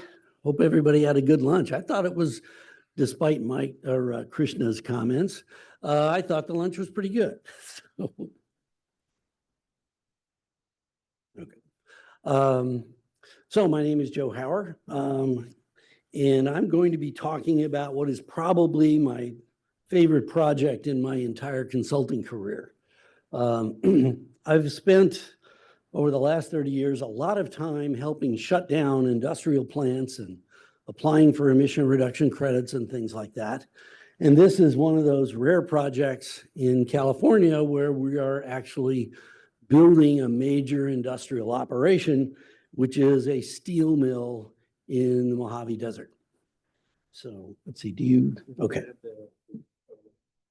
Okay. Which button? This one? That one? Okay, great. All right, so I'm going to talk about is a brand new greenfield steel mill that's being built out of the Mojave Desert just east of Edwards Air Force Base and south of the town of Mojave, right south of the Mojave Air and Spaceport. There's a lot of factors that brought it here, not the least of which is that as of about 7 years ago, there were no more steel mills in California that made rebar. Rebar obviously is a big part of building buildings and bridges and all kinds of things. And today, nobody in California makes it. So there are other firms, Nucor Steel, CMC, Cascade, they're in either Arizona or Utah, places like that, which involves a lot of trucking of steel from out of the state into the state. And so PSG saw an opportunity that was created in part by the shutdown of the Tamco steel mill, which used to make rebar in Rancho Cucamonga. Okay, all right, looks like I figured this out. So Pacific Steel is getting ready to invest about $650 million. In fact, they are investing it. There's construction very actively going on. And in fact, the groundbreaking ceremony was back in August. And it was pretty amazing, the people that were there, the chair of the Air Resources Board, chair of the Energy Commission, a bunch of local politicians, county supervisors and whatnot, that were all there to help break ground on this new project. It's really amazing that we are where we are. It'll produce reinforcing steel, everything from 3/8 to 2-inch diameter steel bars, so make really big stuff. Obviously, having a localized supply chain reduces a lot of transportation emissions both ways, because this mill, as almost all of them today, will use scrap metal as its feedstock. So right now, Southern California generates a lot of scrap metal. Most of it has to get shipped out of state, then made into rebar, then brought back into the state. So it's not a very environmentally friendly way to do things. It's also going to use about 65% of the power will come from solar and a battery system. So there's actually almost more land devoted to the solar system than there is to the actual steel mill. It is going to be a world's cleanest steel mill anywhere, which perhaps you might think it would need to be in order to get permits to build such a thing here in California. Also will help eliminate some imports from out of the country, and it's going to set up a benchmark for greenhouse gas emissions. And I think maybe even most importantly for me, it shows that we can build new manufacturing in California. It's not easy. You have to do it very carefully. This project has been in the works since the late 2010s. It really got going around 2020. And again, we broke ground in August. This is a picture. It's a rendering, not an actual photograph. But you can see the size of the solar fields. The mill itself is in the middle. And as I mentioned, it's just a little ways off of Highway 14, in between 14 and Edwards Air Force Base. I didn't have time to get photographs. I was just out at the site last week into this presentation, but there is a lot of steel going up as we speak. Is this I don't know if that doesn't work. Anyway, that big building in the middle, the structural frame of that building is already there. The foundations for most of the equipment are there, and some of them go down 30 feet deep. Steel mills are very big, heavy operations. So they've made amazing progress since August, and things are continuing. Site selection for something like this is a huge issue. Trying to find a place in California that had enough land, that had enough labor resources, that had a business environment that would allow it to get permitted. There was a lot of folks, even in the steel industry, that were opposed to this project. Some of them sued over it. A lot of them are still unhappy with the level of emissions that it's going to put out, because it sets a benchmark that they're going to have to live with in the future. But that's what it took to get this plant permitted. When I first heard of this project, I said, you got to be kidding. Nobody's going to build a steel mill in California, but here we are. Mojave was selected for a lot of reasons. Lots of land out there, no residential neighbors for miles. It's got a business-friendly air board and county supervisors. Obviously, this project had to go through CEQA, air permits, PSD, all those good things. Didn't have to go through Title V yet, because East Kern's program doesn't require a Title V permit to construct, but they got all those permits and started construction. So it's pretty amazing.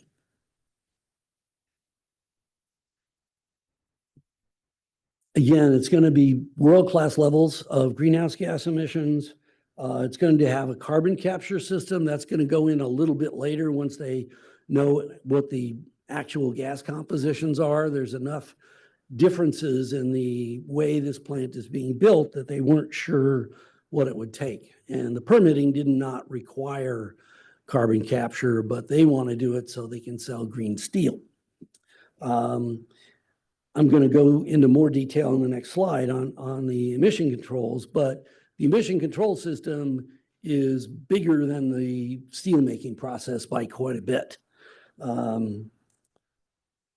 It's got wet electrostatic precipitator, several bag houses, non-selective catalytic reduction for NOx control, a full permanent total enclosure for the melt shop to capture all the emissions. Fugitive emissions can be a big deal on steel mills. Some of the even relatively new ones will have brown clouds coming out of the melt shop sometimes, and this one will not. So this is just a diagram of the emission control system. On the left is the EAF, the electric arc furnace. And pretty much everything else is emission control. So it goes into a direct capture system where there's a hood over the actual steel melting process. From there, it goes into a settling chamber where we're adding urea for NOx control. Then goes into a heat exchanger and a bag house. They're adding DSOX catalyst into it, also feeding from the metallurgy furnace. It then goes into a bag house and another heat exchanger. The airflow then picks up the airflow from the shop canopy, which is a lot more volume than the electric arc furnace has. It then goes into the wet electrostatic precipitator, an activated carbon system to pick up things like dioxins and furans, another bag house, and then into the stack. So this is obviously not a cheap endeavor, and it's part of what some of the other folks in the steel industry were not happy about. Here's just a nice bar chart of what this is going to look like. There are different kinds of steel mills. The ones that are being built today are almost all what are called micro mills, where you take scrap metal, you melt it, put it into a billet, and it goes straight into making either rebar or sheet metal or whatever. The older versions called mini mills had a step in between, which was a reheat furnace. So literally they would make the bars into billets, store them somewhere, put them back into a reheat furnace, and then feed it into the rolling mill. That uses a ton of extra energy, creates a lot of extra greenhouse gas emissions, NOx emissions, et cetera. And so while it is operationally challenging, having the system go straight from melting, casting, and then into the rolling mill saves a ton of energy and makes the whole system much more efficient. But it takes better controls. Nobody that I know of in the US is building a new steel mill that starts from iron ore. And in part of the reason for that, of course, there is a lot of scrap metal out there. And so it's much better environmentally and cost-wise to just use that. So this shows the PSG mill where we're looking at 75 kilograms of CO2 per metric ton of steel. Typical mill supply in California today is 3 times that, 190 kilograms of CO2 per metric ton. And a typical new micro mill would be at about 100. So it really is setting another benchmark.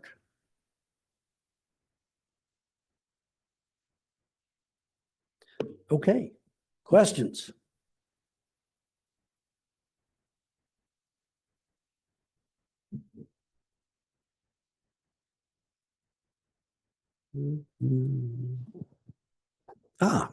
Krishna always has a question.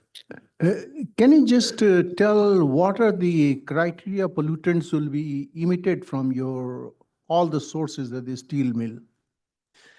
It's your typical combustion, NOx, CO, hydrocarbons, and particulate matter. Particulate matter is a biggie because the steelmaking process generates that. They are not burning natural gas in this mill at all.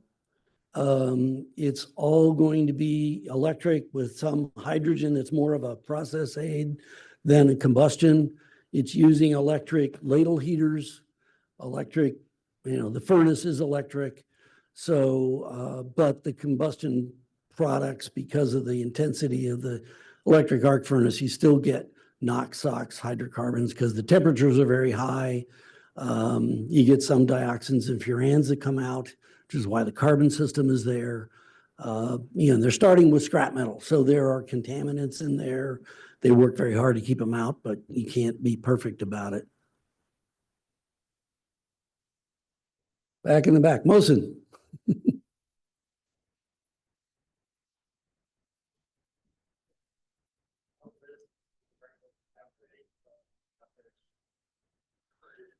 Yeah, health risk, I was not involved in that part. It did not appear to play much of a role. Again, there's no receptors for miles. So, and the system's going to be very clean. So it was never a big factor because of that. It was part of the site selection, was just getting way far away from anybody else.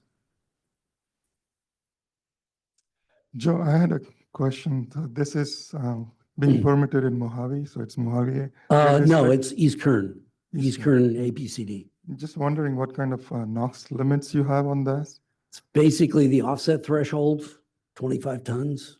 Okay. And again, if you compare that, for example, to the emissions from the old Tamco steel mill, which was putting out, I don't know, 100 tons a year or something like that, it's dramatically cleaner, and they have similar throughputs. But all the permitting was predicated on staying below the offset thresholds. Yeah, because you mentioned you're installing the SNCR, so I was wondering, back in the days, I hadn't seen many. We did SNCR systems at Sierra, but yeah, after that, I haven't seen it's an many. interesting choice. Again, that by doing that, they were able to stay below the offset thresholds. And the one problem is if you were to do SCR, you'd have to have the temperature much lower. By the time the temperature gets that low, the flow is increased tenfold or so. And so it gets so diluted that it's not going to be as effective. So it was some interesting engineering. The technology for this is from a company called Daniele in Italy. One fun fact, right now our budget for tariffs is almost $20 million for that project, which wasn't in the original budget. Thanks, Joe. Yeah, just have a question about the rest of the process. You kind of start at the electric arc furnace, and I'm just kind of interested in the pre-processing steps and how much of that is within the canopy you're talking about, whether it's cutting or crushing, or if all of that is done to the iron before, to the salvaged iron before it gets to the site. Yeah, most of the processing of the scrap steel is done off-site by the vendors, people like SA Recycling or people like that. So PSG has a spec on what it's going to need to look like. There'll be different grades of scrap, and they will do some blending. There's going to be a separate storage building for the scrap, but they're really not doing processing on site. There will be slag processing that's done on site for the slag afterwards, but the steel is just blending, and that's about it. Good question. Another question over here.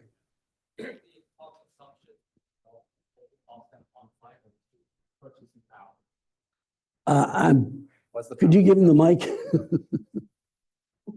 Question, what's the power consumption facility and how much is offset by solar or renewable? Yeah, it's gonna be about 65% solar. And the power draw, I'm not sure I have the exact number, but it's pushing 100 megawatts. These things take enormous amounts of power. And one of the other problems they have, one of the critical paths is getting that power to the plant. And one good reason to have the solar there is they'll have the ability to at least start commissioning and running the mill just on the solar, because they're not absolutely confident that they're going to have power there. Edison is not the easiest to work with on things like that. Other questions? Okay. All right. Well, thank you very much. Have a good afternoon. All right, thank you, Joe. Next up, we have Rose Zoki from the Port of Long Beach. She is a air quality officer there. She's been there since 2008, and she's going to be providing an update on the port's Clean Air Action Plan.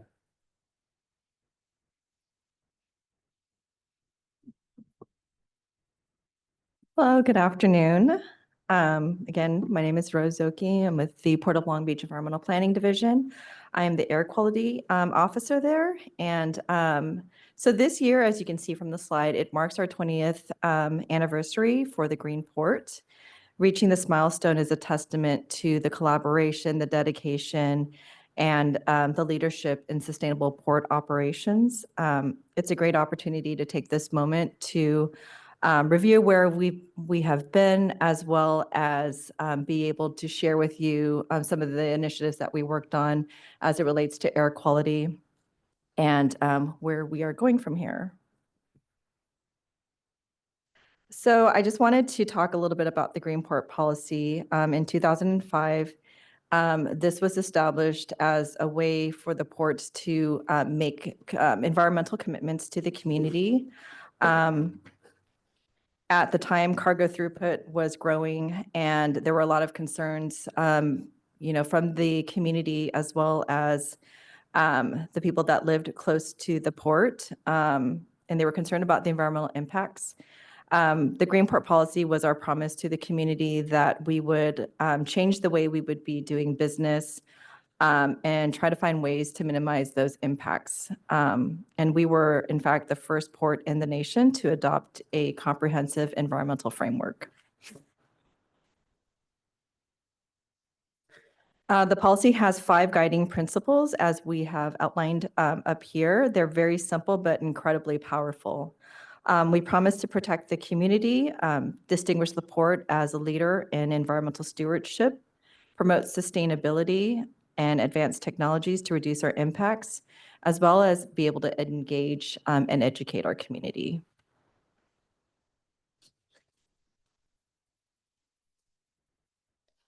So specific to air quality, the Port of Long Beach and the Port of Los Angeles in 2006 developed the Clean Air Action Plan.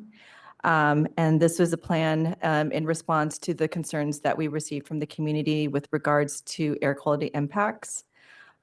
This plan was updated in 2010 to further include more emission reduction targets, as well as followed with the 2017 Clean Air Action Plan update. And this was the first update where we had put in zero emission goals for both trucks as well as port equipment. The emission reduction strategies are designed to combat emissions from ships, terminal equipment, drayage trucks, locomotives, as well as hovercraft. And you can find more information about the Joint Clean Air Action Plan through the cleanairactionplan.org website.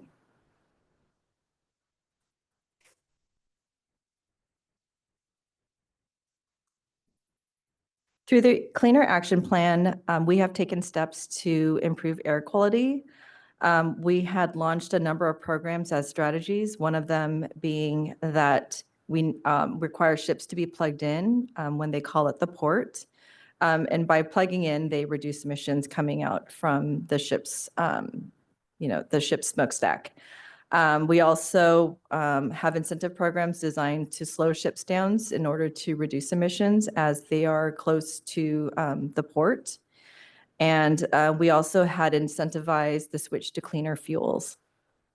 Back in 2008, we had implemented the Clean Trucks program, and this phased out older model trucks while port tenants were held to environmental covenants in their lease agreements. Cleaner locomotives replaced older, more polluting models, and the terminals upgraded their cargo handling equipment. The boundaries of technology were pushed to the seed with seed funding from the port, and all these efforts helped drive emissions down over the last 20 years. And the rest of this presentation will cover initiatives that I'm currently overseeing, one of which is the Technology Advancement Program. And since 2007, the Port of Long Beach and the Port of Los Angeles have jointly led the Technology Advancement Program. And this is a key initiative under the San Pedro Bay Ports Cleaner Action Plan. The TAP is designed to accelerate the development, demonstration, and deployment of clean technologies for the port environment. As zero-emission trucks were commercialized, TAP funding has shifted focus towards supporting other emerging clean technologies.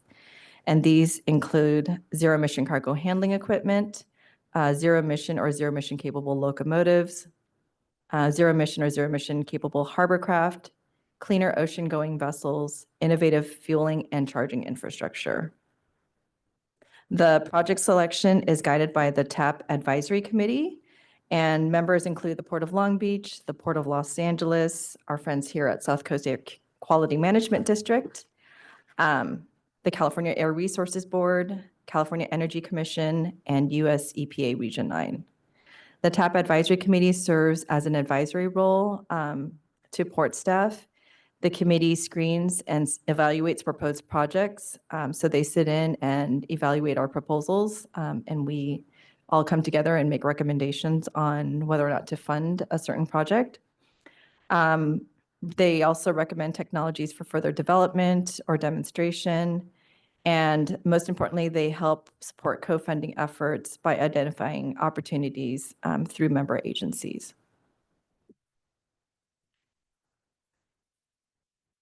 And this just gives you an overall an idea of how we evaluate projects. So on our website, we have a way for interested proponents to submit a project concept through our Technology Advancement Program website. And they're able to submit a project concept online. And so we receive that project concept, we review it, and if it's a project that we're interested in funding and that it meets the criteria outlined in our TAP guidelines, then we will invite them to submit a proposal. That proposal then gets reviewed and evaluated by our TAP Advisory Committee. And then at that point, we would make a recommendation on funding the project. We work with our respective city attorneys to develop the contract agreement, which we would then take to our respective boards for funding approval. And once we do receive that approval from our board, then we're able to go ahead and execute that contract. And then that's when we can start the project.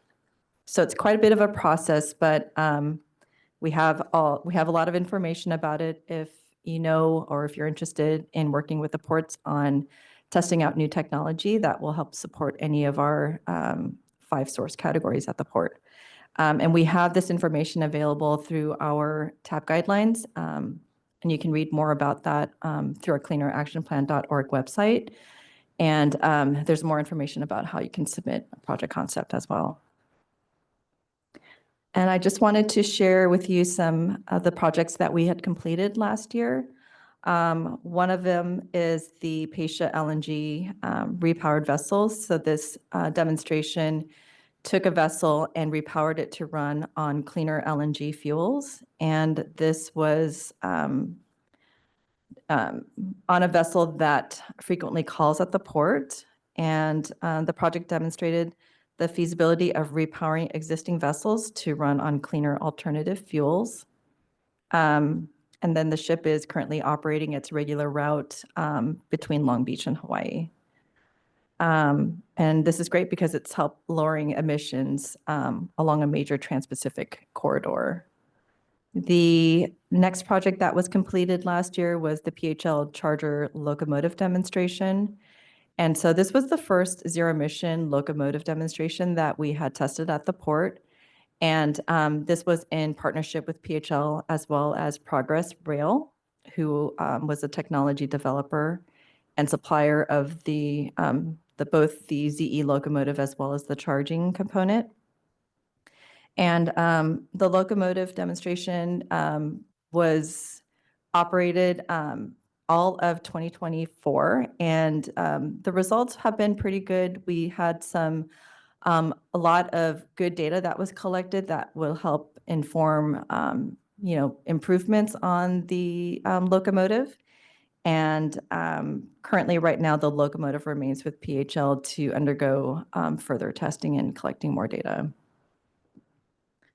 The last project that was completed last year was the Toyota Susho hydrogen fuel cell top handler demonstration.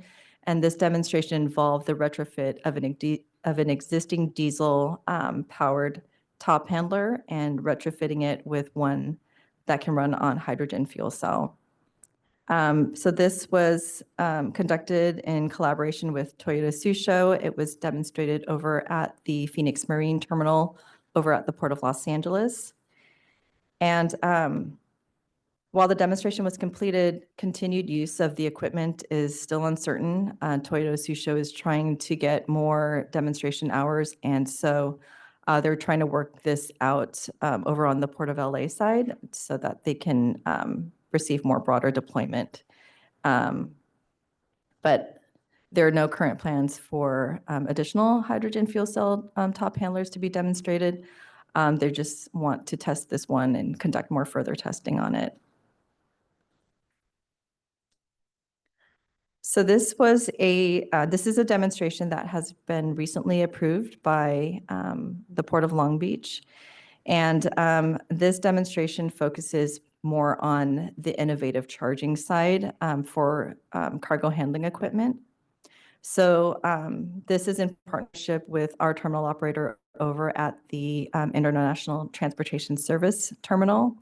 And what they're doing is they're testing out two different types of hands-free charging, one with Elon Road and the other with Induct EV. So the difference between the two technology is that one can be charged without the need to have a gearman come in and plug, and it's all done hands-free. So it's done while the unit is stationary and parked. And then the other one, we would be testing to see the unit being charged while in motion. And so this is with the Elon Road technology. So not only would it be charged while it's in motion over a certain segment of the road where we have the strips laid down to be able to provide that charging, but also be able to have the unit receive charge while it is also parked. And the two zero emission companies that we're working with. So we're going to be testing this out on zero emission yard tractors. One from Orange EV, who's a manufacturer of zero emission yard tractors, and then the other one from Terberg.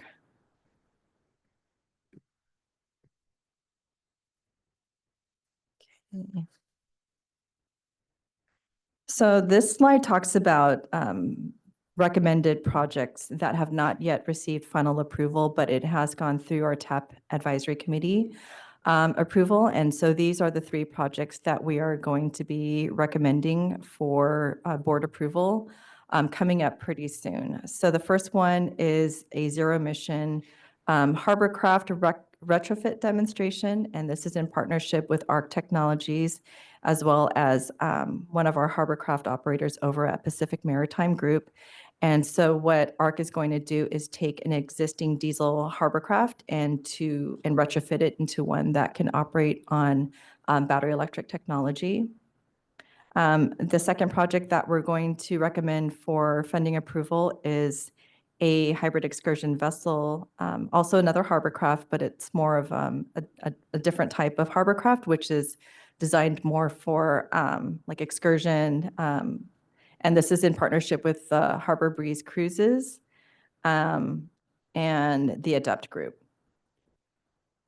And then the last project that we're looking to receive funding approval for is for an advanced truck charging infrastructure demonstration in partnership with Rocket Truck and Zeem. And this demonstration will involve next generation charging hub for heavy duty electric trucks using advanced solid state technology to deliver electricity more efficiently, helping trucks charge faster and reducing wasted energy.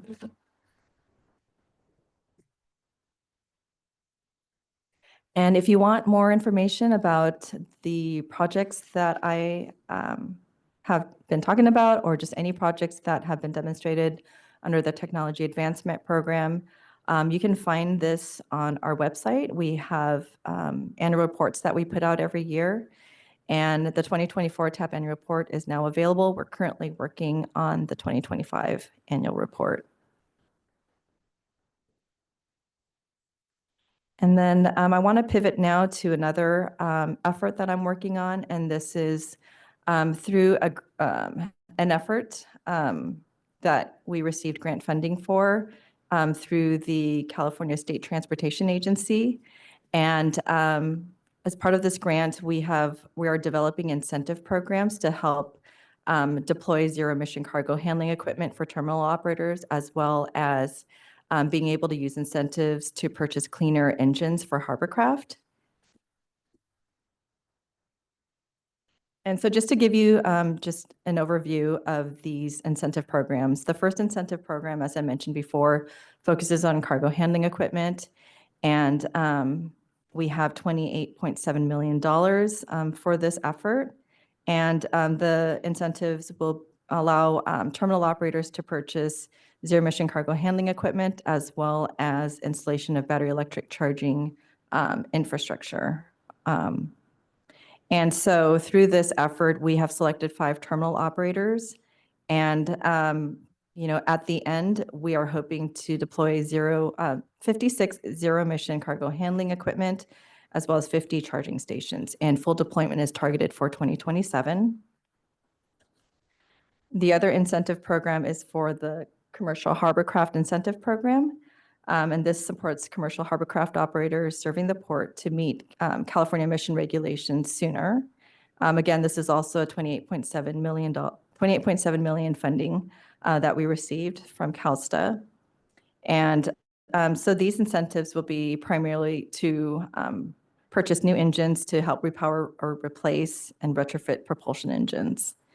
And for this, we have awarded 10 hovercraft operators. And at the result, we're hoping to have 39 cleaner engines total, including 3 zero-emission vessels. And full deployment for this is also targeted by the end of 2027.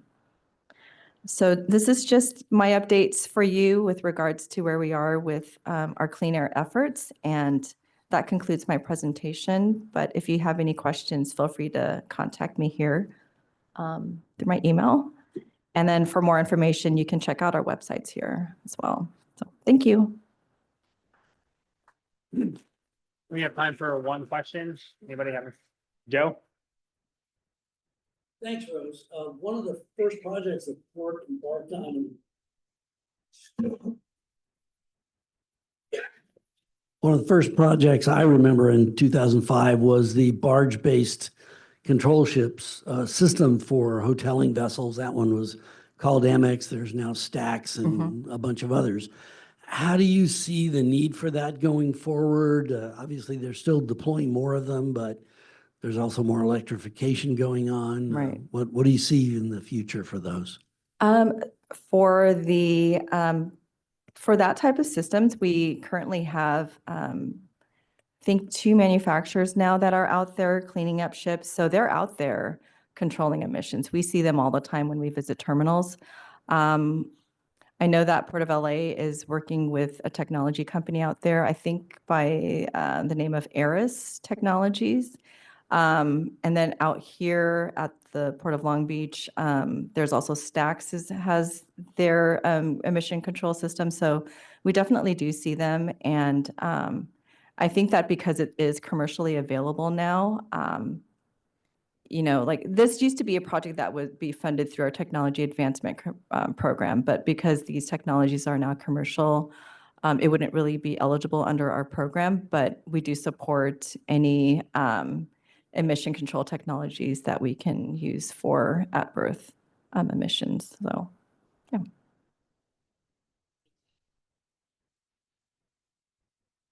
All right.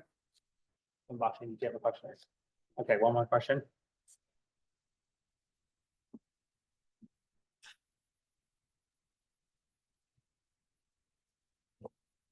Lakshmi Jairam with Ramball. I remember several years back when I was doing my PhD at UC Riverside, I tested a hybrid tugboat, Foss's Carol and Dorothy at Port of Long Beach. It's exciting to see that one of your projects is an all-electric tugboat. I'm wondering how, are there several, do you see hybrid tugboats in use right now? From what I recall, we saw a huge amount of emission reductions from hybrids. I can't imagine how the electric will go, but I'm just wondering what the status is on the hybrids. So the Carolyn Dorothy was the world's, I think the nation's first hybrid tugboat. And that was operated through Foss Maritime. And I believe since then that vessel has shifted over to operations elsewhere. So we no longer see it at the port. But the really exciting news that we have is that we have this now incentive programs to help fund cleaner engines for Harborcraft. And then 3 of those vessels will be zero emissions. So it'll be really exciting to see these boats in the water. And then through the Technology Advancement Program, we're also going to be moving forward with, hopefully with a couple of projects really soon to demonstrate hybrid ferries, as well as the zero emission tugboats that I had talked about in my presentation. So it used to be that we never get any project concepts for Harborcraft, but then now all of a sudden we're seeing more technology manufacturers coming into play. So it's really exciting to be able to work with them and collaborate with them on projects such as this. So just stay tuned, and we'll be happy to share this information as well as our progress. We have stakeholder meetings that we hold every quarter. So if you're interested in learning more about what we're doing and some of the efforts that we've made, feel free to sign up, and then you'll get notices from when we'll have our next stakeholder meeting. So, and it's, you can listen in online, or you can, be there in person. Thanks. Next up, we have Richard Burke from TRC. He is the Planning, Permitting, and Licensing Project Manager, and he's going to talk about challenges and successes of battery energy storage systems in California. Thank you. Thank you. Yes, TRC is a nationwide engineering and environmental company that has designed, permitted, and installed battery systems throughout the country, and in particular in California, ever since they started. And so I'm going to talk about those kind of systems. But first, how does battery systems relate to the topic of this panel, which is industrial air quality and sustainability efforts? Well, directly, it improves air quality by reducing the need for fossil fuel power generation. And it also facilitates the transition to use of renewable resources, which then improves the sustainability, since sun and wind are more sustainable than fossil fuels. All right, I'll talk about 4 items. First, what's driving this increased demand for battery systems? What is the dominant kind of systems being used right now, and which ones are coming up? Talk a little bit about the challenges and successes that I've seen here in California, and then summarize what we've learned and where we're headed. As you've already heard, there's the duck curve that plays a big part. The black line there shows the amount of energy used on a typical day that's not from renewable sources. And you can see that the black line is very high during the early morning and late evening hours. But in the middle of the day, the amount of solar power that's generated in the state gets the amount of fossil fuel need on many days during the summer period anyway, down to 0 or below 0. In other words, that means that the state has to get rid of the power somehow. Sometimes they pay other states to take the power, and sometimes they call the solar producers and say, please curtail your production. So both of those are not really good for the system, and provide an incentive for installing batteries, because batteries, as you can see from this chart, take the amount that would otherwise be curtailed there in the top and hold on to the power, and then distribute it during the evening hours shown in blue when it's needed, thereby reducing the amount of power needed by fossil fuel facilities. That also makes the system more efficient, more reliable, and reduces overall costs. By reducing the need for fossil fuel power, it also, of course, reduces the emissions of greenhouse gases. So this chart shows on the far right-hand side the amount of greenhouse gas reductions from individual projects in the state. And by the way, it shows that the round trip efficiency, that is the difference between the amount of energy brought into the battery and the amount exported, is really very high, at 90% typically. So that's a good thing. And that means the amount of energy that you're storing, you're going to get most of it back. So you're reducing greenhouse gases by doing this, and you're also reducing the criteria pollutants and air toxics that are around fossil fuel generating facilities in the state. And another driver for batteries is this whole issue that we're facing with climate change, with the increased amount of extreme weather events that are happening much more frequently, much more costly every year, including the last 6 months, astronomical increases in the cost in this country. By having batteries, both commercial, industry, residential, when the normal sources of power are down, you can survive. You can continue your business, et cetera. This chart shows the top ERCOT, that's the regional power coordinator for the state of Texas. The light blue line shows what they had predicted the maximum amount of outage in their service area would be from a catastrophic event, say around 10%.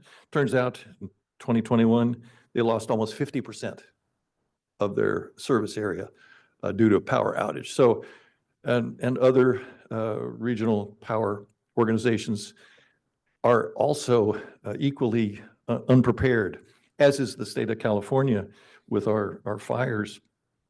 So batteries play a role in surviving what's for the next many years, hundreds of years perhaps, will be more climate extremes. So what has the state done? As you've heard earlier, the state has a goal of achieving carbon neutrality by 2045, and battery storage plays a very important part. There's a plan to install 52 gigawatts of battery storage by 2045. So that's a rate of 1.7 gigawatts per year, starting in the 30s and beyond. Now that sounds like a lot, but it's not world leading. The whole globe is facing the same issues that the state is facing, and many countries are adopting more aggressive battery storage installation policies and plans. The country of Saudi Arabia, believe it or not, wants to put in 48 gigawatts of storage in 5 years. And that's almost as much as the state of California wants to put in 15 years, or 20 years rather. So, and of course, China is way ahead of everybody. They plan to put in 260 gigawatts in 5 years. So the state is in a position where we're aggressive compared to other states perhaps in the country, but there is a huge industry globally of people that are working on installing these systems around the world. What kind of systems are being installed? Well, what's dominant right now is lithium-based. Lithium LFP, lithium ferrous phosphate, or lithium ion phosphate is the dominant battery type. There's also nickel-based, sodium, and other systems, but right now lithium is the dominant source. The issue with that is that China controls most of the market. They control not only the production, not only the source, but also the components. And so there's an incentive for folks in this country to come up with something other than lithium, but right now, lithium is what is being installed in our solar plants around the state. This is the largest battery storage system in the country, 870 megawatts, located at Edwards Air Force Base, right next to an 850 megawatt solar facility. And you can see the batteries there represent about a 20th or so of the solar facility. So it's not a dominant factor in land acquisition, but provides a huge amount of benefits. And so virtually every solar plant now being built in the state and really around the Southwest includes battery storage. There's all kinds of benefits from doing that. But a problem with lithium is it has limited duration of storage.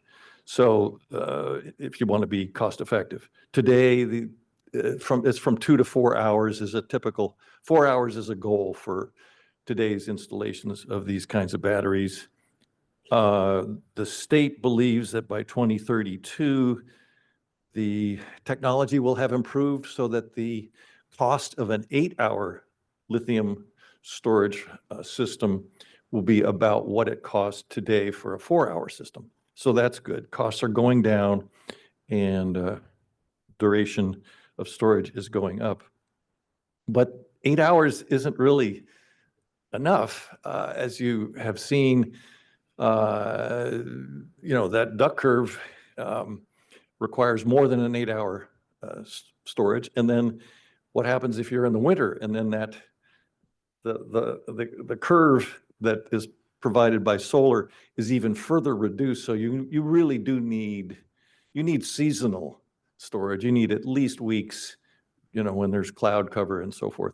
So there are dozens and dozens of different systems being developed, tested, installed, trying to see if they can ramp up and compete with the current low-cost lithium systems.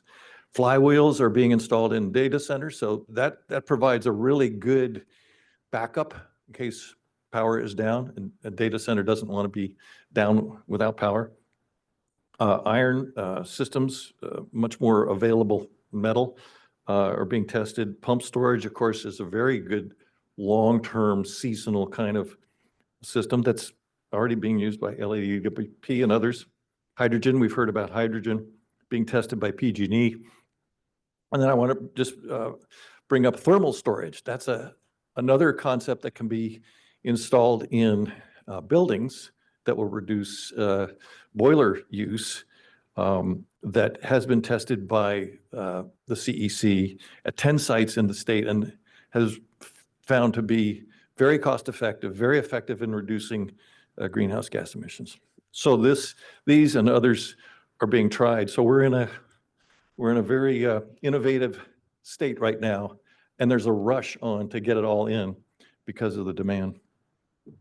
But there are some challenges. There are challenges because many of the cities and counties in the state don't have any ordinance that says, this is where you can put your battery storage systems. This is a relatively new technology. So in some cases, projects have been delayed until the county or city can figure out what they want to do with that. There's the issue of tie lines, which is getting the power from the battery system to the substation that they have to connect to. Usually they're located as close as possible to minimize that issue. There's the issue of a queue. You have to get certified by the utility and by the state that the location and size of your battery is going to work. And there's the issue of acquiring the land too. And then there's issues from the public. And one of the issues, you can see this chart showing the red and purple noise contours do often extend beyond the property boundary, particularly if you're in an urban area.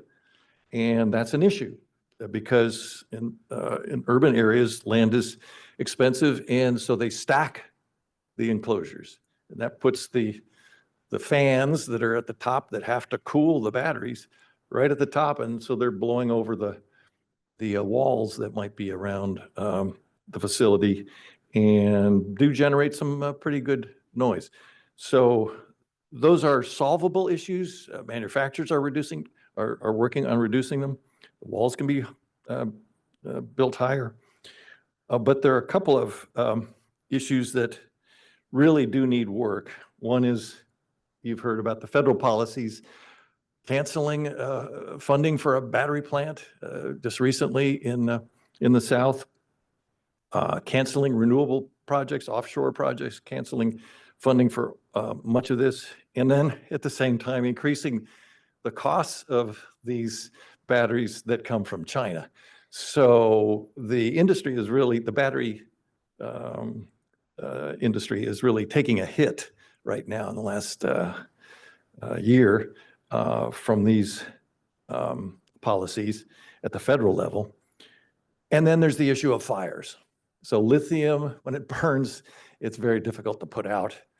And there have been some dramatic explosions and fires that even just a couple weeks ago in Peoria, Arizona, one caught on fire and burned most of the facility. So there's been major changes happening in that area. And I think some of you may become, if you haven't already, involved in that endeavor to improve the safety. But first, talk about the federal policies. Clearly, as you've heard today, the state is moving forward. Even recently, the governor signed a AB 1380, which provides additional battery incentives to industry in the state. And then there's another couple of bills that also facilitate these systems. And the issues regarding fires are being dealt with also at the state level. State law was passed that says every developer has to work with the fire departments during the design phase and at the inspection phase before they can turn on.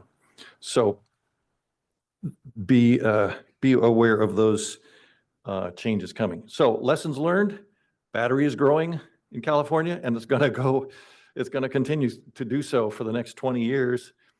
You got benefits to air quality, you got reduced greenhouse gas emissions, you have reduced costs, you have improved reliability. And at the same time, we got to work on the fire risk issue, and we got to look at other technologies that provide better duration and lower cost capabilities. That's it. And we'll take one question before we go to the next speaker. Unless there's somebody else. Don't see anybody else. Joe, go ahead. Oh, you got one back there? Adam? Go ahead.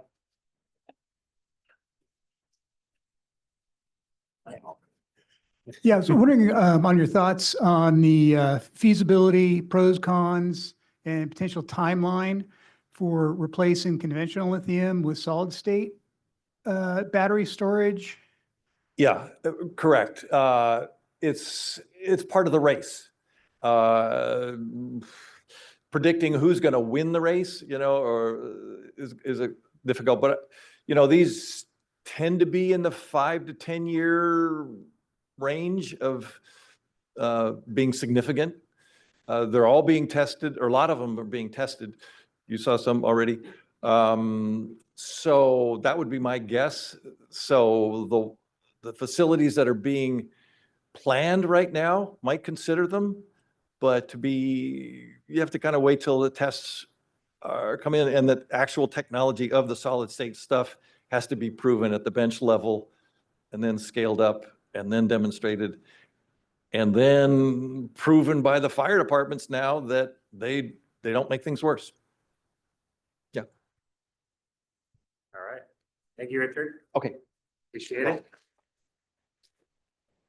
All right, next up, we have James Westbrook, president of Bluescape Environmental and fellow board member of the West Coast section. He's going to be talking about the growing challenges, air quality challenges for data centers. I love the catchy title.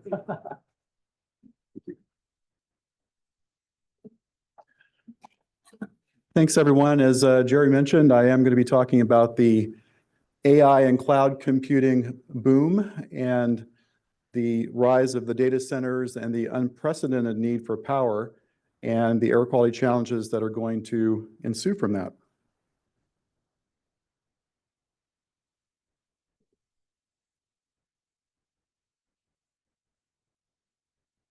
What is your relationship today with AI? Anybody use it? Whether you like it or not, yeah? Use ChatGPT, anything like that? This is a scene from the movie Her, 12 years ago. Pretty disturbing story about a lonely writer who meets his AI OS named Samantha, voiced by Scarlett Johansson. And it's kind of hard to believe how things have changed since then, but if you tried ChatGPT voice, pretty spooky. Have a conversation and see how it works. Pretty human. So things are really advancing now. This author suggests that we have an exponential growth in AI that's happening right now. As we see the ChatGPT tools get more advanced, moving towards much more intelligent AI, general, and then super intelligence, with intelligence more than humans. Is it going to be exponential? I don't know. In the last 300 years, there's been a lot of exponential things that have happened. Growth in industrial technology, chips. It's possible, but I would think that there's going to be some constraints with infrastructure, power. So maybe, maybe not, but there's no question that there's a lot of growth happening right now. AI is big data. What I want you to think about is if that curve does continue the way it is now, if it picks up, if AI capability and power increases, so will the need for electricity, the need for power to power AI. It's already happening. We're seeing across the country, especially in areas like Virginia and Texas, areas where there are a lot more data centers, we're seeing 165% more electricity projected in the US overall by 2030. And data centers will consume 12% of that electricity. So it's a smaller fraction now, but it's going to be growing substantially. The electricity is split between IT equipment and cooling. So there could be some advances that occur in each of those areas, but it may not happen fast enough. So the demand for power is going to go way up.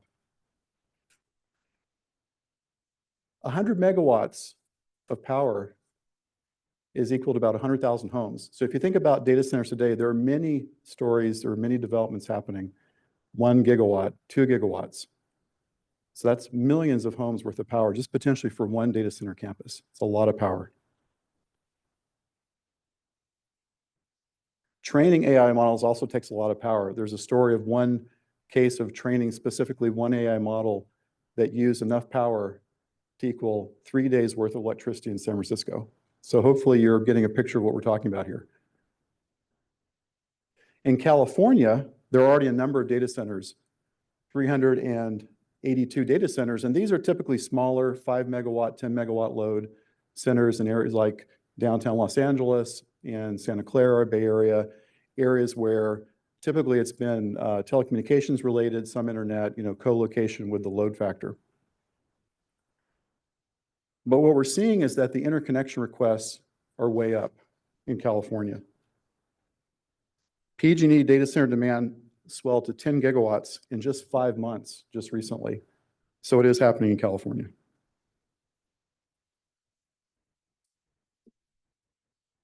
So there are a number of challenges for California data center permitting. While a lot of the really big hyperscale data centers are being developed outside of California, East Coast, Texas, Midwest, and so forth, there still will be quite a lot of demand for more data centers and larger data centers. So we talked about interconnection permits. Those can take a long time to get. Equipment procurement is an issue for developers because costs are going up for equipment. It's hard to get equipment. So I'm seeing a lot of cases where developers don't know what they're going to put in place, but they have to get air permits. They have to be able to know what equipment they're using to build their project, and getting equipment's becoming harder. California Energy Commission licensing could be a real big barrier to data centers. CEC requires licensing at 100 megawatts and above for thermal power plants, a CEQA type process.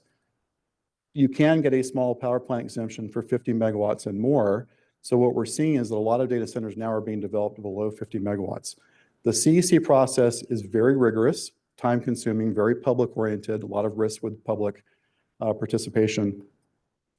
But in some ways, maybe there's some certainty in that process. So I think what we're going to see is more data centers that are trying to become bigger, actually going through the CEC licensing process. But even if they don't, they could be going through a CEQA, a non-CEC licensing process, right? And CEQA can be pretty rigorous too. So it can take a long time to develop data centers, especially bigger ones that are growing in California. There are air permitting and GHG issues I'm going to talk about a bit more. And water use issues are becoming much more of a public issue. And of course, like with any other projects, data storage, power plants, we're seeing public opposition. We're seeing pushback with all these developments starting to happen. People are going, oh, wow, well, yeah, I like the internet, but I have a data center being built right next to me. Do I really want that? So what are some of the air quality challenges? With data centers, for reliability, a lot of them have been installing many backup engines, diesel engines, 3 megawatts, very large, size of a semi-truck. But they're being used, mostly being turned on, the emissions are from testing and maintenance. They're only used if there's an emergency. But when you start to add up a lot of engines, you get a lot of potential emissions for testing and maintenance. And that can cause issues for permitting. And as a result, in California, having to meet best available control technology or lowest achievable emission rate, backdoor layer becomes an issue in certain areas. In the Bay Area, over 50 horsepower, Sacramento in South Coast District, right now, only if you're a major source, over 10 tons of NOx emissions typically, are you looking at putting in Tier 4, and I'm going to talk about that in just a minute. Health risk assessment requirements in California have always been a big issue. Diesel particulate is a carcinogen. So in certain areas, you have to look at health risk. So when working with developers, one of the things we look at first is, can we put in the EPA certified Tier 2 engines? Do we have to go to Tier 4? Because it can cost millions and millions of dollars to put in Tier 4. So if you can save the money, you might do that.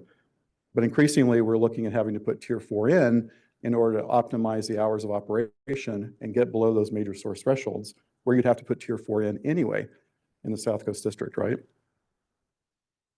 A topic that's come up recently is renewable diesel fuel. I think most air districts now are understanding that diesel is diesel. The way this is made, this is not biodiesel. You can put in renewable diesel, which developers have been doing. They've been adding this into their engines. And basically, you're going to get comparable emissions. So that's becoming less of an issue, but for a while it was. And of course, climate change issues are an air quality issue that we have to look at. Consistency with climate change plans, making sure we have efficient data centers is an important issue to look at. So are there cleaner alternatives to diesel engines for backup power, especially as we proliferate all these backup engines at different sites? Well, you could do propane, potentially hydrogen, but you have storage, safety risk, you have issues that you have to look at there. So I think in the cost and stability of diesel, it's something that's reliable, it's known. But I think we talked about flywheel earlier. There are possibly some battery systems that could be reliable enough to replace backup engines. I think we're going to start seeing some technologies replace diesel engines, especially as we start to see data centers scale up. Okay, so just briefly, EPA Tier 2 emergency engines are allowed. If you have to go to Tier 4, we're looking at something between 85 to 90% control, focusing mostly on NOx emissions and particulate emissions. You also have your CO and VOC, but that's really where the focus is. There has also been discussion of zero emission engines, Tier 5, much lower emitting emissions. These are starting to come out, but not necessarily for emergency backup engines. As far as the standards being developed, it's going to be more of the prime engines, the engines that are used in mining and those types of things, locomotives where we're looking at Tier 5. It could possibly happen as well to go to a Tier 5 or a lower emission type engine. So just an example, Miratech has a really nice package that sits on top of diesel backup engines, and you can see there's a filter, a Ripos active DPF here. There's a SCR block system and diesel oxidation catalyst to cover control of CO, NOx, particulate emissions, VOC. And if you can get a package system on an engine, it's a really great thing because I think the air districts are starting to understand these systems, the requirements around compliance and testing are less. So it's good, but sometimes you have to go after market. You have to put some controls on customized and so forth. So if you do that, you might be facing more testing, more permit conditions and issues around getting your controls installed. So I think we're going to need a lot more power. And I don't know that the slides earlier, the 2045 projections include all the power. I don't know if we know where this is going to go. But if we do have to get more power for AI, if that's where things are going, where are we going to get it? On the left-hand side, I think in the near term, if there is a huge rush to build data centers, in California, you're not going to see on-site power plants, but you're probably going to see development of power plants. Maybe not in California because of the licensing timeframe. Again, CEC licensing is very rigorous. Maybe outside California, development of gas-fired peaking plants using turbines, using engines. They're reliable, everyone knows how to build them, more cost-effective. So that kind of makes sense. If we're going to go to a rush, and I think we're already seeing that now in some states, a lot of these peaking power plants, which are going to fill in that need, that especially that peak demand for power. But we also have all the other renewable sources, wind, solar, and the battery storage component we just talked about. And fuel cells could have a role. The use of hydrogen and the use of fuel cells, as well as some other technologies which aren't on here, linear generators and so forth. But I think that if that curve goes the way you saw, we are going to have to talk about SMRs. SMR sounds a lot more friendly than nuclear, right? Nuclear's kind of been a bad word. I grew up, oh, it's a nuke plant, nukes and all the Cold War and this stuff. So there still is kind of a bad connotation around it. But really, I think to fill the gap, you're going to have the small modular reactor. And basically, it's just a downsized nuclear plant. And it can be scaled up. It can be modularized into many of these modules from 70 megawatts up to about 300 megawatts typically. There are talks about doing up to a 5 gigawatt plant up in Washington. Amazon just announced a partnership to develop these in Washington. There have been some discussions of other data center related SMR plants that could happen. But will they ever happen in California? What do you think? Are we going to see 300 megawatt multiple? Is it ever going to happen? Well, it could happen, and we may have to have it happen for the growth of AI in the next 5 to 10 years, 20 years, certainly out that far. So currently, the California Energy Commission has rules that no nuclear fission can be done unless there are technologies for fuel rod processing and waste handling.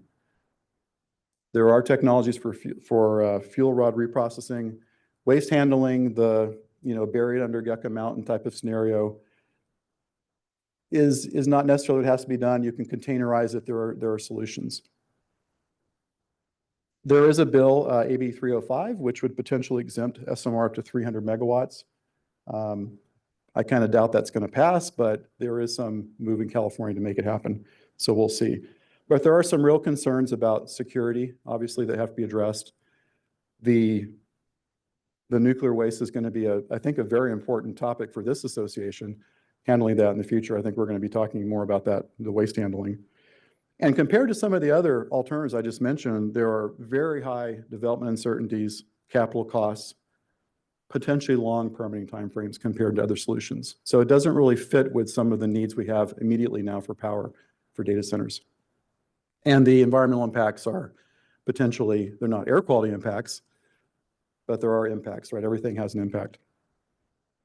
But the SMRs could be potentially the best long-term energy solution and also the best air quality outcome because it's clean energy. So we'll see.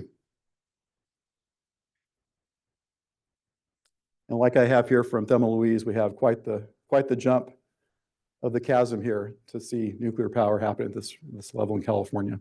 But I do think it'll happen outside California first.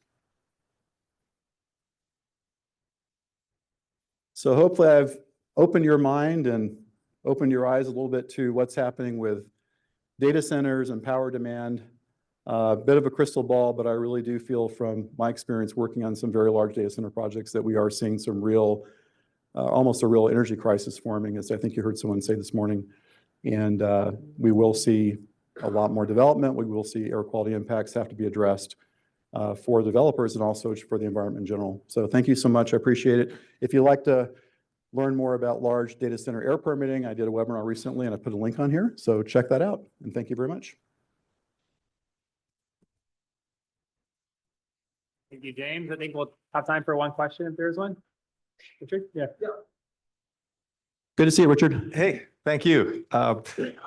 What are the downsides of just allowing other states to put in the data centers and we just don't have to deal with any of that issue? Yeah, I think that's definitely happening right now. The large hyperscale facilities are definitely going in other areas of the country. Adverse effect. Yeah. To us. There are some data centers, and I think as the load starts to continue, you're going to need to have data centers closer to the source of the computing power. You know, the Bay Area is a good example of where a lot of that happens. Yeah, exactly. Yeah, but the really big AI data centers are going to be massive complexes, not in California for quite some time. And your Netflix is going to buffer if you don't have your data Netflix is centers. gonna, yeah. No, I know. Yeah, and I'll say I told you so. All right. Yeah, go ahead, Jason. Thanks. Yeah, thanks for the very interesting, informative presentation. I was curious, like how often are the backup diesel generators are turned on in the real world? Yeah, and I was also curious, like if there are demonstrations about how we could potentially reuse or recover the waste heat from data centers. Thanks. So in California, you're allowed up to 50 hours for testing and maintenance. Data centers are going to use more hours because they have to make sure there's more testing. They have monthly small tests, which are usually unloaded or low load. They're going to have probably quarterly fully loaded tests with multiple engines. And then occasionally they'll do a major load bank. If the utility takes them down, they'll have to run their engines. That's considered testing and maintenance. I have seen multiple day runs because of utilities taking down data center power. So probably on the equivalent of about 15 to 20 hours full load testing is what we're seeing. And the waste heat, I am no expert on that. Does somebody else want to answer that question?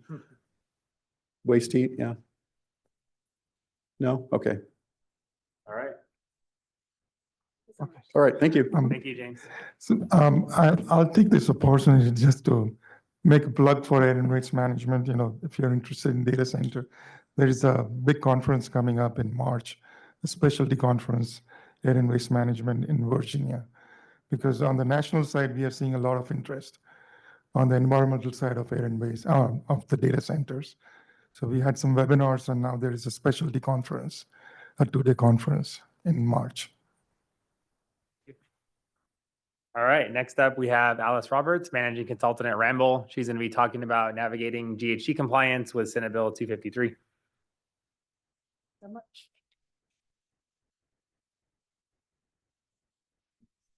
Yes.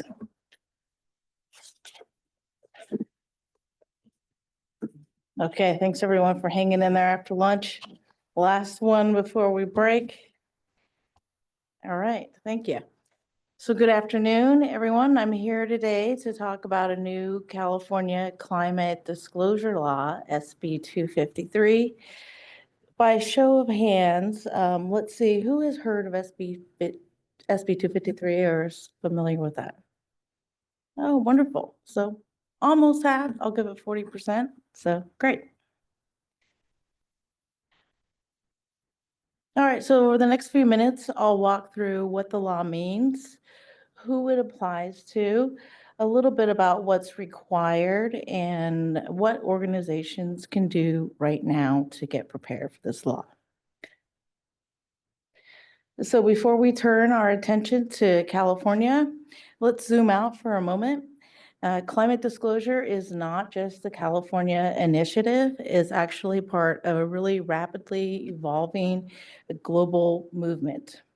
As shown on this map, countries around the world have now either implemented or proposed some type of greenhouse gas emission or climate risk disclosure requirement. On this map, the green countries, for instance, Canada, Australia, and Brazil, have already implemented these regulations. And countries highlighted in blue here, for instance, China and South Africa, have all proposed some type of climate legislation that's currently moving through their various legislative processes.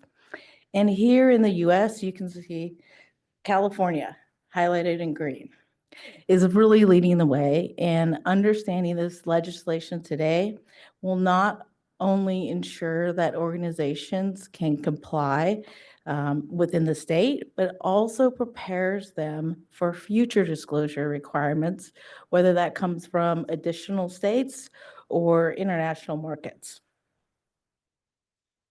So in 2023, California passed a suite of climate disclosure laws. These are two of them.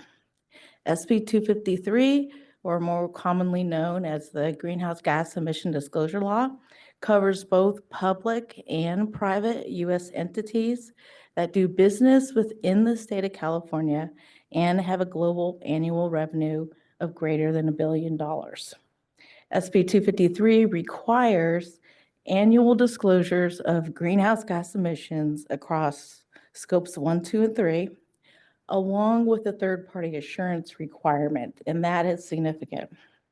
There's a phased approach to emissions disclosures with scope 1 and 2 emissions. Currently, the proposed deadline for that to the state of California is June 30th of 2026. So that would cover fiscal year 2025 data along with the limited assurance. So that means it has to be third-party reviewed. Scope 3 reporting to follow in 2027. No assurance requirement for the very first year of Scope 3 reporting. Fast forward to 2030, Scope 1 and 2 emissions will move from this limited assurance requirement to a reasonable assurance requirement, and I'll talk in a few moments about what that is. And Scope 3 emissions is expected to now have a limited assurance requirement.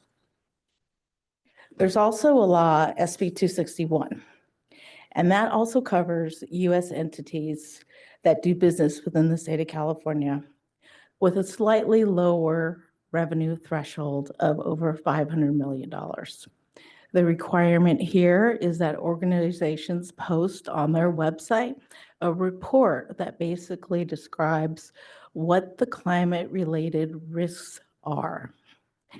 This law has actually the first compliance deadline that's coming up very soon. It is January 1st of 2026. So both laws are very significant, but the focus of today's presentation is on SB 253 and the greenhouse gas reporting requirements. So let's take a look at who actually has to comply with these laws. So to fall under this rule, your organization needs to meet 3 main criteria. For SB 253, your global annual revenue needs to be above $1 billion. You need to be classified as doing business within the state of California, and you need to be a U.S. public or private entity. And that second part, doing business in California, is much broader than what most people think. You don't really need an office or really need to have employees within the state to be covered. CARB's initial staff concept was to align with the California Franchise Tax Board definition of doing business in California, which is shown on these maps on this slide here. They've since explored using the California Secretary of State Business Database to identify other active entities as well. But the takeaway here is clear that even if you're based elsewhere, you may still fall under SB 253, and that threshold for economic activity within the state of California is very low. So now let's talk about a little bit about what you actually would need to report. So SB 253 requires disclosures of greenhouse gas emissions across 3 different categories. They're referred to as scopes based upon the Greenhouse Gas Protocol. I'll briefly, at a very high level, talk about what the various scopes are, but happy to take more detailed questions after the presentation. But scope 1 is considered direct emissions. These are emissions from fuel combusted from assets that organizations own or control. So think about facility, Think about natural gas within your facility being combusted. Think about the fuel combusted in company-owned vehicles. Scope 2 are greenhouse gas emissions from purchased electricity and other purchased energy sources. Scope 3 is really everything else. Scope 3 is everything in a company's value chain, from both upstream and downstream activities. It includes business travel. It includes shipping. It includes employee commuting. It includes your suppliers. And for some companies, it will include the use of the products that you sell from your customers as well. And scope 3 is really the big one. That's where we see often 70 to 90% of an organization's carbon footprint generating from is scope 3 emissions. And it's actually the hardest to measure. It is the most complicated. And this is where we really recommend that organizations get a head start and try to understand their scope 3 footprint well in advance of these compliance deadlines. Another aspect of these laws are the assurance requirements. Your emissions data will need to be third-party reviewed by an independent third party. There are essentially two different levels of assurance that are called out in these laws. The first is limited assurance. It provides a slightly lower confidence level in assurance. Think of it as a financial review. The standard is essentially framed in the negative. So it reads that nothing has come to the verifier's attention to lead the verifier to believe that the material presented is materially incorrect. So double negative. And this type of process typically involves a little bit less testing, a little lower cost, and a shorter time requirement. Then there's the reasonable assurance. The reasonable assurance is a full audit. It provides a high, though not absolute, level of confidence. And the standard is framed in that, you know, the information provided is generally a fair representation of the emission statement. These engagements typically involve a lot more testing, a lot more time, and significantly higher costs as well. But the key takeaway here is that it's all about data quality. Data quality really matters, really providing traceable and auditable emissions calculations, sources, documenting your methodology is all very important here. And to start early, because assurance providers right now are in very high demand in the state of California for this type of work. And that CARB is currently thinking through which assurance standard to align with, whether it's one of the new emergent assurance standards or the ISO 14064-3 standard. So that's currently being determined.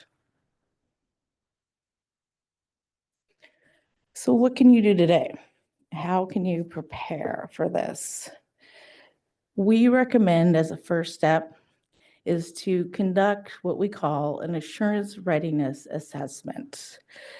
This process really helps you understand where you're at currently in terms of your data quality level and where your compliance gaps lie.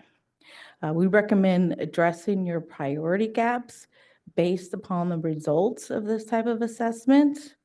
And then we recommend really focusing your efforts on developing a very rigorous data collection system that seeks to gather and process all of your emissions data across your organization in a very centralized manner. And doing that on a regular cadence. We see large organizations moving away from collecting this data on a quarterly basis, even looking to collect this data on a monthly basis. And then lastly, document your process. Who's collecting what? What emission factors are you using? What do your calculations look like? There is one document called an inventory management plan that we often recommend that clients prepare to provide to their auditor. It's essentially the recipe for your greenhouse gas footprint. Okay. So what happens if you don't comply? If you don't comply with SB 253, there are some real penalties. So non-compliance fines can lead up to a penalty of $500,000 a year. But beyond that, there's the reputational risk, which is, quite frankly, can be a lot worse. Investors, customers, and suppliers are all watching, and non-compliance can hurt your brand, your relationships, and in some cases, access to markets. And so the best protection is simple: show good faith, document everything, and stay in communication with CARB. If you have a question, reach out. So I want to briefly touch on a couple of the latest CARB updates in the last couple of weeks. CARB did recently release the GHG Scope 1 and 2 reporting template for next year's disclosures. They've noted that the use of those disclosures is going to be optional in the first year of reporting, but we recommend that organizations really look at that file to understand the level of detail and granularity that will be expected in future reporting years. The requirement is not to just report greenhouse gas emissions per scope 1 or 2, but to actually report emissions based upon emission sources within those scopes and all relevant GHGs. So it's quite granular, it's quite detailed. And also, CARB is currently within the rulemaking process. I think a lot of us that follow this closely were hoping or expecting to see draft regulations about a week ago, and CARB announced that there is a delay in those regulations until Q1 of 2026. That's the timing that they expect to bring the regulations to the board. Based upon the Administrative Procedures Act process, which is the process of the rulemaking. There's about a 45-day public comment period that would need to happen before the regulations were brought to the board. So it's speculative, but it's conceivable that draft regulations would be available towards the end of the year, but we just don't know. So let's wait, TBD. So in closing, SB 253 really represents a major shift in how companies are expected to manage and report their climate data. And it's complex, but this is a chance to get started now, really improve your systems and show real climate leadership. If you don't remember anything else from today's talk, I want to leave you with these 5 bullet points. And that is that you don't need a physical presence within the state of California to be covered by this law. Really try to understand your scope 1 and 2 and 3 emissions and start your scope 3 emissions early. Start preparing for assurance now, whether that's documenting your process, engaging an assurance provider, start now. And then treat next year, 2026 as your go live year. And then don't wait. Partner with experts that have done this before and are familiar with this process. So with that, thank you so much for your time. Happy to take any questions. We have time for 1 or 2 questions.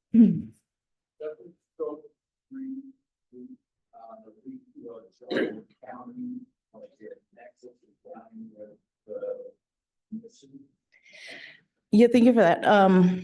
So in GHG accounting, when you think about double counting, it's quite possible to have double counting in scope 3 among organizations, but the goal is not to have double counting amongst scopes. So the scope 1 emissions, the scope 2 emissions, and the scope 3 emissions within any organizations should all be unique. They should all be separate. But so another way to think about this is one organization's scope 1 and 2, maybe another organization's scope 3. Thanks. Joe. Certainly, there's lots of precedents in California for requiring emission reporting systems that then lead to emission control programs. AB 2588 led to a lot of emission reduction requirements. What do you see? And obviously, we already have greenhouse gas controls, but they are mostly scope 1. So what do you see maybe coming down the pipe? Yeah, that's a great question because we get asked that question a lot by clients is like, is the expectation going to move to requiring us to reduce it? Currently, there is no expectation from the state of California to reduce it, but that's, currently, I'm not a window into what that would look like in the future. But I will leave you with this. I will comment that the reporting template that CARB did release did ask for intensity data as well, which I think was a surprise to people. So that's essentially emissions over revenue. And so that's one way to sort of track efficiencies of organizations. So, but currently there's no mandate to reduce emissions. All right. Thank you, Alice, for closing out session 3. Thanks again to all the speakers who came for session 3. We're going to take a 15-minute break and we'll come back at 5 after for final session.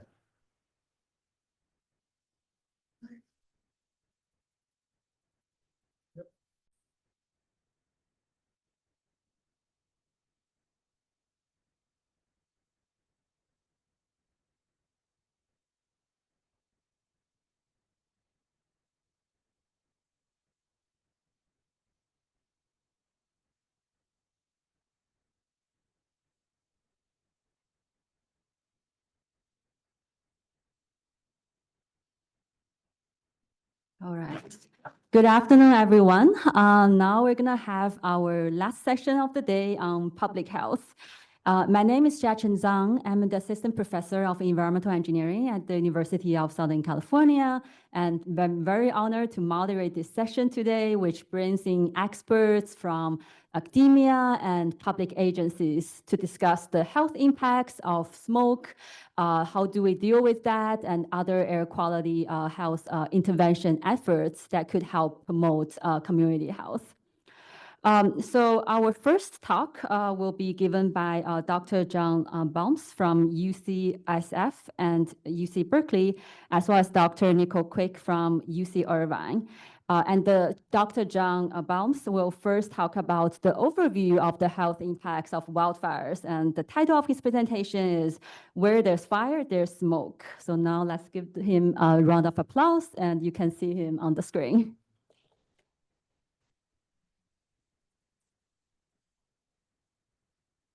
I think I have to be able to share my screen here. Yeah. Thank you. It's my pleasure to speak to the Western Air, Waste, and Management Association meeting. I wish I was there in person, but I'm up in Sacramento at the public meeting of the California Air Resources Board, which I'm on. Okay. Trying to advance the slides here. Okay, thank you.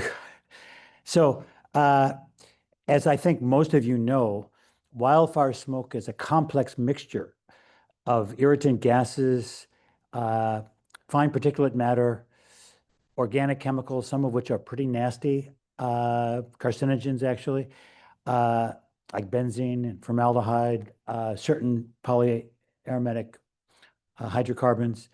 And lately, especially for those of you who are from LA, know about large wildland-urban interface fires, like the big fires in LA in January. In fact, I don't even call them wildland fires. They were started in wildland, but they were basically massive urban fires, which produce much more toxic emissions because man-made materials in houses and cars are particularly nasty when they burn. So wildfire smoke increases respiratory and cardiovascular illness. There's really very little doubt about certain of these health outcomes on this slide. We've known for a long time that wildfire smoke exposure exacerbates asthma, leads to increased hospital emergency room visits for asthma, chronic obstructive pulmonary disease, and also there's increased evidence of risk for infections like pneumonia and bronchitis, including COVID. There's good evidence that wildfire smoke enhances the risk for COVID. But what we've known for less long is cardiovascular outcomes. And now there's good evidence both in California and across the nation and in Australia about the cardiovascular effects of wildfire smoke exposure. And that involves the heart and the brain in terms of strokes. Now, we've made a lot of progress over the last few decades in California, but in the nation as a whole, implementing the Clean Air Act with regard to reduction of PM 2.5. And that, hard fought one reduction in PM 2.5 is being eroded by the increased contribution of wildfire to PM 2.5. There's a study by Marshall Burke and colleagues at Stanford that was published in Nature, just showing some of the data. And you can see how PM 2.5 has gone down nationally. That's the CONUS graph on the left. It's about 25% of, but then went up after 2016. And that going up is about 25% for the US as a whole, increased contribution of wildfire to PM 2.5, eroding some of the improvement in non-wildfire PM 2.5. And it's especially true in the Northwest and West. And the bottom slide on the right is really California, Nevada, and Arizona. And you can see that there's big spike in PM 2.5 from wildfire smoke. About 50% of PM 2.5 is now from wildfire smoke. So just a little bit about the toxicity of PM 2.5 from wildfire smoke versus other sources. Rosanna Aguilera and colleagues at Scripps, they published multiple studies on this, but I like this one because I'm an asthma guy, and especially pediatric asthma. And they showed in San Diego County, where they had pretty good catchment of all respiratory health emergency department visits in San Diego County, that wildfire-specific PM 2.5 led to about a 10 times greater effect with regard to increased healthcare utilization compared to non-wildfire PM 2.5. And they've shown this with adults and for other outcomes such as mortality as well. So wildfire smoke may be more toxic. The PM 2.5 in wildfire smoke may be more toxic than non-wildfire sources. So who's most impacted by wildfire smoke? And the next talk will be a lot about what's left over after the fire ash. But children and infants who have developing respiratory systems and cardiovascular systems are at risk. Old people like me, especially with pre-existing heart or lung disease, are also at greater risk. Pregnant people, individuals with higher exposure, of course, and that often is low income and under-resourced communities of color because they have homes that are leakier. They may have outside jobs that they're required to be at. And then, of course, unsheltered people, if they can't make it to a clean shelter. So this slide is from the Thomas fire in 2017. That was a fire in December that former Governor Jerry Brown said this was the new normal because we didn't used to have big fires in December. I think this is in Monticello, one of the areas that was impacted. And you can see their homes right down the mountains from where the fire is flaring. Next slide, please. Yeah. So California has the greatest number of houses in the wildland-urban interface. You know, because people like to move to where it's pretty and forested in California, we've overdeveloped, in my view, wildfire-prone areas, the wildland-urban interface. You know, large number of housing units are at risk in WUI areas. And we are continuing to build in those areas.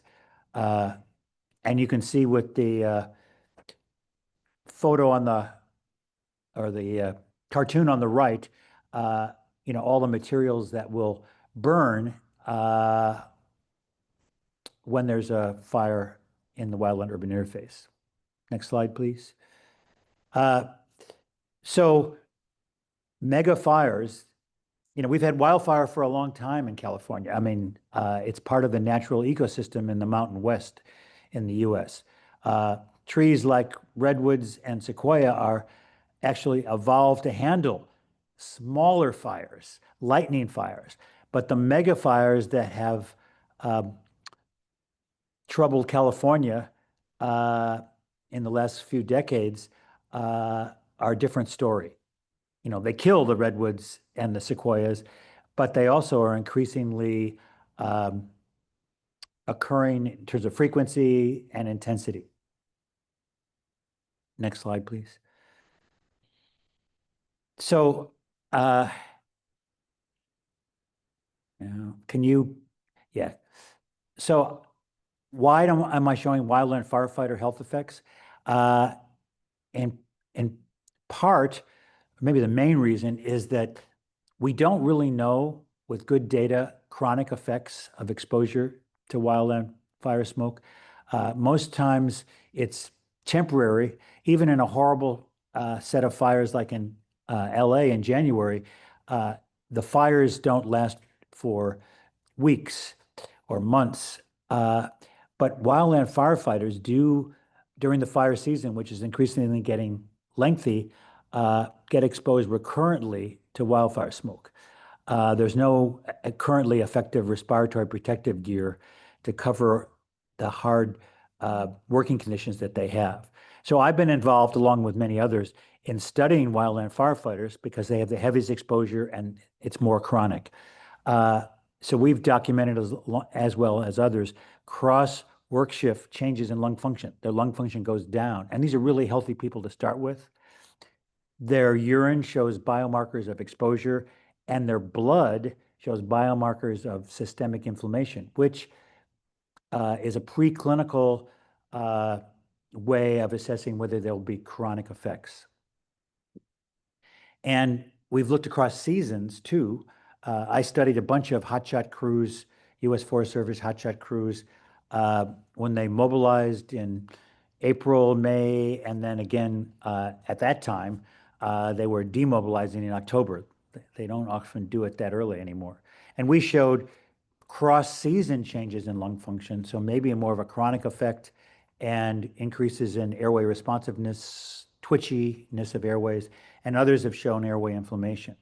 Next bullet, please. And so we really don't know if the fire season associated changes persist, because even though they're exposed heavily during the fire season, they do have months where there's no fires.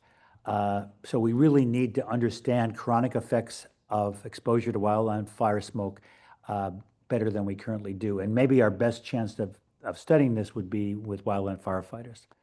Next slide, please. So kind of segueing into the next talk, after wildfire is put out, you're left with ash. And There's indoor air pollution by infiltration from outdoors, smoke and ash. Indoor surfaces are contaminated by deposition of airborne particles. Soil around homes is contaminated. Surface water gets contaminated. There actually has been studies in both Santa Rosa after 2017 fires and after the Camp Fire in Paradise in 2018, benzene contamination of the water system. So it's not just the acute inhalation. We have to worry about ingestion of ash later, ingestion related, and dermal absorption. Next slide, please. This is just showing cleanup in Paradise, in Pacific Palisades. This is done initially by EPA, and you can see how toxic the materials are thought to be because we have the workers in Tyvek suits wearing proper respirators and being very careful in how they handle the household materials that might be quite toxic. Next slide, please. And I just want to end by saying that we've got to do more to protect communities. Next, yeah. This is a map of where all the wildfire-prone cities are, and we need to bulldoze fuel breaks around neighborhoods, install new smoke detection cameras and sensors, remove vegetation around homes. That's a big issue. I'm from Berkeley, and people are having to deal with that. Improve escape routes and subdivisions. People died. The more people died in Paradise from getting trapped during escape routes as opposed from directly from the fire. And then train residents in initial fire suppression methods and watering down roofs. I think that's my last slide. Sorry if I've gone over time a little bit. Thank you. Thank you, John. I think we had time for one question. Anyone wants to take it? Okay. So I guess I was curious about like the intervention or preventions, like what are the strategies that the state could do to prevent the impact of wildfire or? Well, I think the most important thing is this stop development in wildfire-prone areas. I think it's crazy because it affects all of us when we have to spend a lot of money and risk wildland firefighter lives and other lives, when we have to deal with a WUI fire. I think that making communities more resilient is important. And like I said, I live in Berkeley and people are fighting an effort, but we're supposed to be clearing all vegetation, all wood fences around our homes 5 feet away from the homes. That kind of activity is important to prevent large WUI fires. Great. Yeah. Thank you so much for sharing your insights. Hope you have a good day at CARB. Thank you. I'm going to go back to the CARB meeting. Yeah. Thank you for taking the time to share your insights with us. That was a very nice overview. And now we're going to have Dr. Nicole Quick to dive more into the disastrous LA fire and how her team has been responding to the fire. Thank you.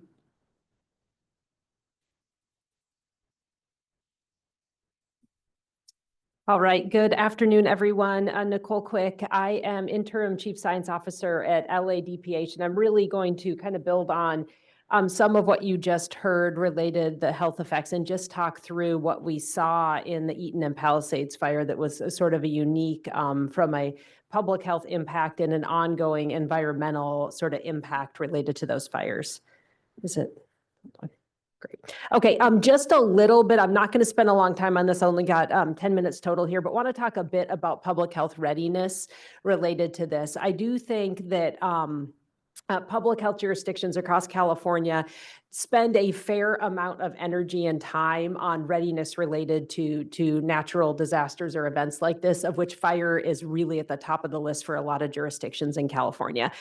So just pointing out in these fires that came out, there was a red flag warning that was issued. The emergency preparedness element of Los Angeles County Department of Public Health sort of kicked into gear related to that, along with a lot of other county departments, and got out notifications to departmental leadership and staff sort of be on ready depending on what their sort of job classifications are and what their role is in an emergency response. A couple of those are things that go out sort of uniformly to folks who are, dependent on electricity for any durable medical equipment. That could be oxygen concentrators, so forth. So there's set protocols in place to notify in cases such as this. Health facilities, LA's got jurisdiction over licensing and certification for health facilities. So one big thing that happens in LA is health facilities are notified, particularly those that may be in areas related to high risk for the fire, and or now after the burn scars in places where we expect flooding. So these are sort of things that happen in any case when we have events like this. Just showing some pictures here. The one that's on the left of your screen is actually from the office downtown where our emergency preparedness staff are. That is what it looked like as the fires erupted during the day. And then, of course, the one on the right is a little bit further into the fire. Okay, initial action. So the local health officer did declare a local emergency. That really sets into place some things that the Board of Supervisors and the county actions that they can take related to this. So that happens very rapidly. Incident command system. So the county went into ICS right away to respond to this, recognizing what a big event this was going to be, and the need for sort of streamlined uniform reporting, and to essentially bring staff in from other jobs into the fire response. One thing that I will say is that we did deploy staff into the incident command posts at the various fires and into the emergency operations center. So DPH staff kind of dispersed to the different areas where all of this is going on and report back, so that the public health emergency response activities can happen in a coordinated way. Environmental health staff get dispatched immediately, and one of their immediate roles is to go into shelters and do inspection, because we got to ensure that there's safe access for folks who are going to be in an evacuation center or a shelter. Smoke advisory, the health officer does issue smoke advisories, but those come right from South Coast Air Quality Management District. So essentially, DPH Public Health takes those, amplifies it just to increase awareness as sort of a secondary level. We do recognize, based on the last talk, great overview. We know very well the health effects related to wildfire smoke. And so this is kind of a given. Anytime we think there's going to be smoke impacts, that takes place. South Coast AQMD takes the lead on that, and then the county local public health amplifies that message. We did begin distributing personal protective equipment sort of immediately related to this. And that action took place right away. As soon as those evacuation centers and shelters were set up, we had staff out there handing out N95s and PPE so that we could provide some sort of immediate protection, recognizing that a lot of times when we have events like this, those evacuation centers and shelters tend to be close to wherever the impact area is. And so you do get impacts for workers who are working there and residents who have evacuated to those. This was in Pasadena. There was a large evacuation center there. I'm not going to go too much into this. We do also deploy all the staff on the medical side related to prescription drugs and all of the other things that go along with people who are displaced from their homes. But for the sake of today, we'll just say that, nursing staff supported a lot of folks out there. And we did have a lot of effort that went into medication. So continuity of people being able to have their medications is huge. It was really big in this fire, maybe bigger than some of our planning kind of, I would say planning criteria didn't maybe let us know how much this was going to be an issue related to this fire, these two fires, I should say. Now let's get to some of the public education component. Information, there's a website that was early on established dedicated to guidance and public health advice related to these two fires. On there, we spent a lot of time talking through and educating folks on, you know, the initial impact with the smoke and that a lot of that educational material is already out there. This isn't the only time that we deal with, you know, impacts from wildfire smoke here, whether the fires are in this area or coming from NorCal or wherever, right? Like we have that educational material out there. South Coast AQMD did a lot of speaking about this as well. But what was different about this one and what took a little bit more time to get out is what we wanted people to be aware of when they went back into their properties to do that initial sort of look around.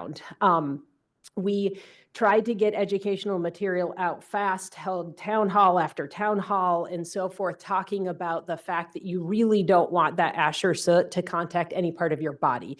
That means wearing proper eye covering, N95, Tyvek suits, and so forth. We had all of this information up here, resources for schools, resources for community, and that website, I mean, that took a while and that material got, I'd say, developed, sort of applied to the local situation and out, and a lot of information still on there. Just a couple more pictures here just on fire impacts. I think most folks have seen these. These ones were taken actually by our staff that were out there in driving around in the Eaton area and the Palisades area, handing out PPE to essential workers. So that was another focus that we had at DPH is those cleanup people who are in there going from, you know, property to property. There's pretty strict Cal OSHA requirements related to this, but some of those folks lacked access to PPE. So we had actually teams that were driving around in the two burn areas looking for workers that did not have PPE and providing it. And so some of these pictures are from those teams that were out there in the fire areas post burn. Right here's a picture of the kits that we distributed. Lots of these went out. Those were handed out at recovery centers. At some points in the recovery process, we had staff that were situated by the ingress routes into the areas that was at the time, there was roads that were blocked off and so forth. So we tried to position staff in areas where they could hand these out. So we were handing out kits for folks going back, paired with a lot of public education about please don't let your kids assist you in the cleanup process, and here's things to be aware of. Also air purifiers. Lots of air purifiers went out via community centers and a couple other places, resource centers and evacuation centers for anybody who wanted to essentially get one of those. Important to note that after the initial smoke plume, where you're thinking about an inhalation route of exposure, going forward, you're thinking a lot about ingestion, right? So some of these things, and we did see a downwind effect in the Eaton area related to lead that was likely from all of the lead homes that burn with leaded paint. You're thinking more exposure related to ingestion. And so that was important as well when we were talking to people about ways to protect themselves going forward, is just the different routes of exposure, potential routes of exposure. Just gonna point out a couple things here. I'm just gonna skip to the very bottom here. Lots of staff support in this ongoing recovery here. And in our environmental health department did respond to over 500 complaints related to leaf blowers and other issues related to the cleanup process. And there is still a local health officer order related to debris cleanup that is in place. And it's essentially saying that you got to follow the rules related to wetting and so forth and follow the process. And we still are getting complaints related to that to this day. Various points in time, there were windblown dust and ash advisories. Once again, those come from the AQMD, and the health officer at LADPH amplifies that message. The fact sheets, worker rights and debris cleanup safety. This was an area where I think there wasn't a lot of pre-existing material. So we did work with partners sort of at the federal, state, and local level to develop this and get that information out. Lots of focus on worker safety. And as I mentioned, we did have teams that were going out not only to contact workers, hand out PPE, but also in a collaboration with UCLA's Occupational Labor Center, some fit testing for the appropriate air purifiers for folks as well. Okay, I'm going to talk really fast because I know we have other folks coming, and I'm going to skip through some of this quickly. There were county level task force related to recovery that are still ongoing, and to throw out a couple things here. They did, DPH did do a rapid community needs assessment. Some of the information in there really drove where resources needed to go. Some of that was mental health. There was a bunch of things that came out of that. So that took place for that. Ongoing guidance with schools. I think there was a good collaborative working relationship and still is between the two affected school districts, the state agencies, and local public health to kind of provide guidance on what it means for reopening schools and what sort of assessment should be done in schools related to, ash and fire debris and potential impacts. I'm going to just point out on this page here, LADPH created a post-fire assessment dashboard that you can access now. If you just Google it, there's a post-fire assessment dashboard, DPH. It's going to take you to a dashboard that has impacts sort of sorted by soil, air, water, and what this really is a central repository for all of the environmental sampling and data related to like any academic regulatory agency that has been involved in looking at this post-fire. Robust reference source here. DPH is not sort of approving any of this. These are academic partners / regulatory agencies that are all doing their own investigation, but this central repository has been a super useful place to get all of the data out there so that the public can go there and see what all of the, potential environmental data related to the impacts related to fire. I want to go into two specific things that are still active recovery effort areas. I mentioned that downwind impact that was seen related to lead downwind of the Eaton fire. Because of that, DPH has offered free blood lead testing pretty much to anybody in the county. Anybody can go in there. It can be done via Quest. Early on, we were doing a bunch of community events related to this where people really encourage those at most risk, or I should say most risk of the detrimental effects of lead, which are pregnant women, children, so forth, to come in and get tested. Luckily, as of, this is a bit old now, so as of September 16th, there was almost 2,000 individuals that had been tested. I believe the numbers in the range of 7 to 10 did have elevations past the benchmark of 3.5. Those were all older individuals, and public health nurses followed up with everybody. So this is very reassuring data that lead exposure has not resulted in a impact as far as human health on lead levels in individuals. That program is still going. If you're interested in that information, go ahead and get on that dashboard and you can get more information on that. Also, because of that downwind effect of the lead, the county has a lead soil, Eaton soil lead testing program right now. This is available for anybody who's in the Eaton fire area, downwind, around, pretty much in any direction around the Eaton fire.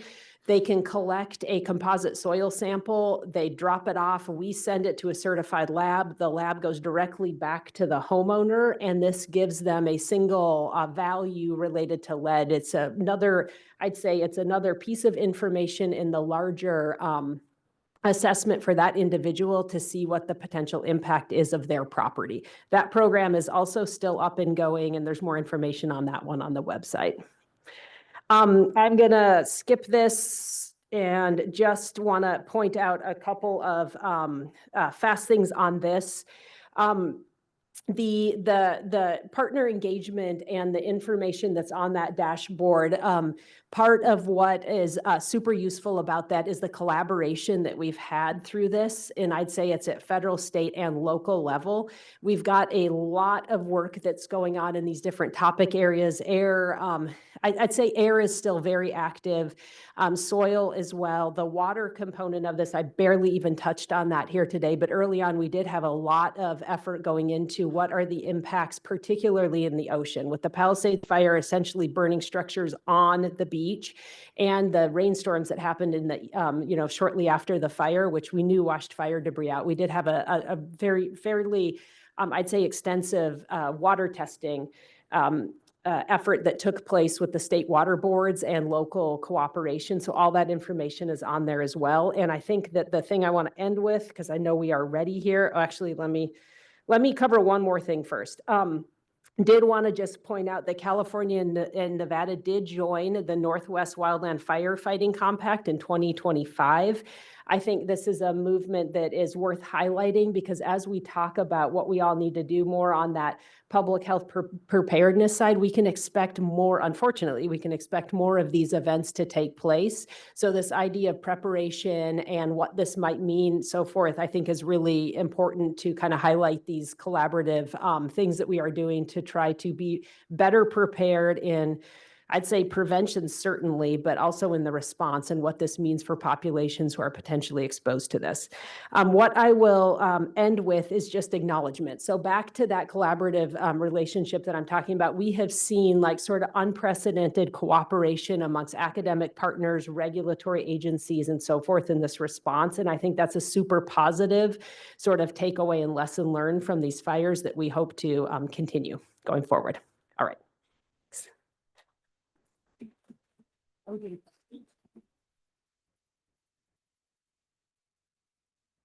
Thank you so much. Yeah. Very informative presentation and really appreciate your team's work. As someone actually live near the Eaton area and I got woke up at 3:30 a.m. and I didn't know where to go. So I went to my office at USC and there was like smoke. I could smell that even in the hallway. So I should have checked the air advisory before I went to my office at USC with my family. But anyway, so that transitions very well to our, do we have a question? I wanted to make a quick announcement. Okay, go ahead. To any of the young professionals in the room, if you don't know, the Air and Waste Management gives a discounted membership for YPs under 35 for $35 a year. Highly recommend it. There's also lots of young professional activities and publications that the association brings out. Sorry for the commercial break. Great. As well as our reception later today. So anyways. Yeah, and the reception is Back not to only you. open to young professionals, it's open to everybody, as Yes, I understand. open to right? everybody, but it's hosted by young professionals. Yes, yeah. So hopefully everybody will be able to attend it. Okay, so that also transitions naturally to the next topic on air advisories. I'm kidding. Next, we're going to have Dr. Scott Epstein from SC-AQMD to talk about wildfire-related air quality forecasting. And Scott's team is in charge of a lot of different aspects that important work at AQMD, including like MATES, for example, the public health aspects, as well as the air quality forecasting. So I'll give the floor to Scott. So the timer is for 20. It's for like 17 minutes. Okay, got it. Okay. Hi, everybody. I'm happy to be here.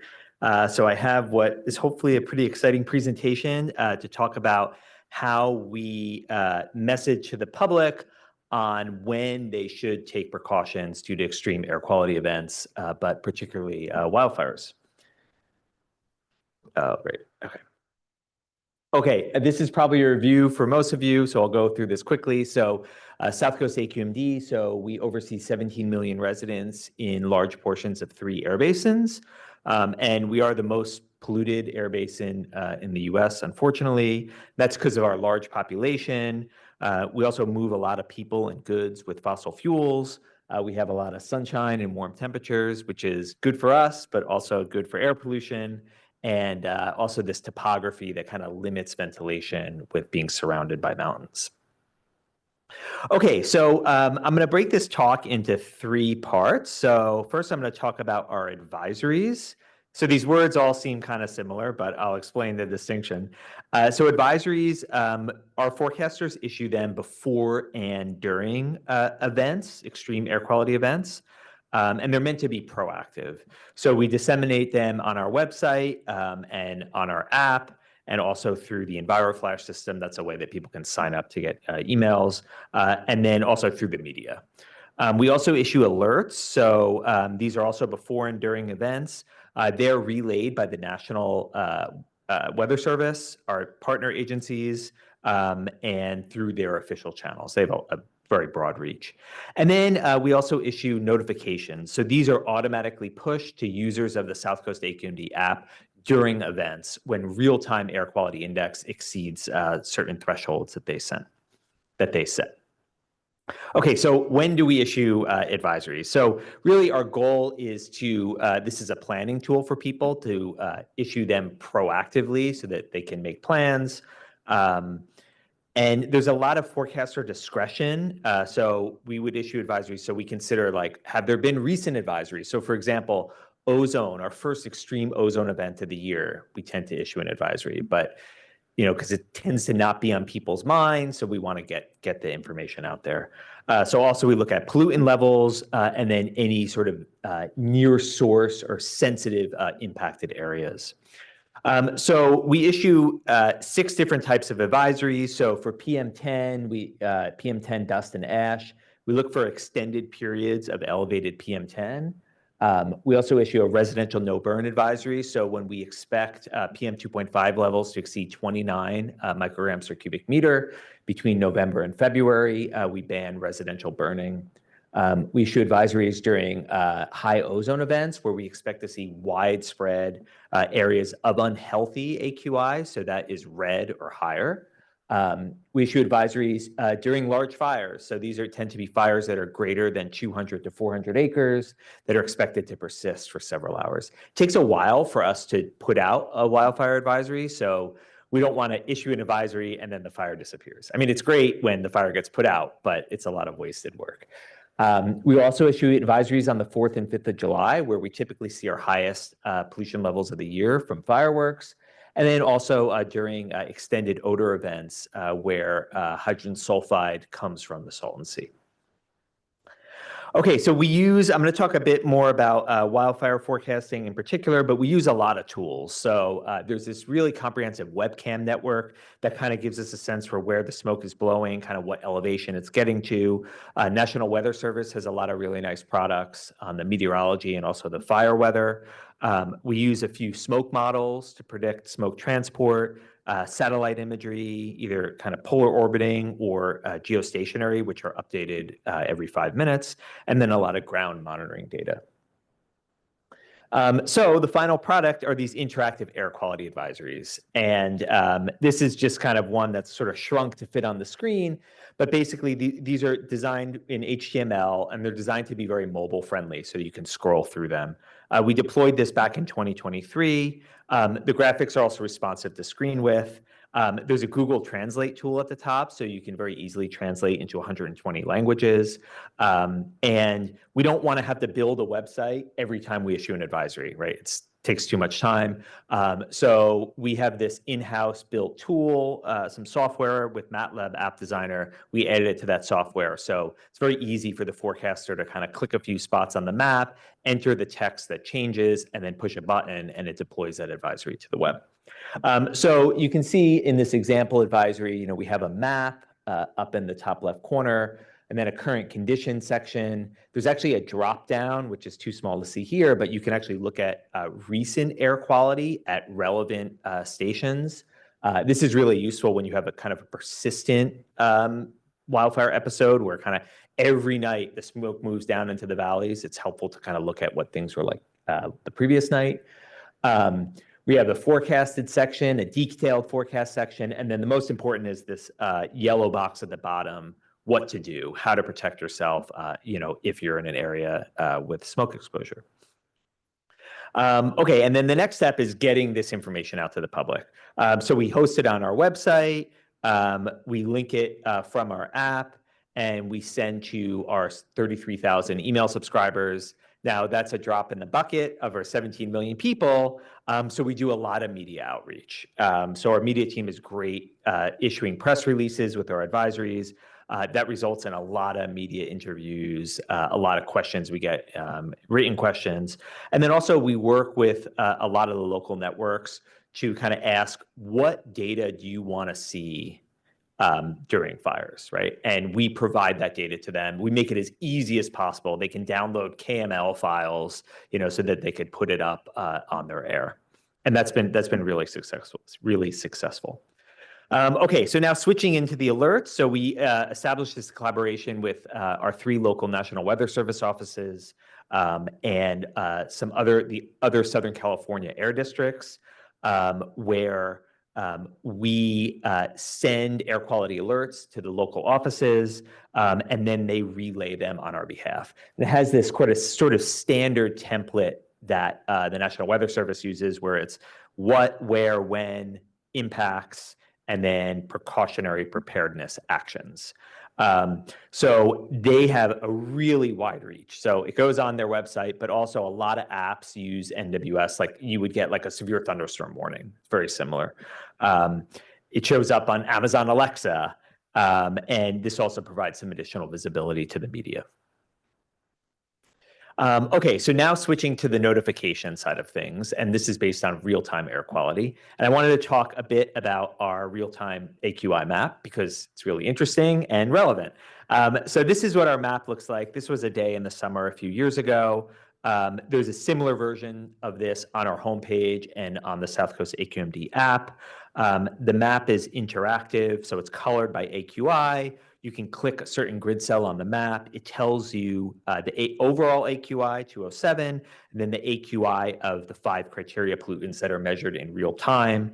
It also tells you if those values are measured at that location or approximated. I'll tell you how we do those approximations. It has 5-kilometer resolution, so kind of neighborhood scale, and then the circles show where the regulatory monitor measurements are made. So in order to produce this map, every hour we're actually blending our regulatory monitoring network at 35 or so stations with a bunch of consumer-grade sensors and an air quality map that's generated by NOAA.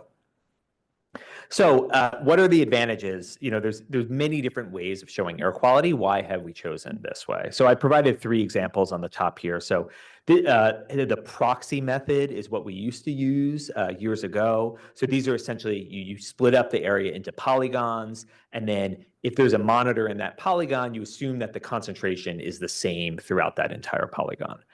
There's also maps like the A&WMA map, which use an inverse distance weighted approach to kind of interpolate between monitors.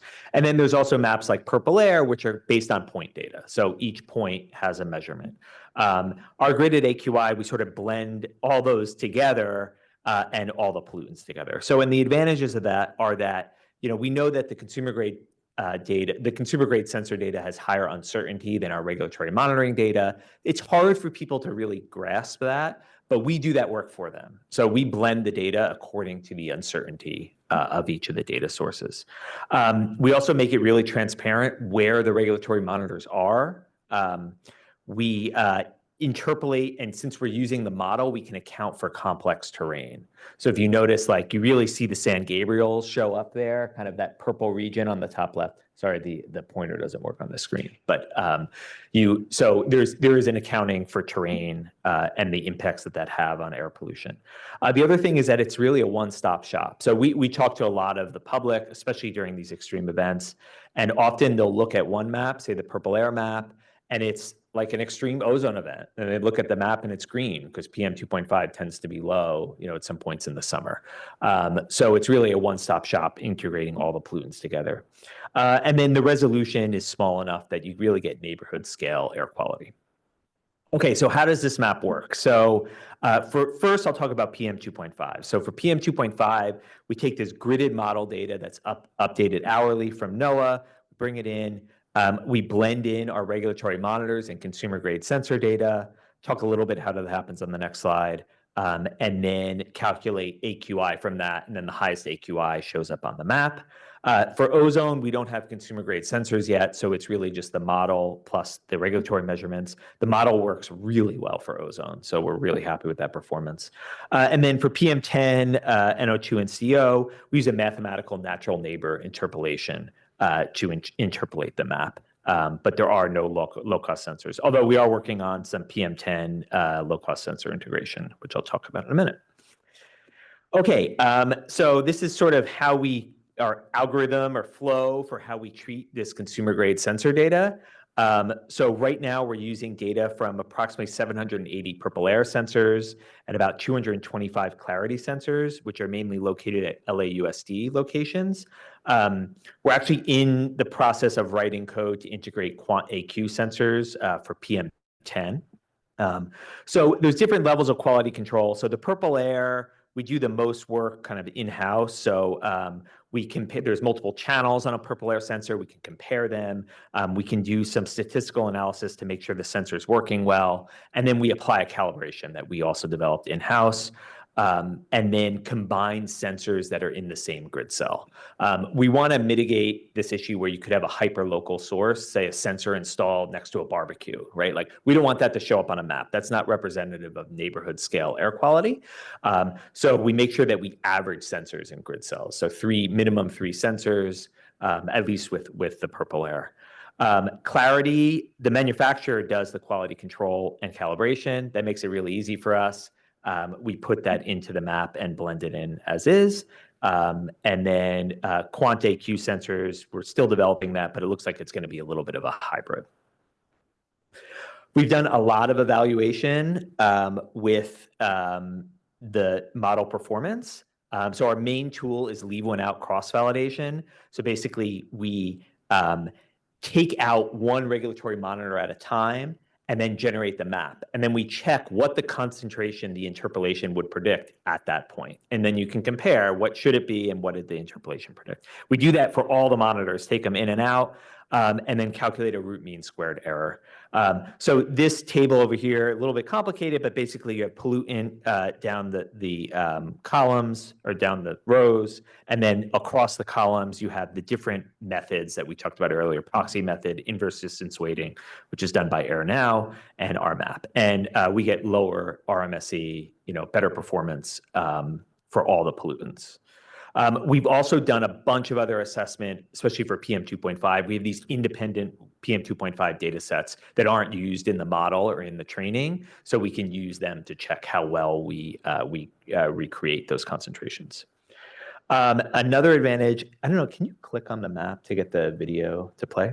Another advantage is the map works really well during wildfires. So we have it set up so that it automatically integrates in our temporary monitors. So during wildfires, our monitoring analysis division will deploy temporary PM2.5 EBAMs in the field, and that data gets automatically ingested into the map and integrated into the framework. We've done similar analysis that I showed earlier, but just looking at wildfire days, and the performance is better than the other methods during wildfire days. We also show the other data sets on here. So the gravimetric data set in North Hollywood. So that's when we bring in those other data sets. We also see improved performance.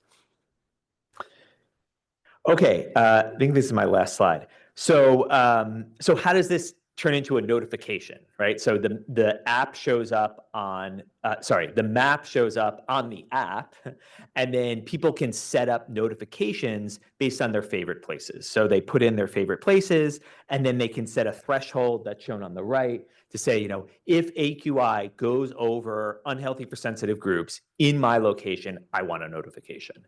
And then the app will do a push notification, and then also give a notification when the levels drop below that level. Okay, so this is my last slide. I want to just acknowledge my air quality assessment group who did a lot of work to put this, I'll do all this work and put this slide deck together, and I'll take any questions.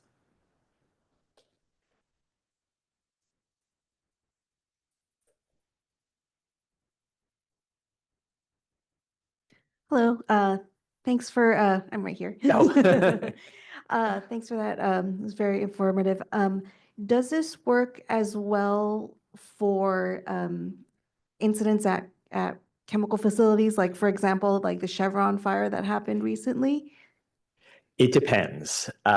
It depends how much low-cost sensor or consumer-grade sensor coverage there is in the area. They're not uniformly distributed, unfortunately. So we find that there's a pretty strong correlation with income. So higher income areas tend to have more sensors.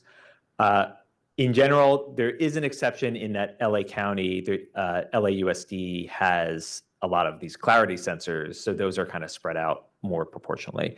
But unfortunately, the Chevron fire area, there wasn't much low-cost sensor coverage in that area, so it didn't show up on the map. But there have been events, small-scale events, that just happen to be an area that's well monitored, that it will show up. Thank you. Yep. All right. Thank you, Scott. Really great presentation, great work. And I encourage you all to download the app because I downloaded that. I actually used that after I evacuated from the Eaton fire. So thank you. And next we have Dr. Kimberly Getman, who's from OEHA, another very important public agency protecting public health. And she leads their scientific research division. And let's give her a round of applause.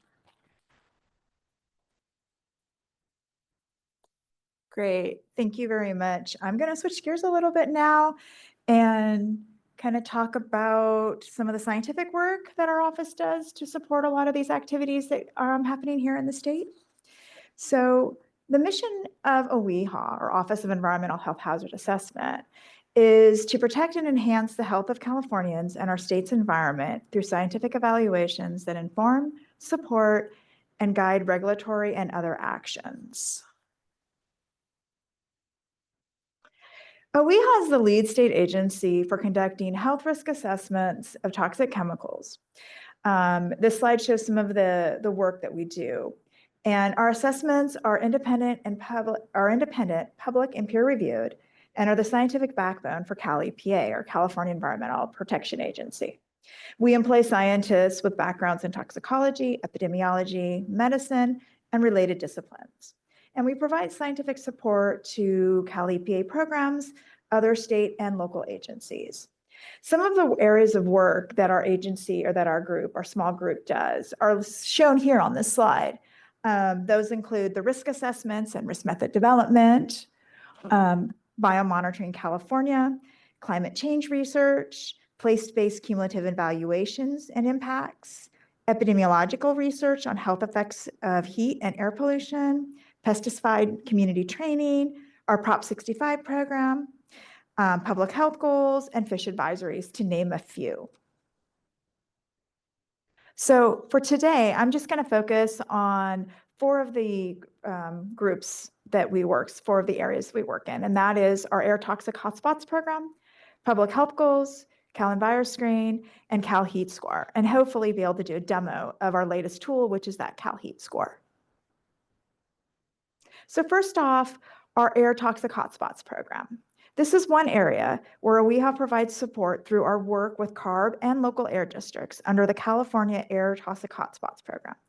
OEHA has multiple roles in this program. First, we work with CARB to determine which chemicals should be listed under the hotspots program. OEHA also works with CARB to prioritize the hotspots chemicals for development of health guidance values for use in the program. The local air districts then apply these guidance values to emissions from stationary facilities, and OEHA is then charged with reviewing those health risk assessments that come from the stationary facilities. As I mentioned in the previous slide, one of OEHA's roles is to develop health guidance values for chemicals identified under the hotspots program. These health guidance values are developed based on a couple of different things. One, exposure potential, the availability of data, scientific information, requests from CARB or local air districts. Also, air districts can request what is called an IREL, or interim reference exposure level. And this is typically done when we're looking to try to exempt a volatile chemical. These scientific evidence and methods that are used to develop these health guidance values are for both the cancer and non-cancer endpoint. And then all of that information is found in the technical guidance documents that get produced. So there are two different, as I mentioned, there are two different health guidance values. One is a REL, or reference exposure levels. And these are developed for non-cancer endpoints, such as liver toxicity or immune effects. And these are the concentration of a chemical in an air that a person can be exposed to without expecting any adverse health effects. In particular, the methodology explicitly considers the possibility of differential effects on the health of infants, children, and other sensitive subpopulations. These are time dependent, so we could develop an acute REL for a very short exposure to a chemical, an 8-hour REL, or ones that are more chronic. The second type of health guidance value is what are called inhalation unit risk values. And these are developed for cancer-causing chemicals. And they are the estimate of an additional risk of developing cancer over a lifetime if a person was exposed to 1 microgram per cubic meter of that chemical in air. So when these health guidance values are developed, we follow a very rigorous internal process for evaluating the scientific literature that is used to develop the document and the value. Once the technical document is drafted, it is released to the public, and then the process is followed here as outlined in the slide. We allow for comments and feedback from both the public and subject matter experts. And during the public comment period, we receive both written, or we accept both written comments, and also we hold 2 in-person workshops, one in Northern California and one in Southern California. Following the public input period, we will provide a technical summary to the scientific review panel on toxic air contaminants, or SRP. And that all happens in the public and during a public meeting. The panel is made up of 9 experts from various disciplines and are appointed to 3-year terms.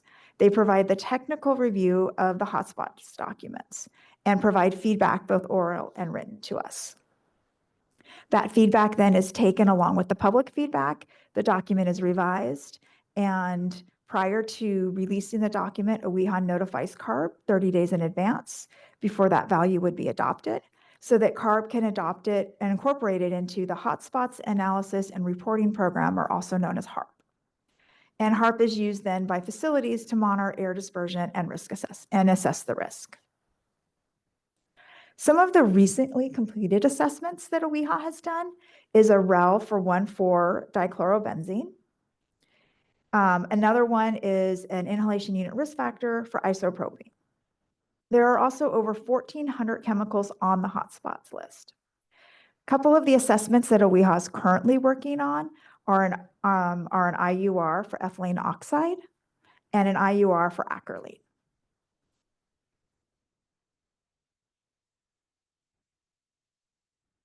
Local air districts require stationary facilities to use OWIHA's methodology and health guidance values in performing health risk assessments.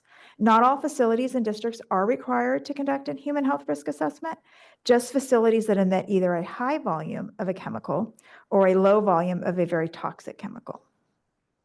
Once those HRAs are developed, they are submitted to OWIHA for review to ensure that they follow our guidance and are adequately protective of human health. The second program that I want to talk about briefly that OWIHA is involved with is our public health goal program. And OWIHA develops these values for the water board, and they are concentrations of a chemical in drinking water that does not pose a significant risk to human health. They are non-regulatory scientific values that undergo an external peer review and 2 rounds of public comments. The public health goals serve as the scientific basis for regulatory standards and are used when the State Water Resource Control Board develops their maximum contaminant levels. Some of the public health goals that we currently have in progress include, we've been working on a draft public health goal for the cancer assessment of hexavalent chromium.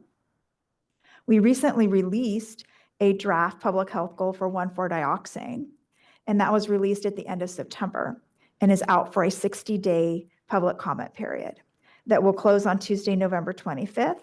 And we will be holding a hybrid public workshop on Thursday, November 13th from 9 to noon at the Cal EPA headquarters in Sacramento. OWIHA back in January held a public workshop for A&WMA, and we are currently working through the public and peer review comments for that public health goal. Some of the future work that we are doing, back a few weeks ago on October 3rd, we released an initiation document, and that document is basically the starting process for gathering information for the next set of chemicals where we are looking to develop a public health goal. And those chemicals are PFHXS and arsenic. And for arsenic, it's an update of the current public health goal. That document that is requesting any type of information that the public might have that would help us and assist us in developing the public health goals, the data submission for that closes on November 3rd.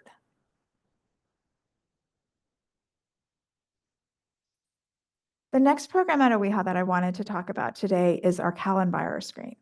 This is a screening tool presenting a cumulative analysis of the relative burden in California communities from pollution and population vulnerability. The tool combines a variety of data sources to identify communities living in areas that are most affected from sources of pollution and people who are most vulnerable to sources of pollution. The tool is community focused, and as the geographic data is focused at the census tract level.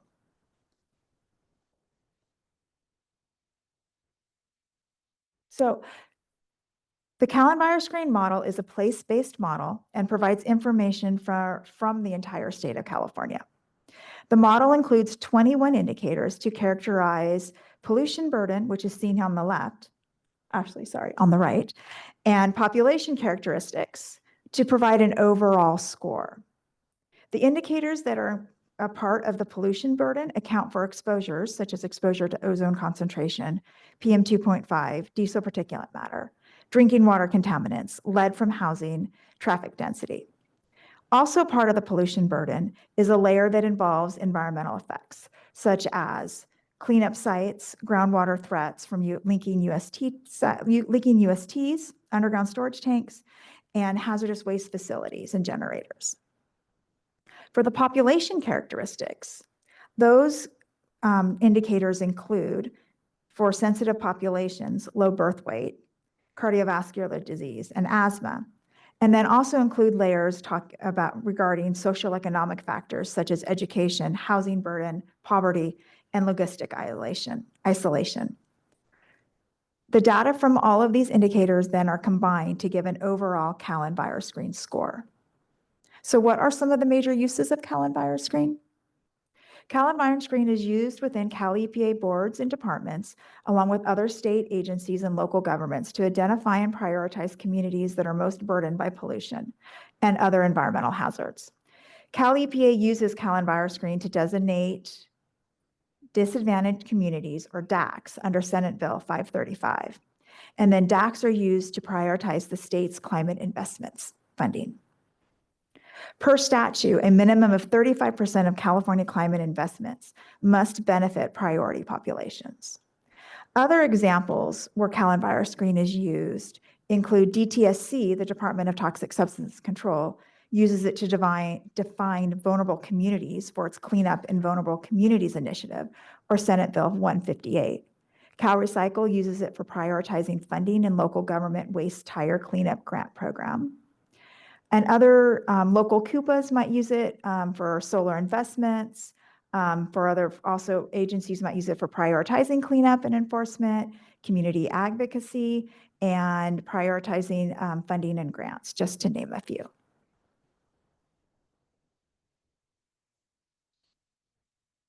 The final program that AWIHA has that I'd like to talk about today is the California Communities Extreme Heat Scoring System, or CalHeat Score. This is our latest tool that was released on December 31st, 2024. CalHeat Score is a web-based mapping tool that uses a heat health ranking system to provide awareness about local and regional extreme heat events in California. CalHeat Score translates weather information into easy-to-understand heat scores ranging from 0, no concern, to 4, to a severe event, indicating the increasing levels of human health risk from an extreme heat impact. Extreme heat is the deadliest climate hazard and is known as climate change's silent killer. And that's because it doesn't create real visible signs of damage like other climate hazards do. Due to this, there's low awareness on the public health impacts of extreme heat. In response, AWIHA created CalHeat Score. As I mentioned, it's an early warning tool that provides a ranking system. And it's to increase the public awareness through easy-to-understand scores and to reduce heat-related illnesses and deaths. This is a science-based tool that is positioned to protect those in California who are underneath the most vulnerable to heat. So how does it work? CalHeat Score is a system that ranks the severity of upcoming heat events similar to the existing hurricane or tornado indices. It ranks zip codes with a 0 to 4 daily heat ranking risks to community health using localized weather and emergency room data. It shows today's weather conditions as well as the upcoming 7-day forecast. The tool provides zip code level rankings of the severity of the heat events that are tailored to California's diverse microclimates and populations. It is also a resource hub, providing information for vulnerable populations, such as how to recognize signs of heat illnesses and ways to keep you safe during a heat event. Cal Heat Score not only communicates heat risks, but it also connects people to locally available resources to help them stay safe, like nearby cooling centers. If you're able to click on the map.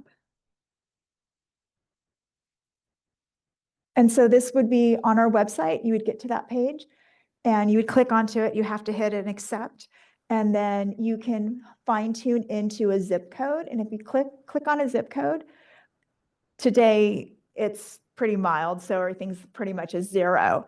But if you can imagine in the hot heat of the middle of July, where it's 100 plus degrees, these would be red. If you can, then you can see up on the top, it's got today, October 23rd, all the way out to next week. And then on the bottom, you can see, maybe you can see little tabs. There's a tab that lists cooling centers. So during extreme heat, it would list all of the local cooling centers for the zip code that you have clicked. Okay.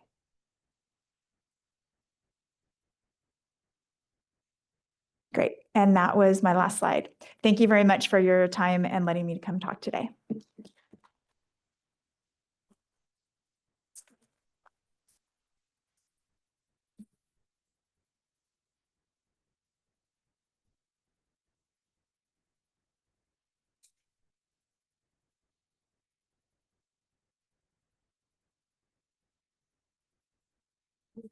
Oh, sorry. Thanks for the talk. Can you talk a little bit more about the IRLs? So they would be requested and then it's like quick turnaround to get a rel while like the official one is developed, or how does that work? So they're not, we've only done a few. And typically what it is that there is a VOC that you think the request would come in that we don't need anything for, that it could be exempt from the process. And so we would develop an IREL for that VOC, for that chemical, to basically that would, then when you, instead of putting into the hotspot, or when you put into the HART program, it'd be like, okay, there's no risk associated with it or no hazard associated with it. And so you wouldn't have to be worried, facilities wouldn't have to be worried about sampling for that or having to be worried about that chemical. Yeah, not the opposite. Yeah, so it'd be a chemical where we really don't think that there's any concern, and we want to make sure. Yeah. Like I said, we've only done a very, very few number of those. I have a quick question. You are updating the unit risk factors or the RELs, and you are going to put the latest information. This is one part of risk analysis which people had to do it. We believe your data will be more appropriate, more current, but then it has to marry with the emissions calculation which people do. And the problem is that the data which we get from there, which gets tied to your number to calculate these risk estimates, is very old and very conflicting. So you have to have some mechanism, in fact, to tell the agency, your similar agency, in fact, under the EPA, I believe, that CARB, look here, that we are revising this thing. You should also look into this. There are emission databases, CATF is there, California Toxic Factor, EPA is there, and many times they are not agreeing. And really what alarmed me that acrolein, which you are saying that, is problematic because emission factors are higher. So people will start failing what to do. There's no other option for them, So you have to make some mechanism. Whenever you are updating this, you have to tell that branch, this is what you are going to do. You would like to review the information and you say that, that's what you can use. Okay, thank you. Yeah. Thank you very much, Kim, for a wonderful overview of the OEPUB program. And last but not least, we're gonna have a speaker from CARB, where I used to work at. So great to see you again. And Shayna Simona is an air pollution specialist at CARB in the research division, and she's gonna give a presentation with a very positive note because the title is High Five, which you're gonna see it in a minute. Thank you.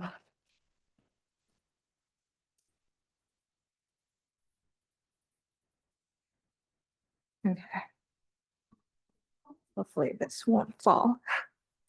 Well, good afternoon, everyone. The health impacts of filtration improvements in elementary schools, also known as High Five, is a project that I worked on during my master's degree at UC Irvine. It was funded by CARB, where I now work as an air pollution specialist. And the principal investigators, Dr. Vieira and Dr. Bartel, couldn't be here today, so I'll be sharing an overview of the first phase of this project.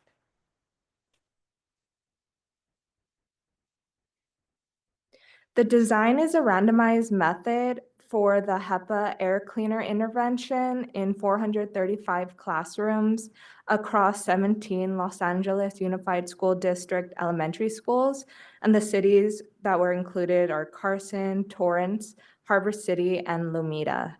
And the reason for the site selections are that the schools are located near major pollution sites, and that could include the Port of LA, highways, industries, and refineries.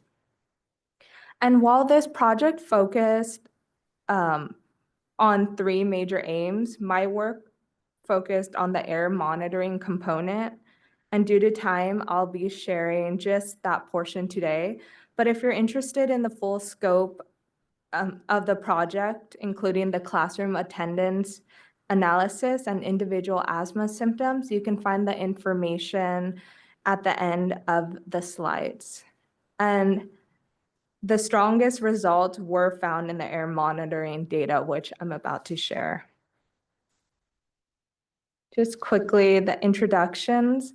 The investigators for the project are listed here. Dr. Veronica Vieira, Professor and Chair of Environmental and Occupational Health at the University of California, Irvine, and Dr. Scott Bartel, Professor of Environmental and Occupational Health and Statistics at UC Irvine, and me, Shayna Simona, when I was a graduate student for environmental health sciences, also at UC Irvine.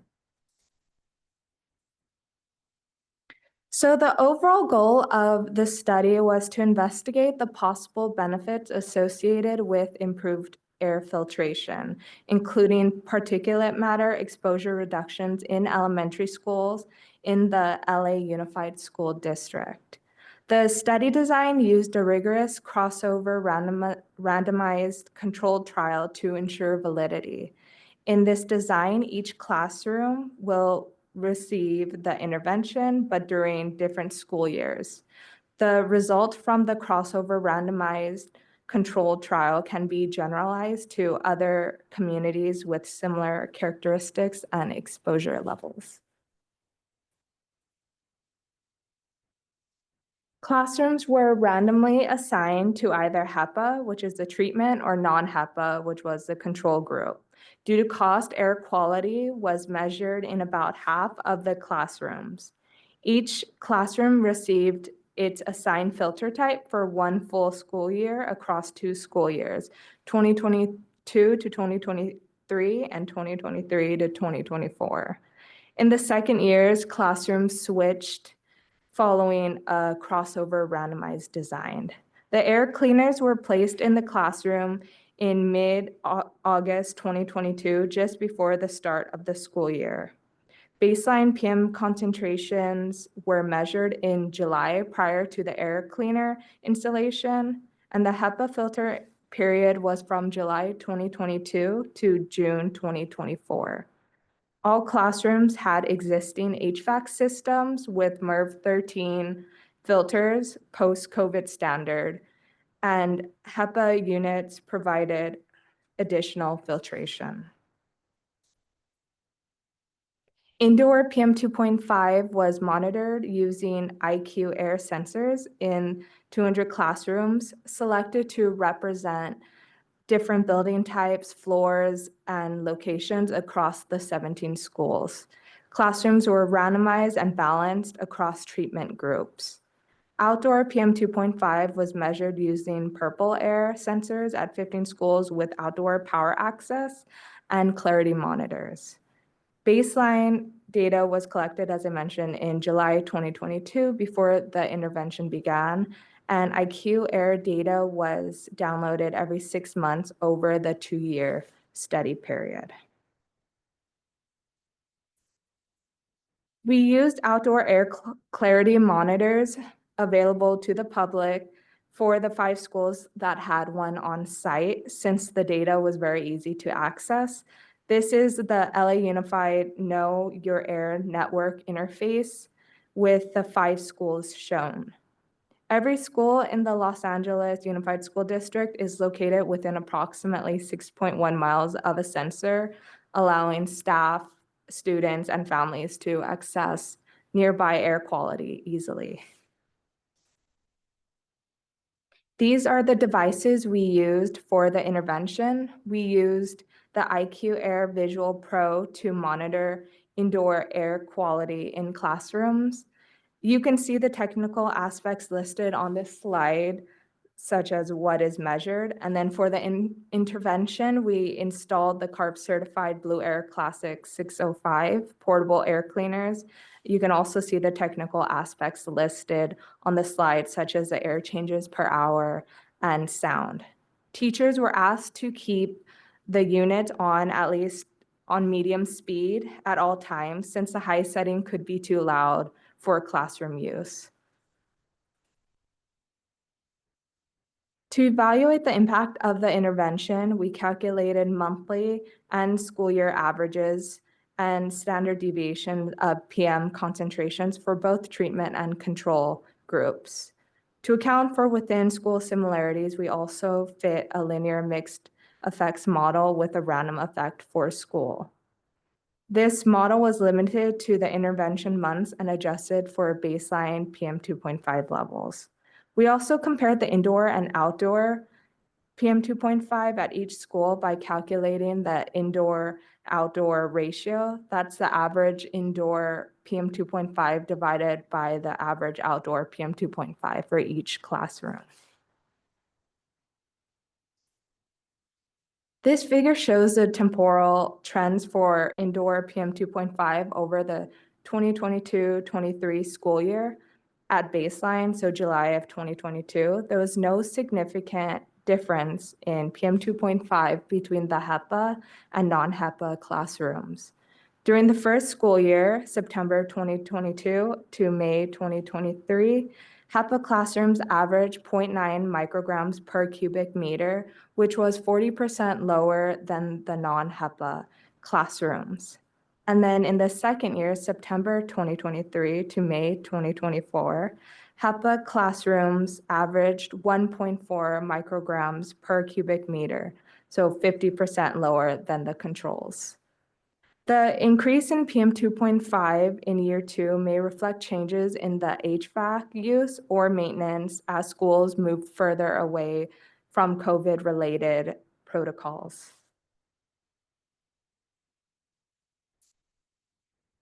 Here's a comparison of the outdoor air quality captured by the Clarity Air monitors for the 5 schools that had them on site.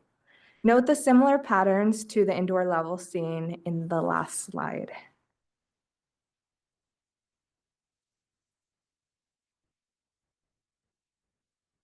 Outdoor PM 2.5 levels from September to May were consistently higher than indoor classroom levels.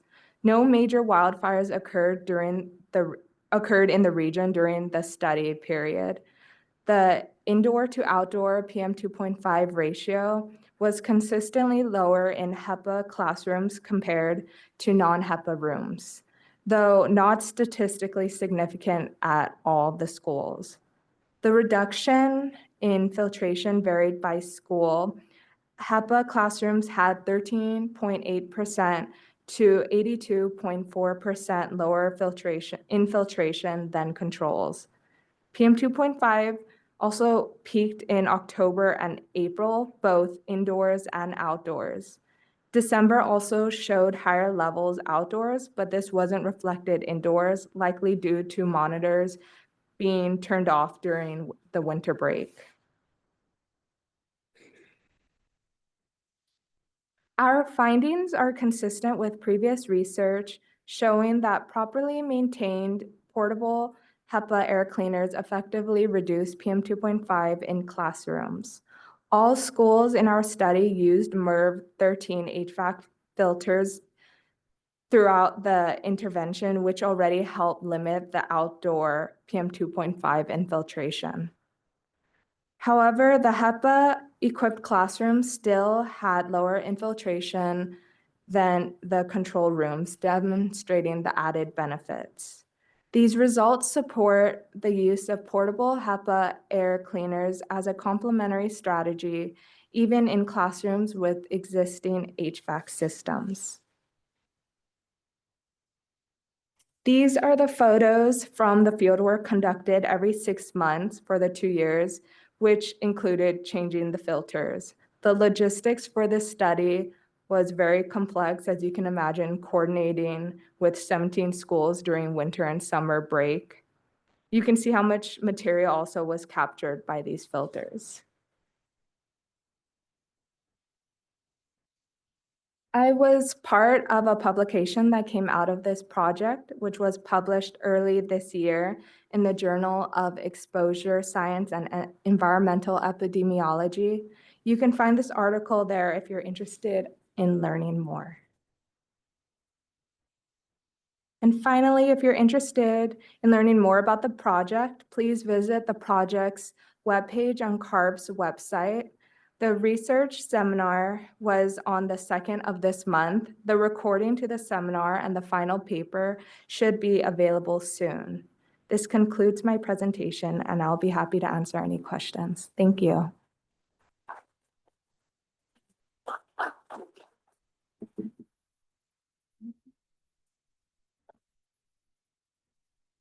This is a very interesting study. So I noticed that you used different sensors for indoor and outdoor air quality. So how do you think like that may affect the results?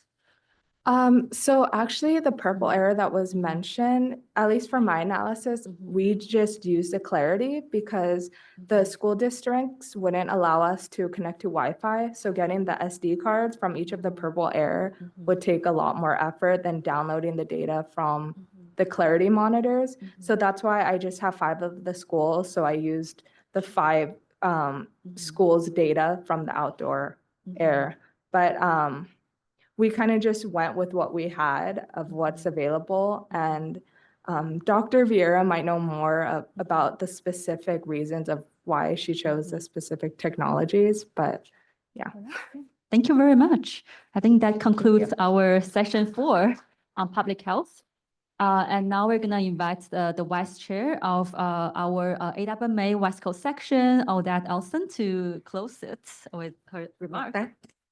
Hi, everyone. Okay. Okay, hi, everyone. Enough about me. I wanted to just extend a big thank you for all of you for attending, for all of our sponsors who have been so generous with their support, and also for South Coast Air Quality Management District for hosting this event.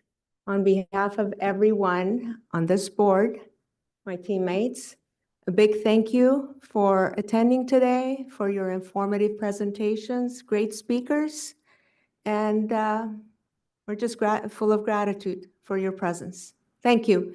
Before I forget, there's a reception outside, CC2. Please join us. Did I forget anything, Adam? Thank you. Thanks, everyone.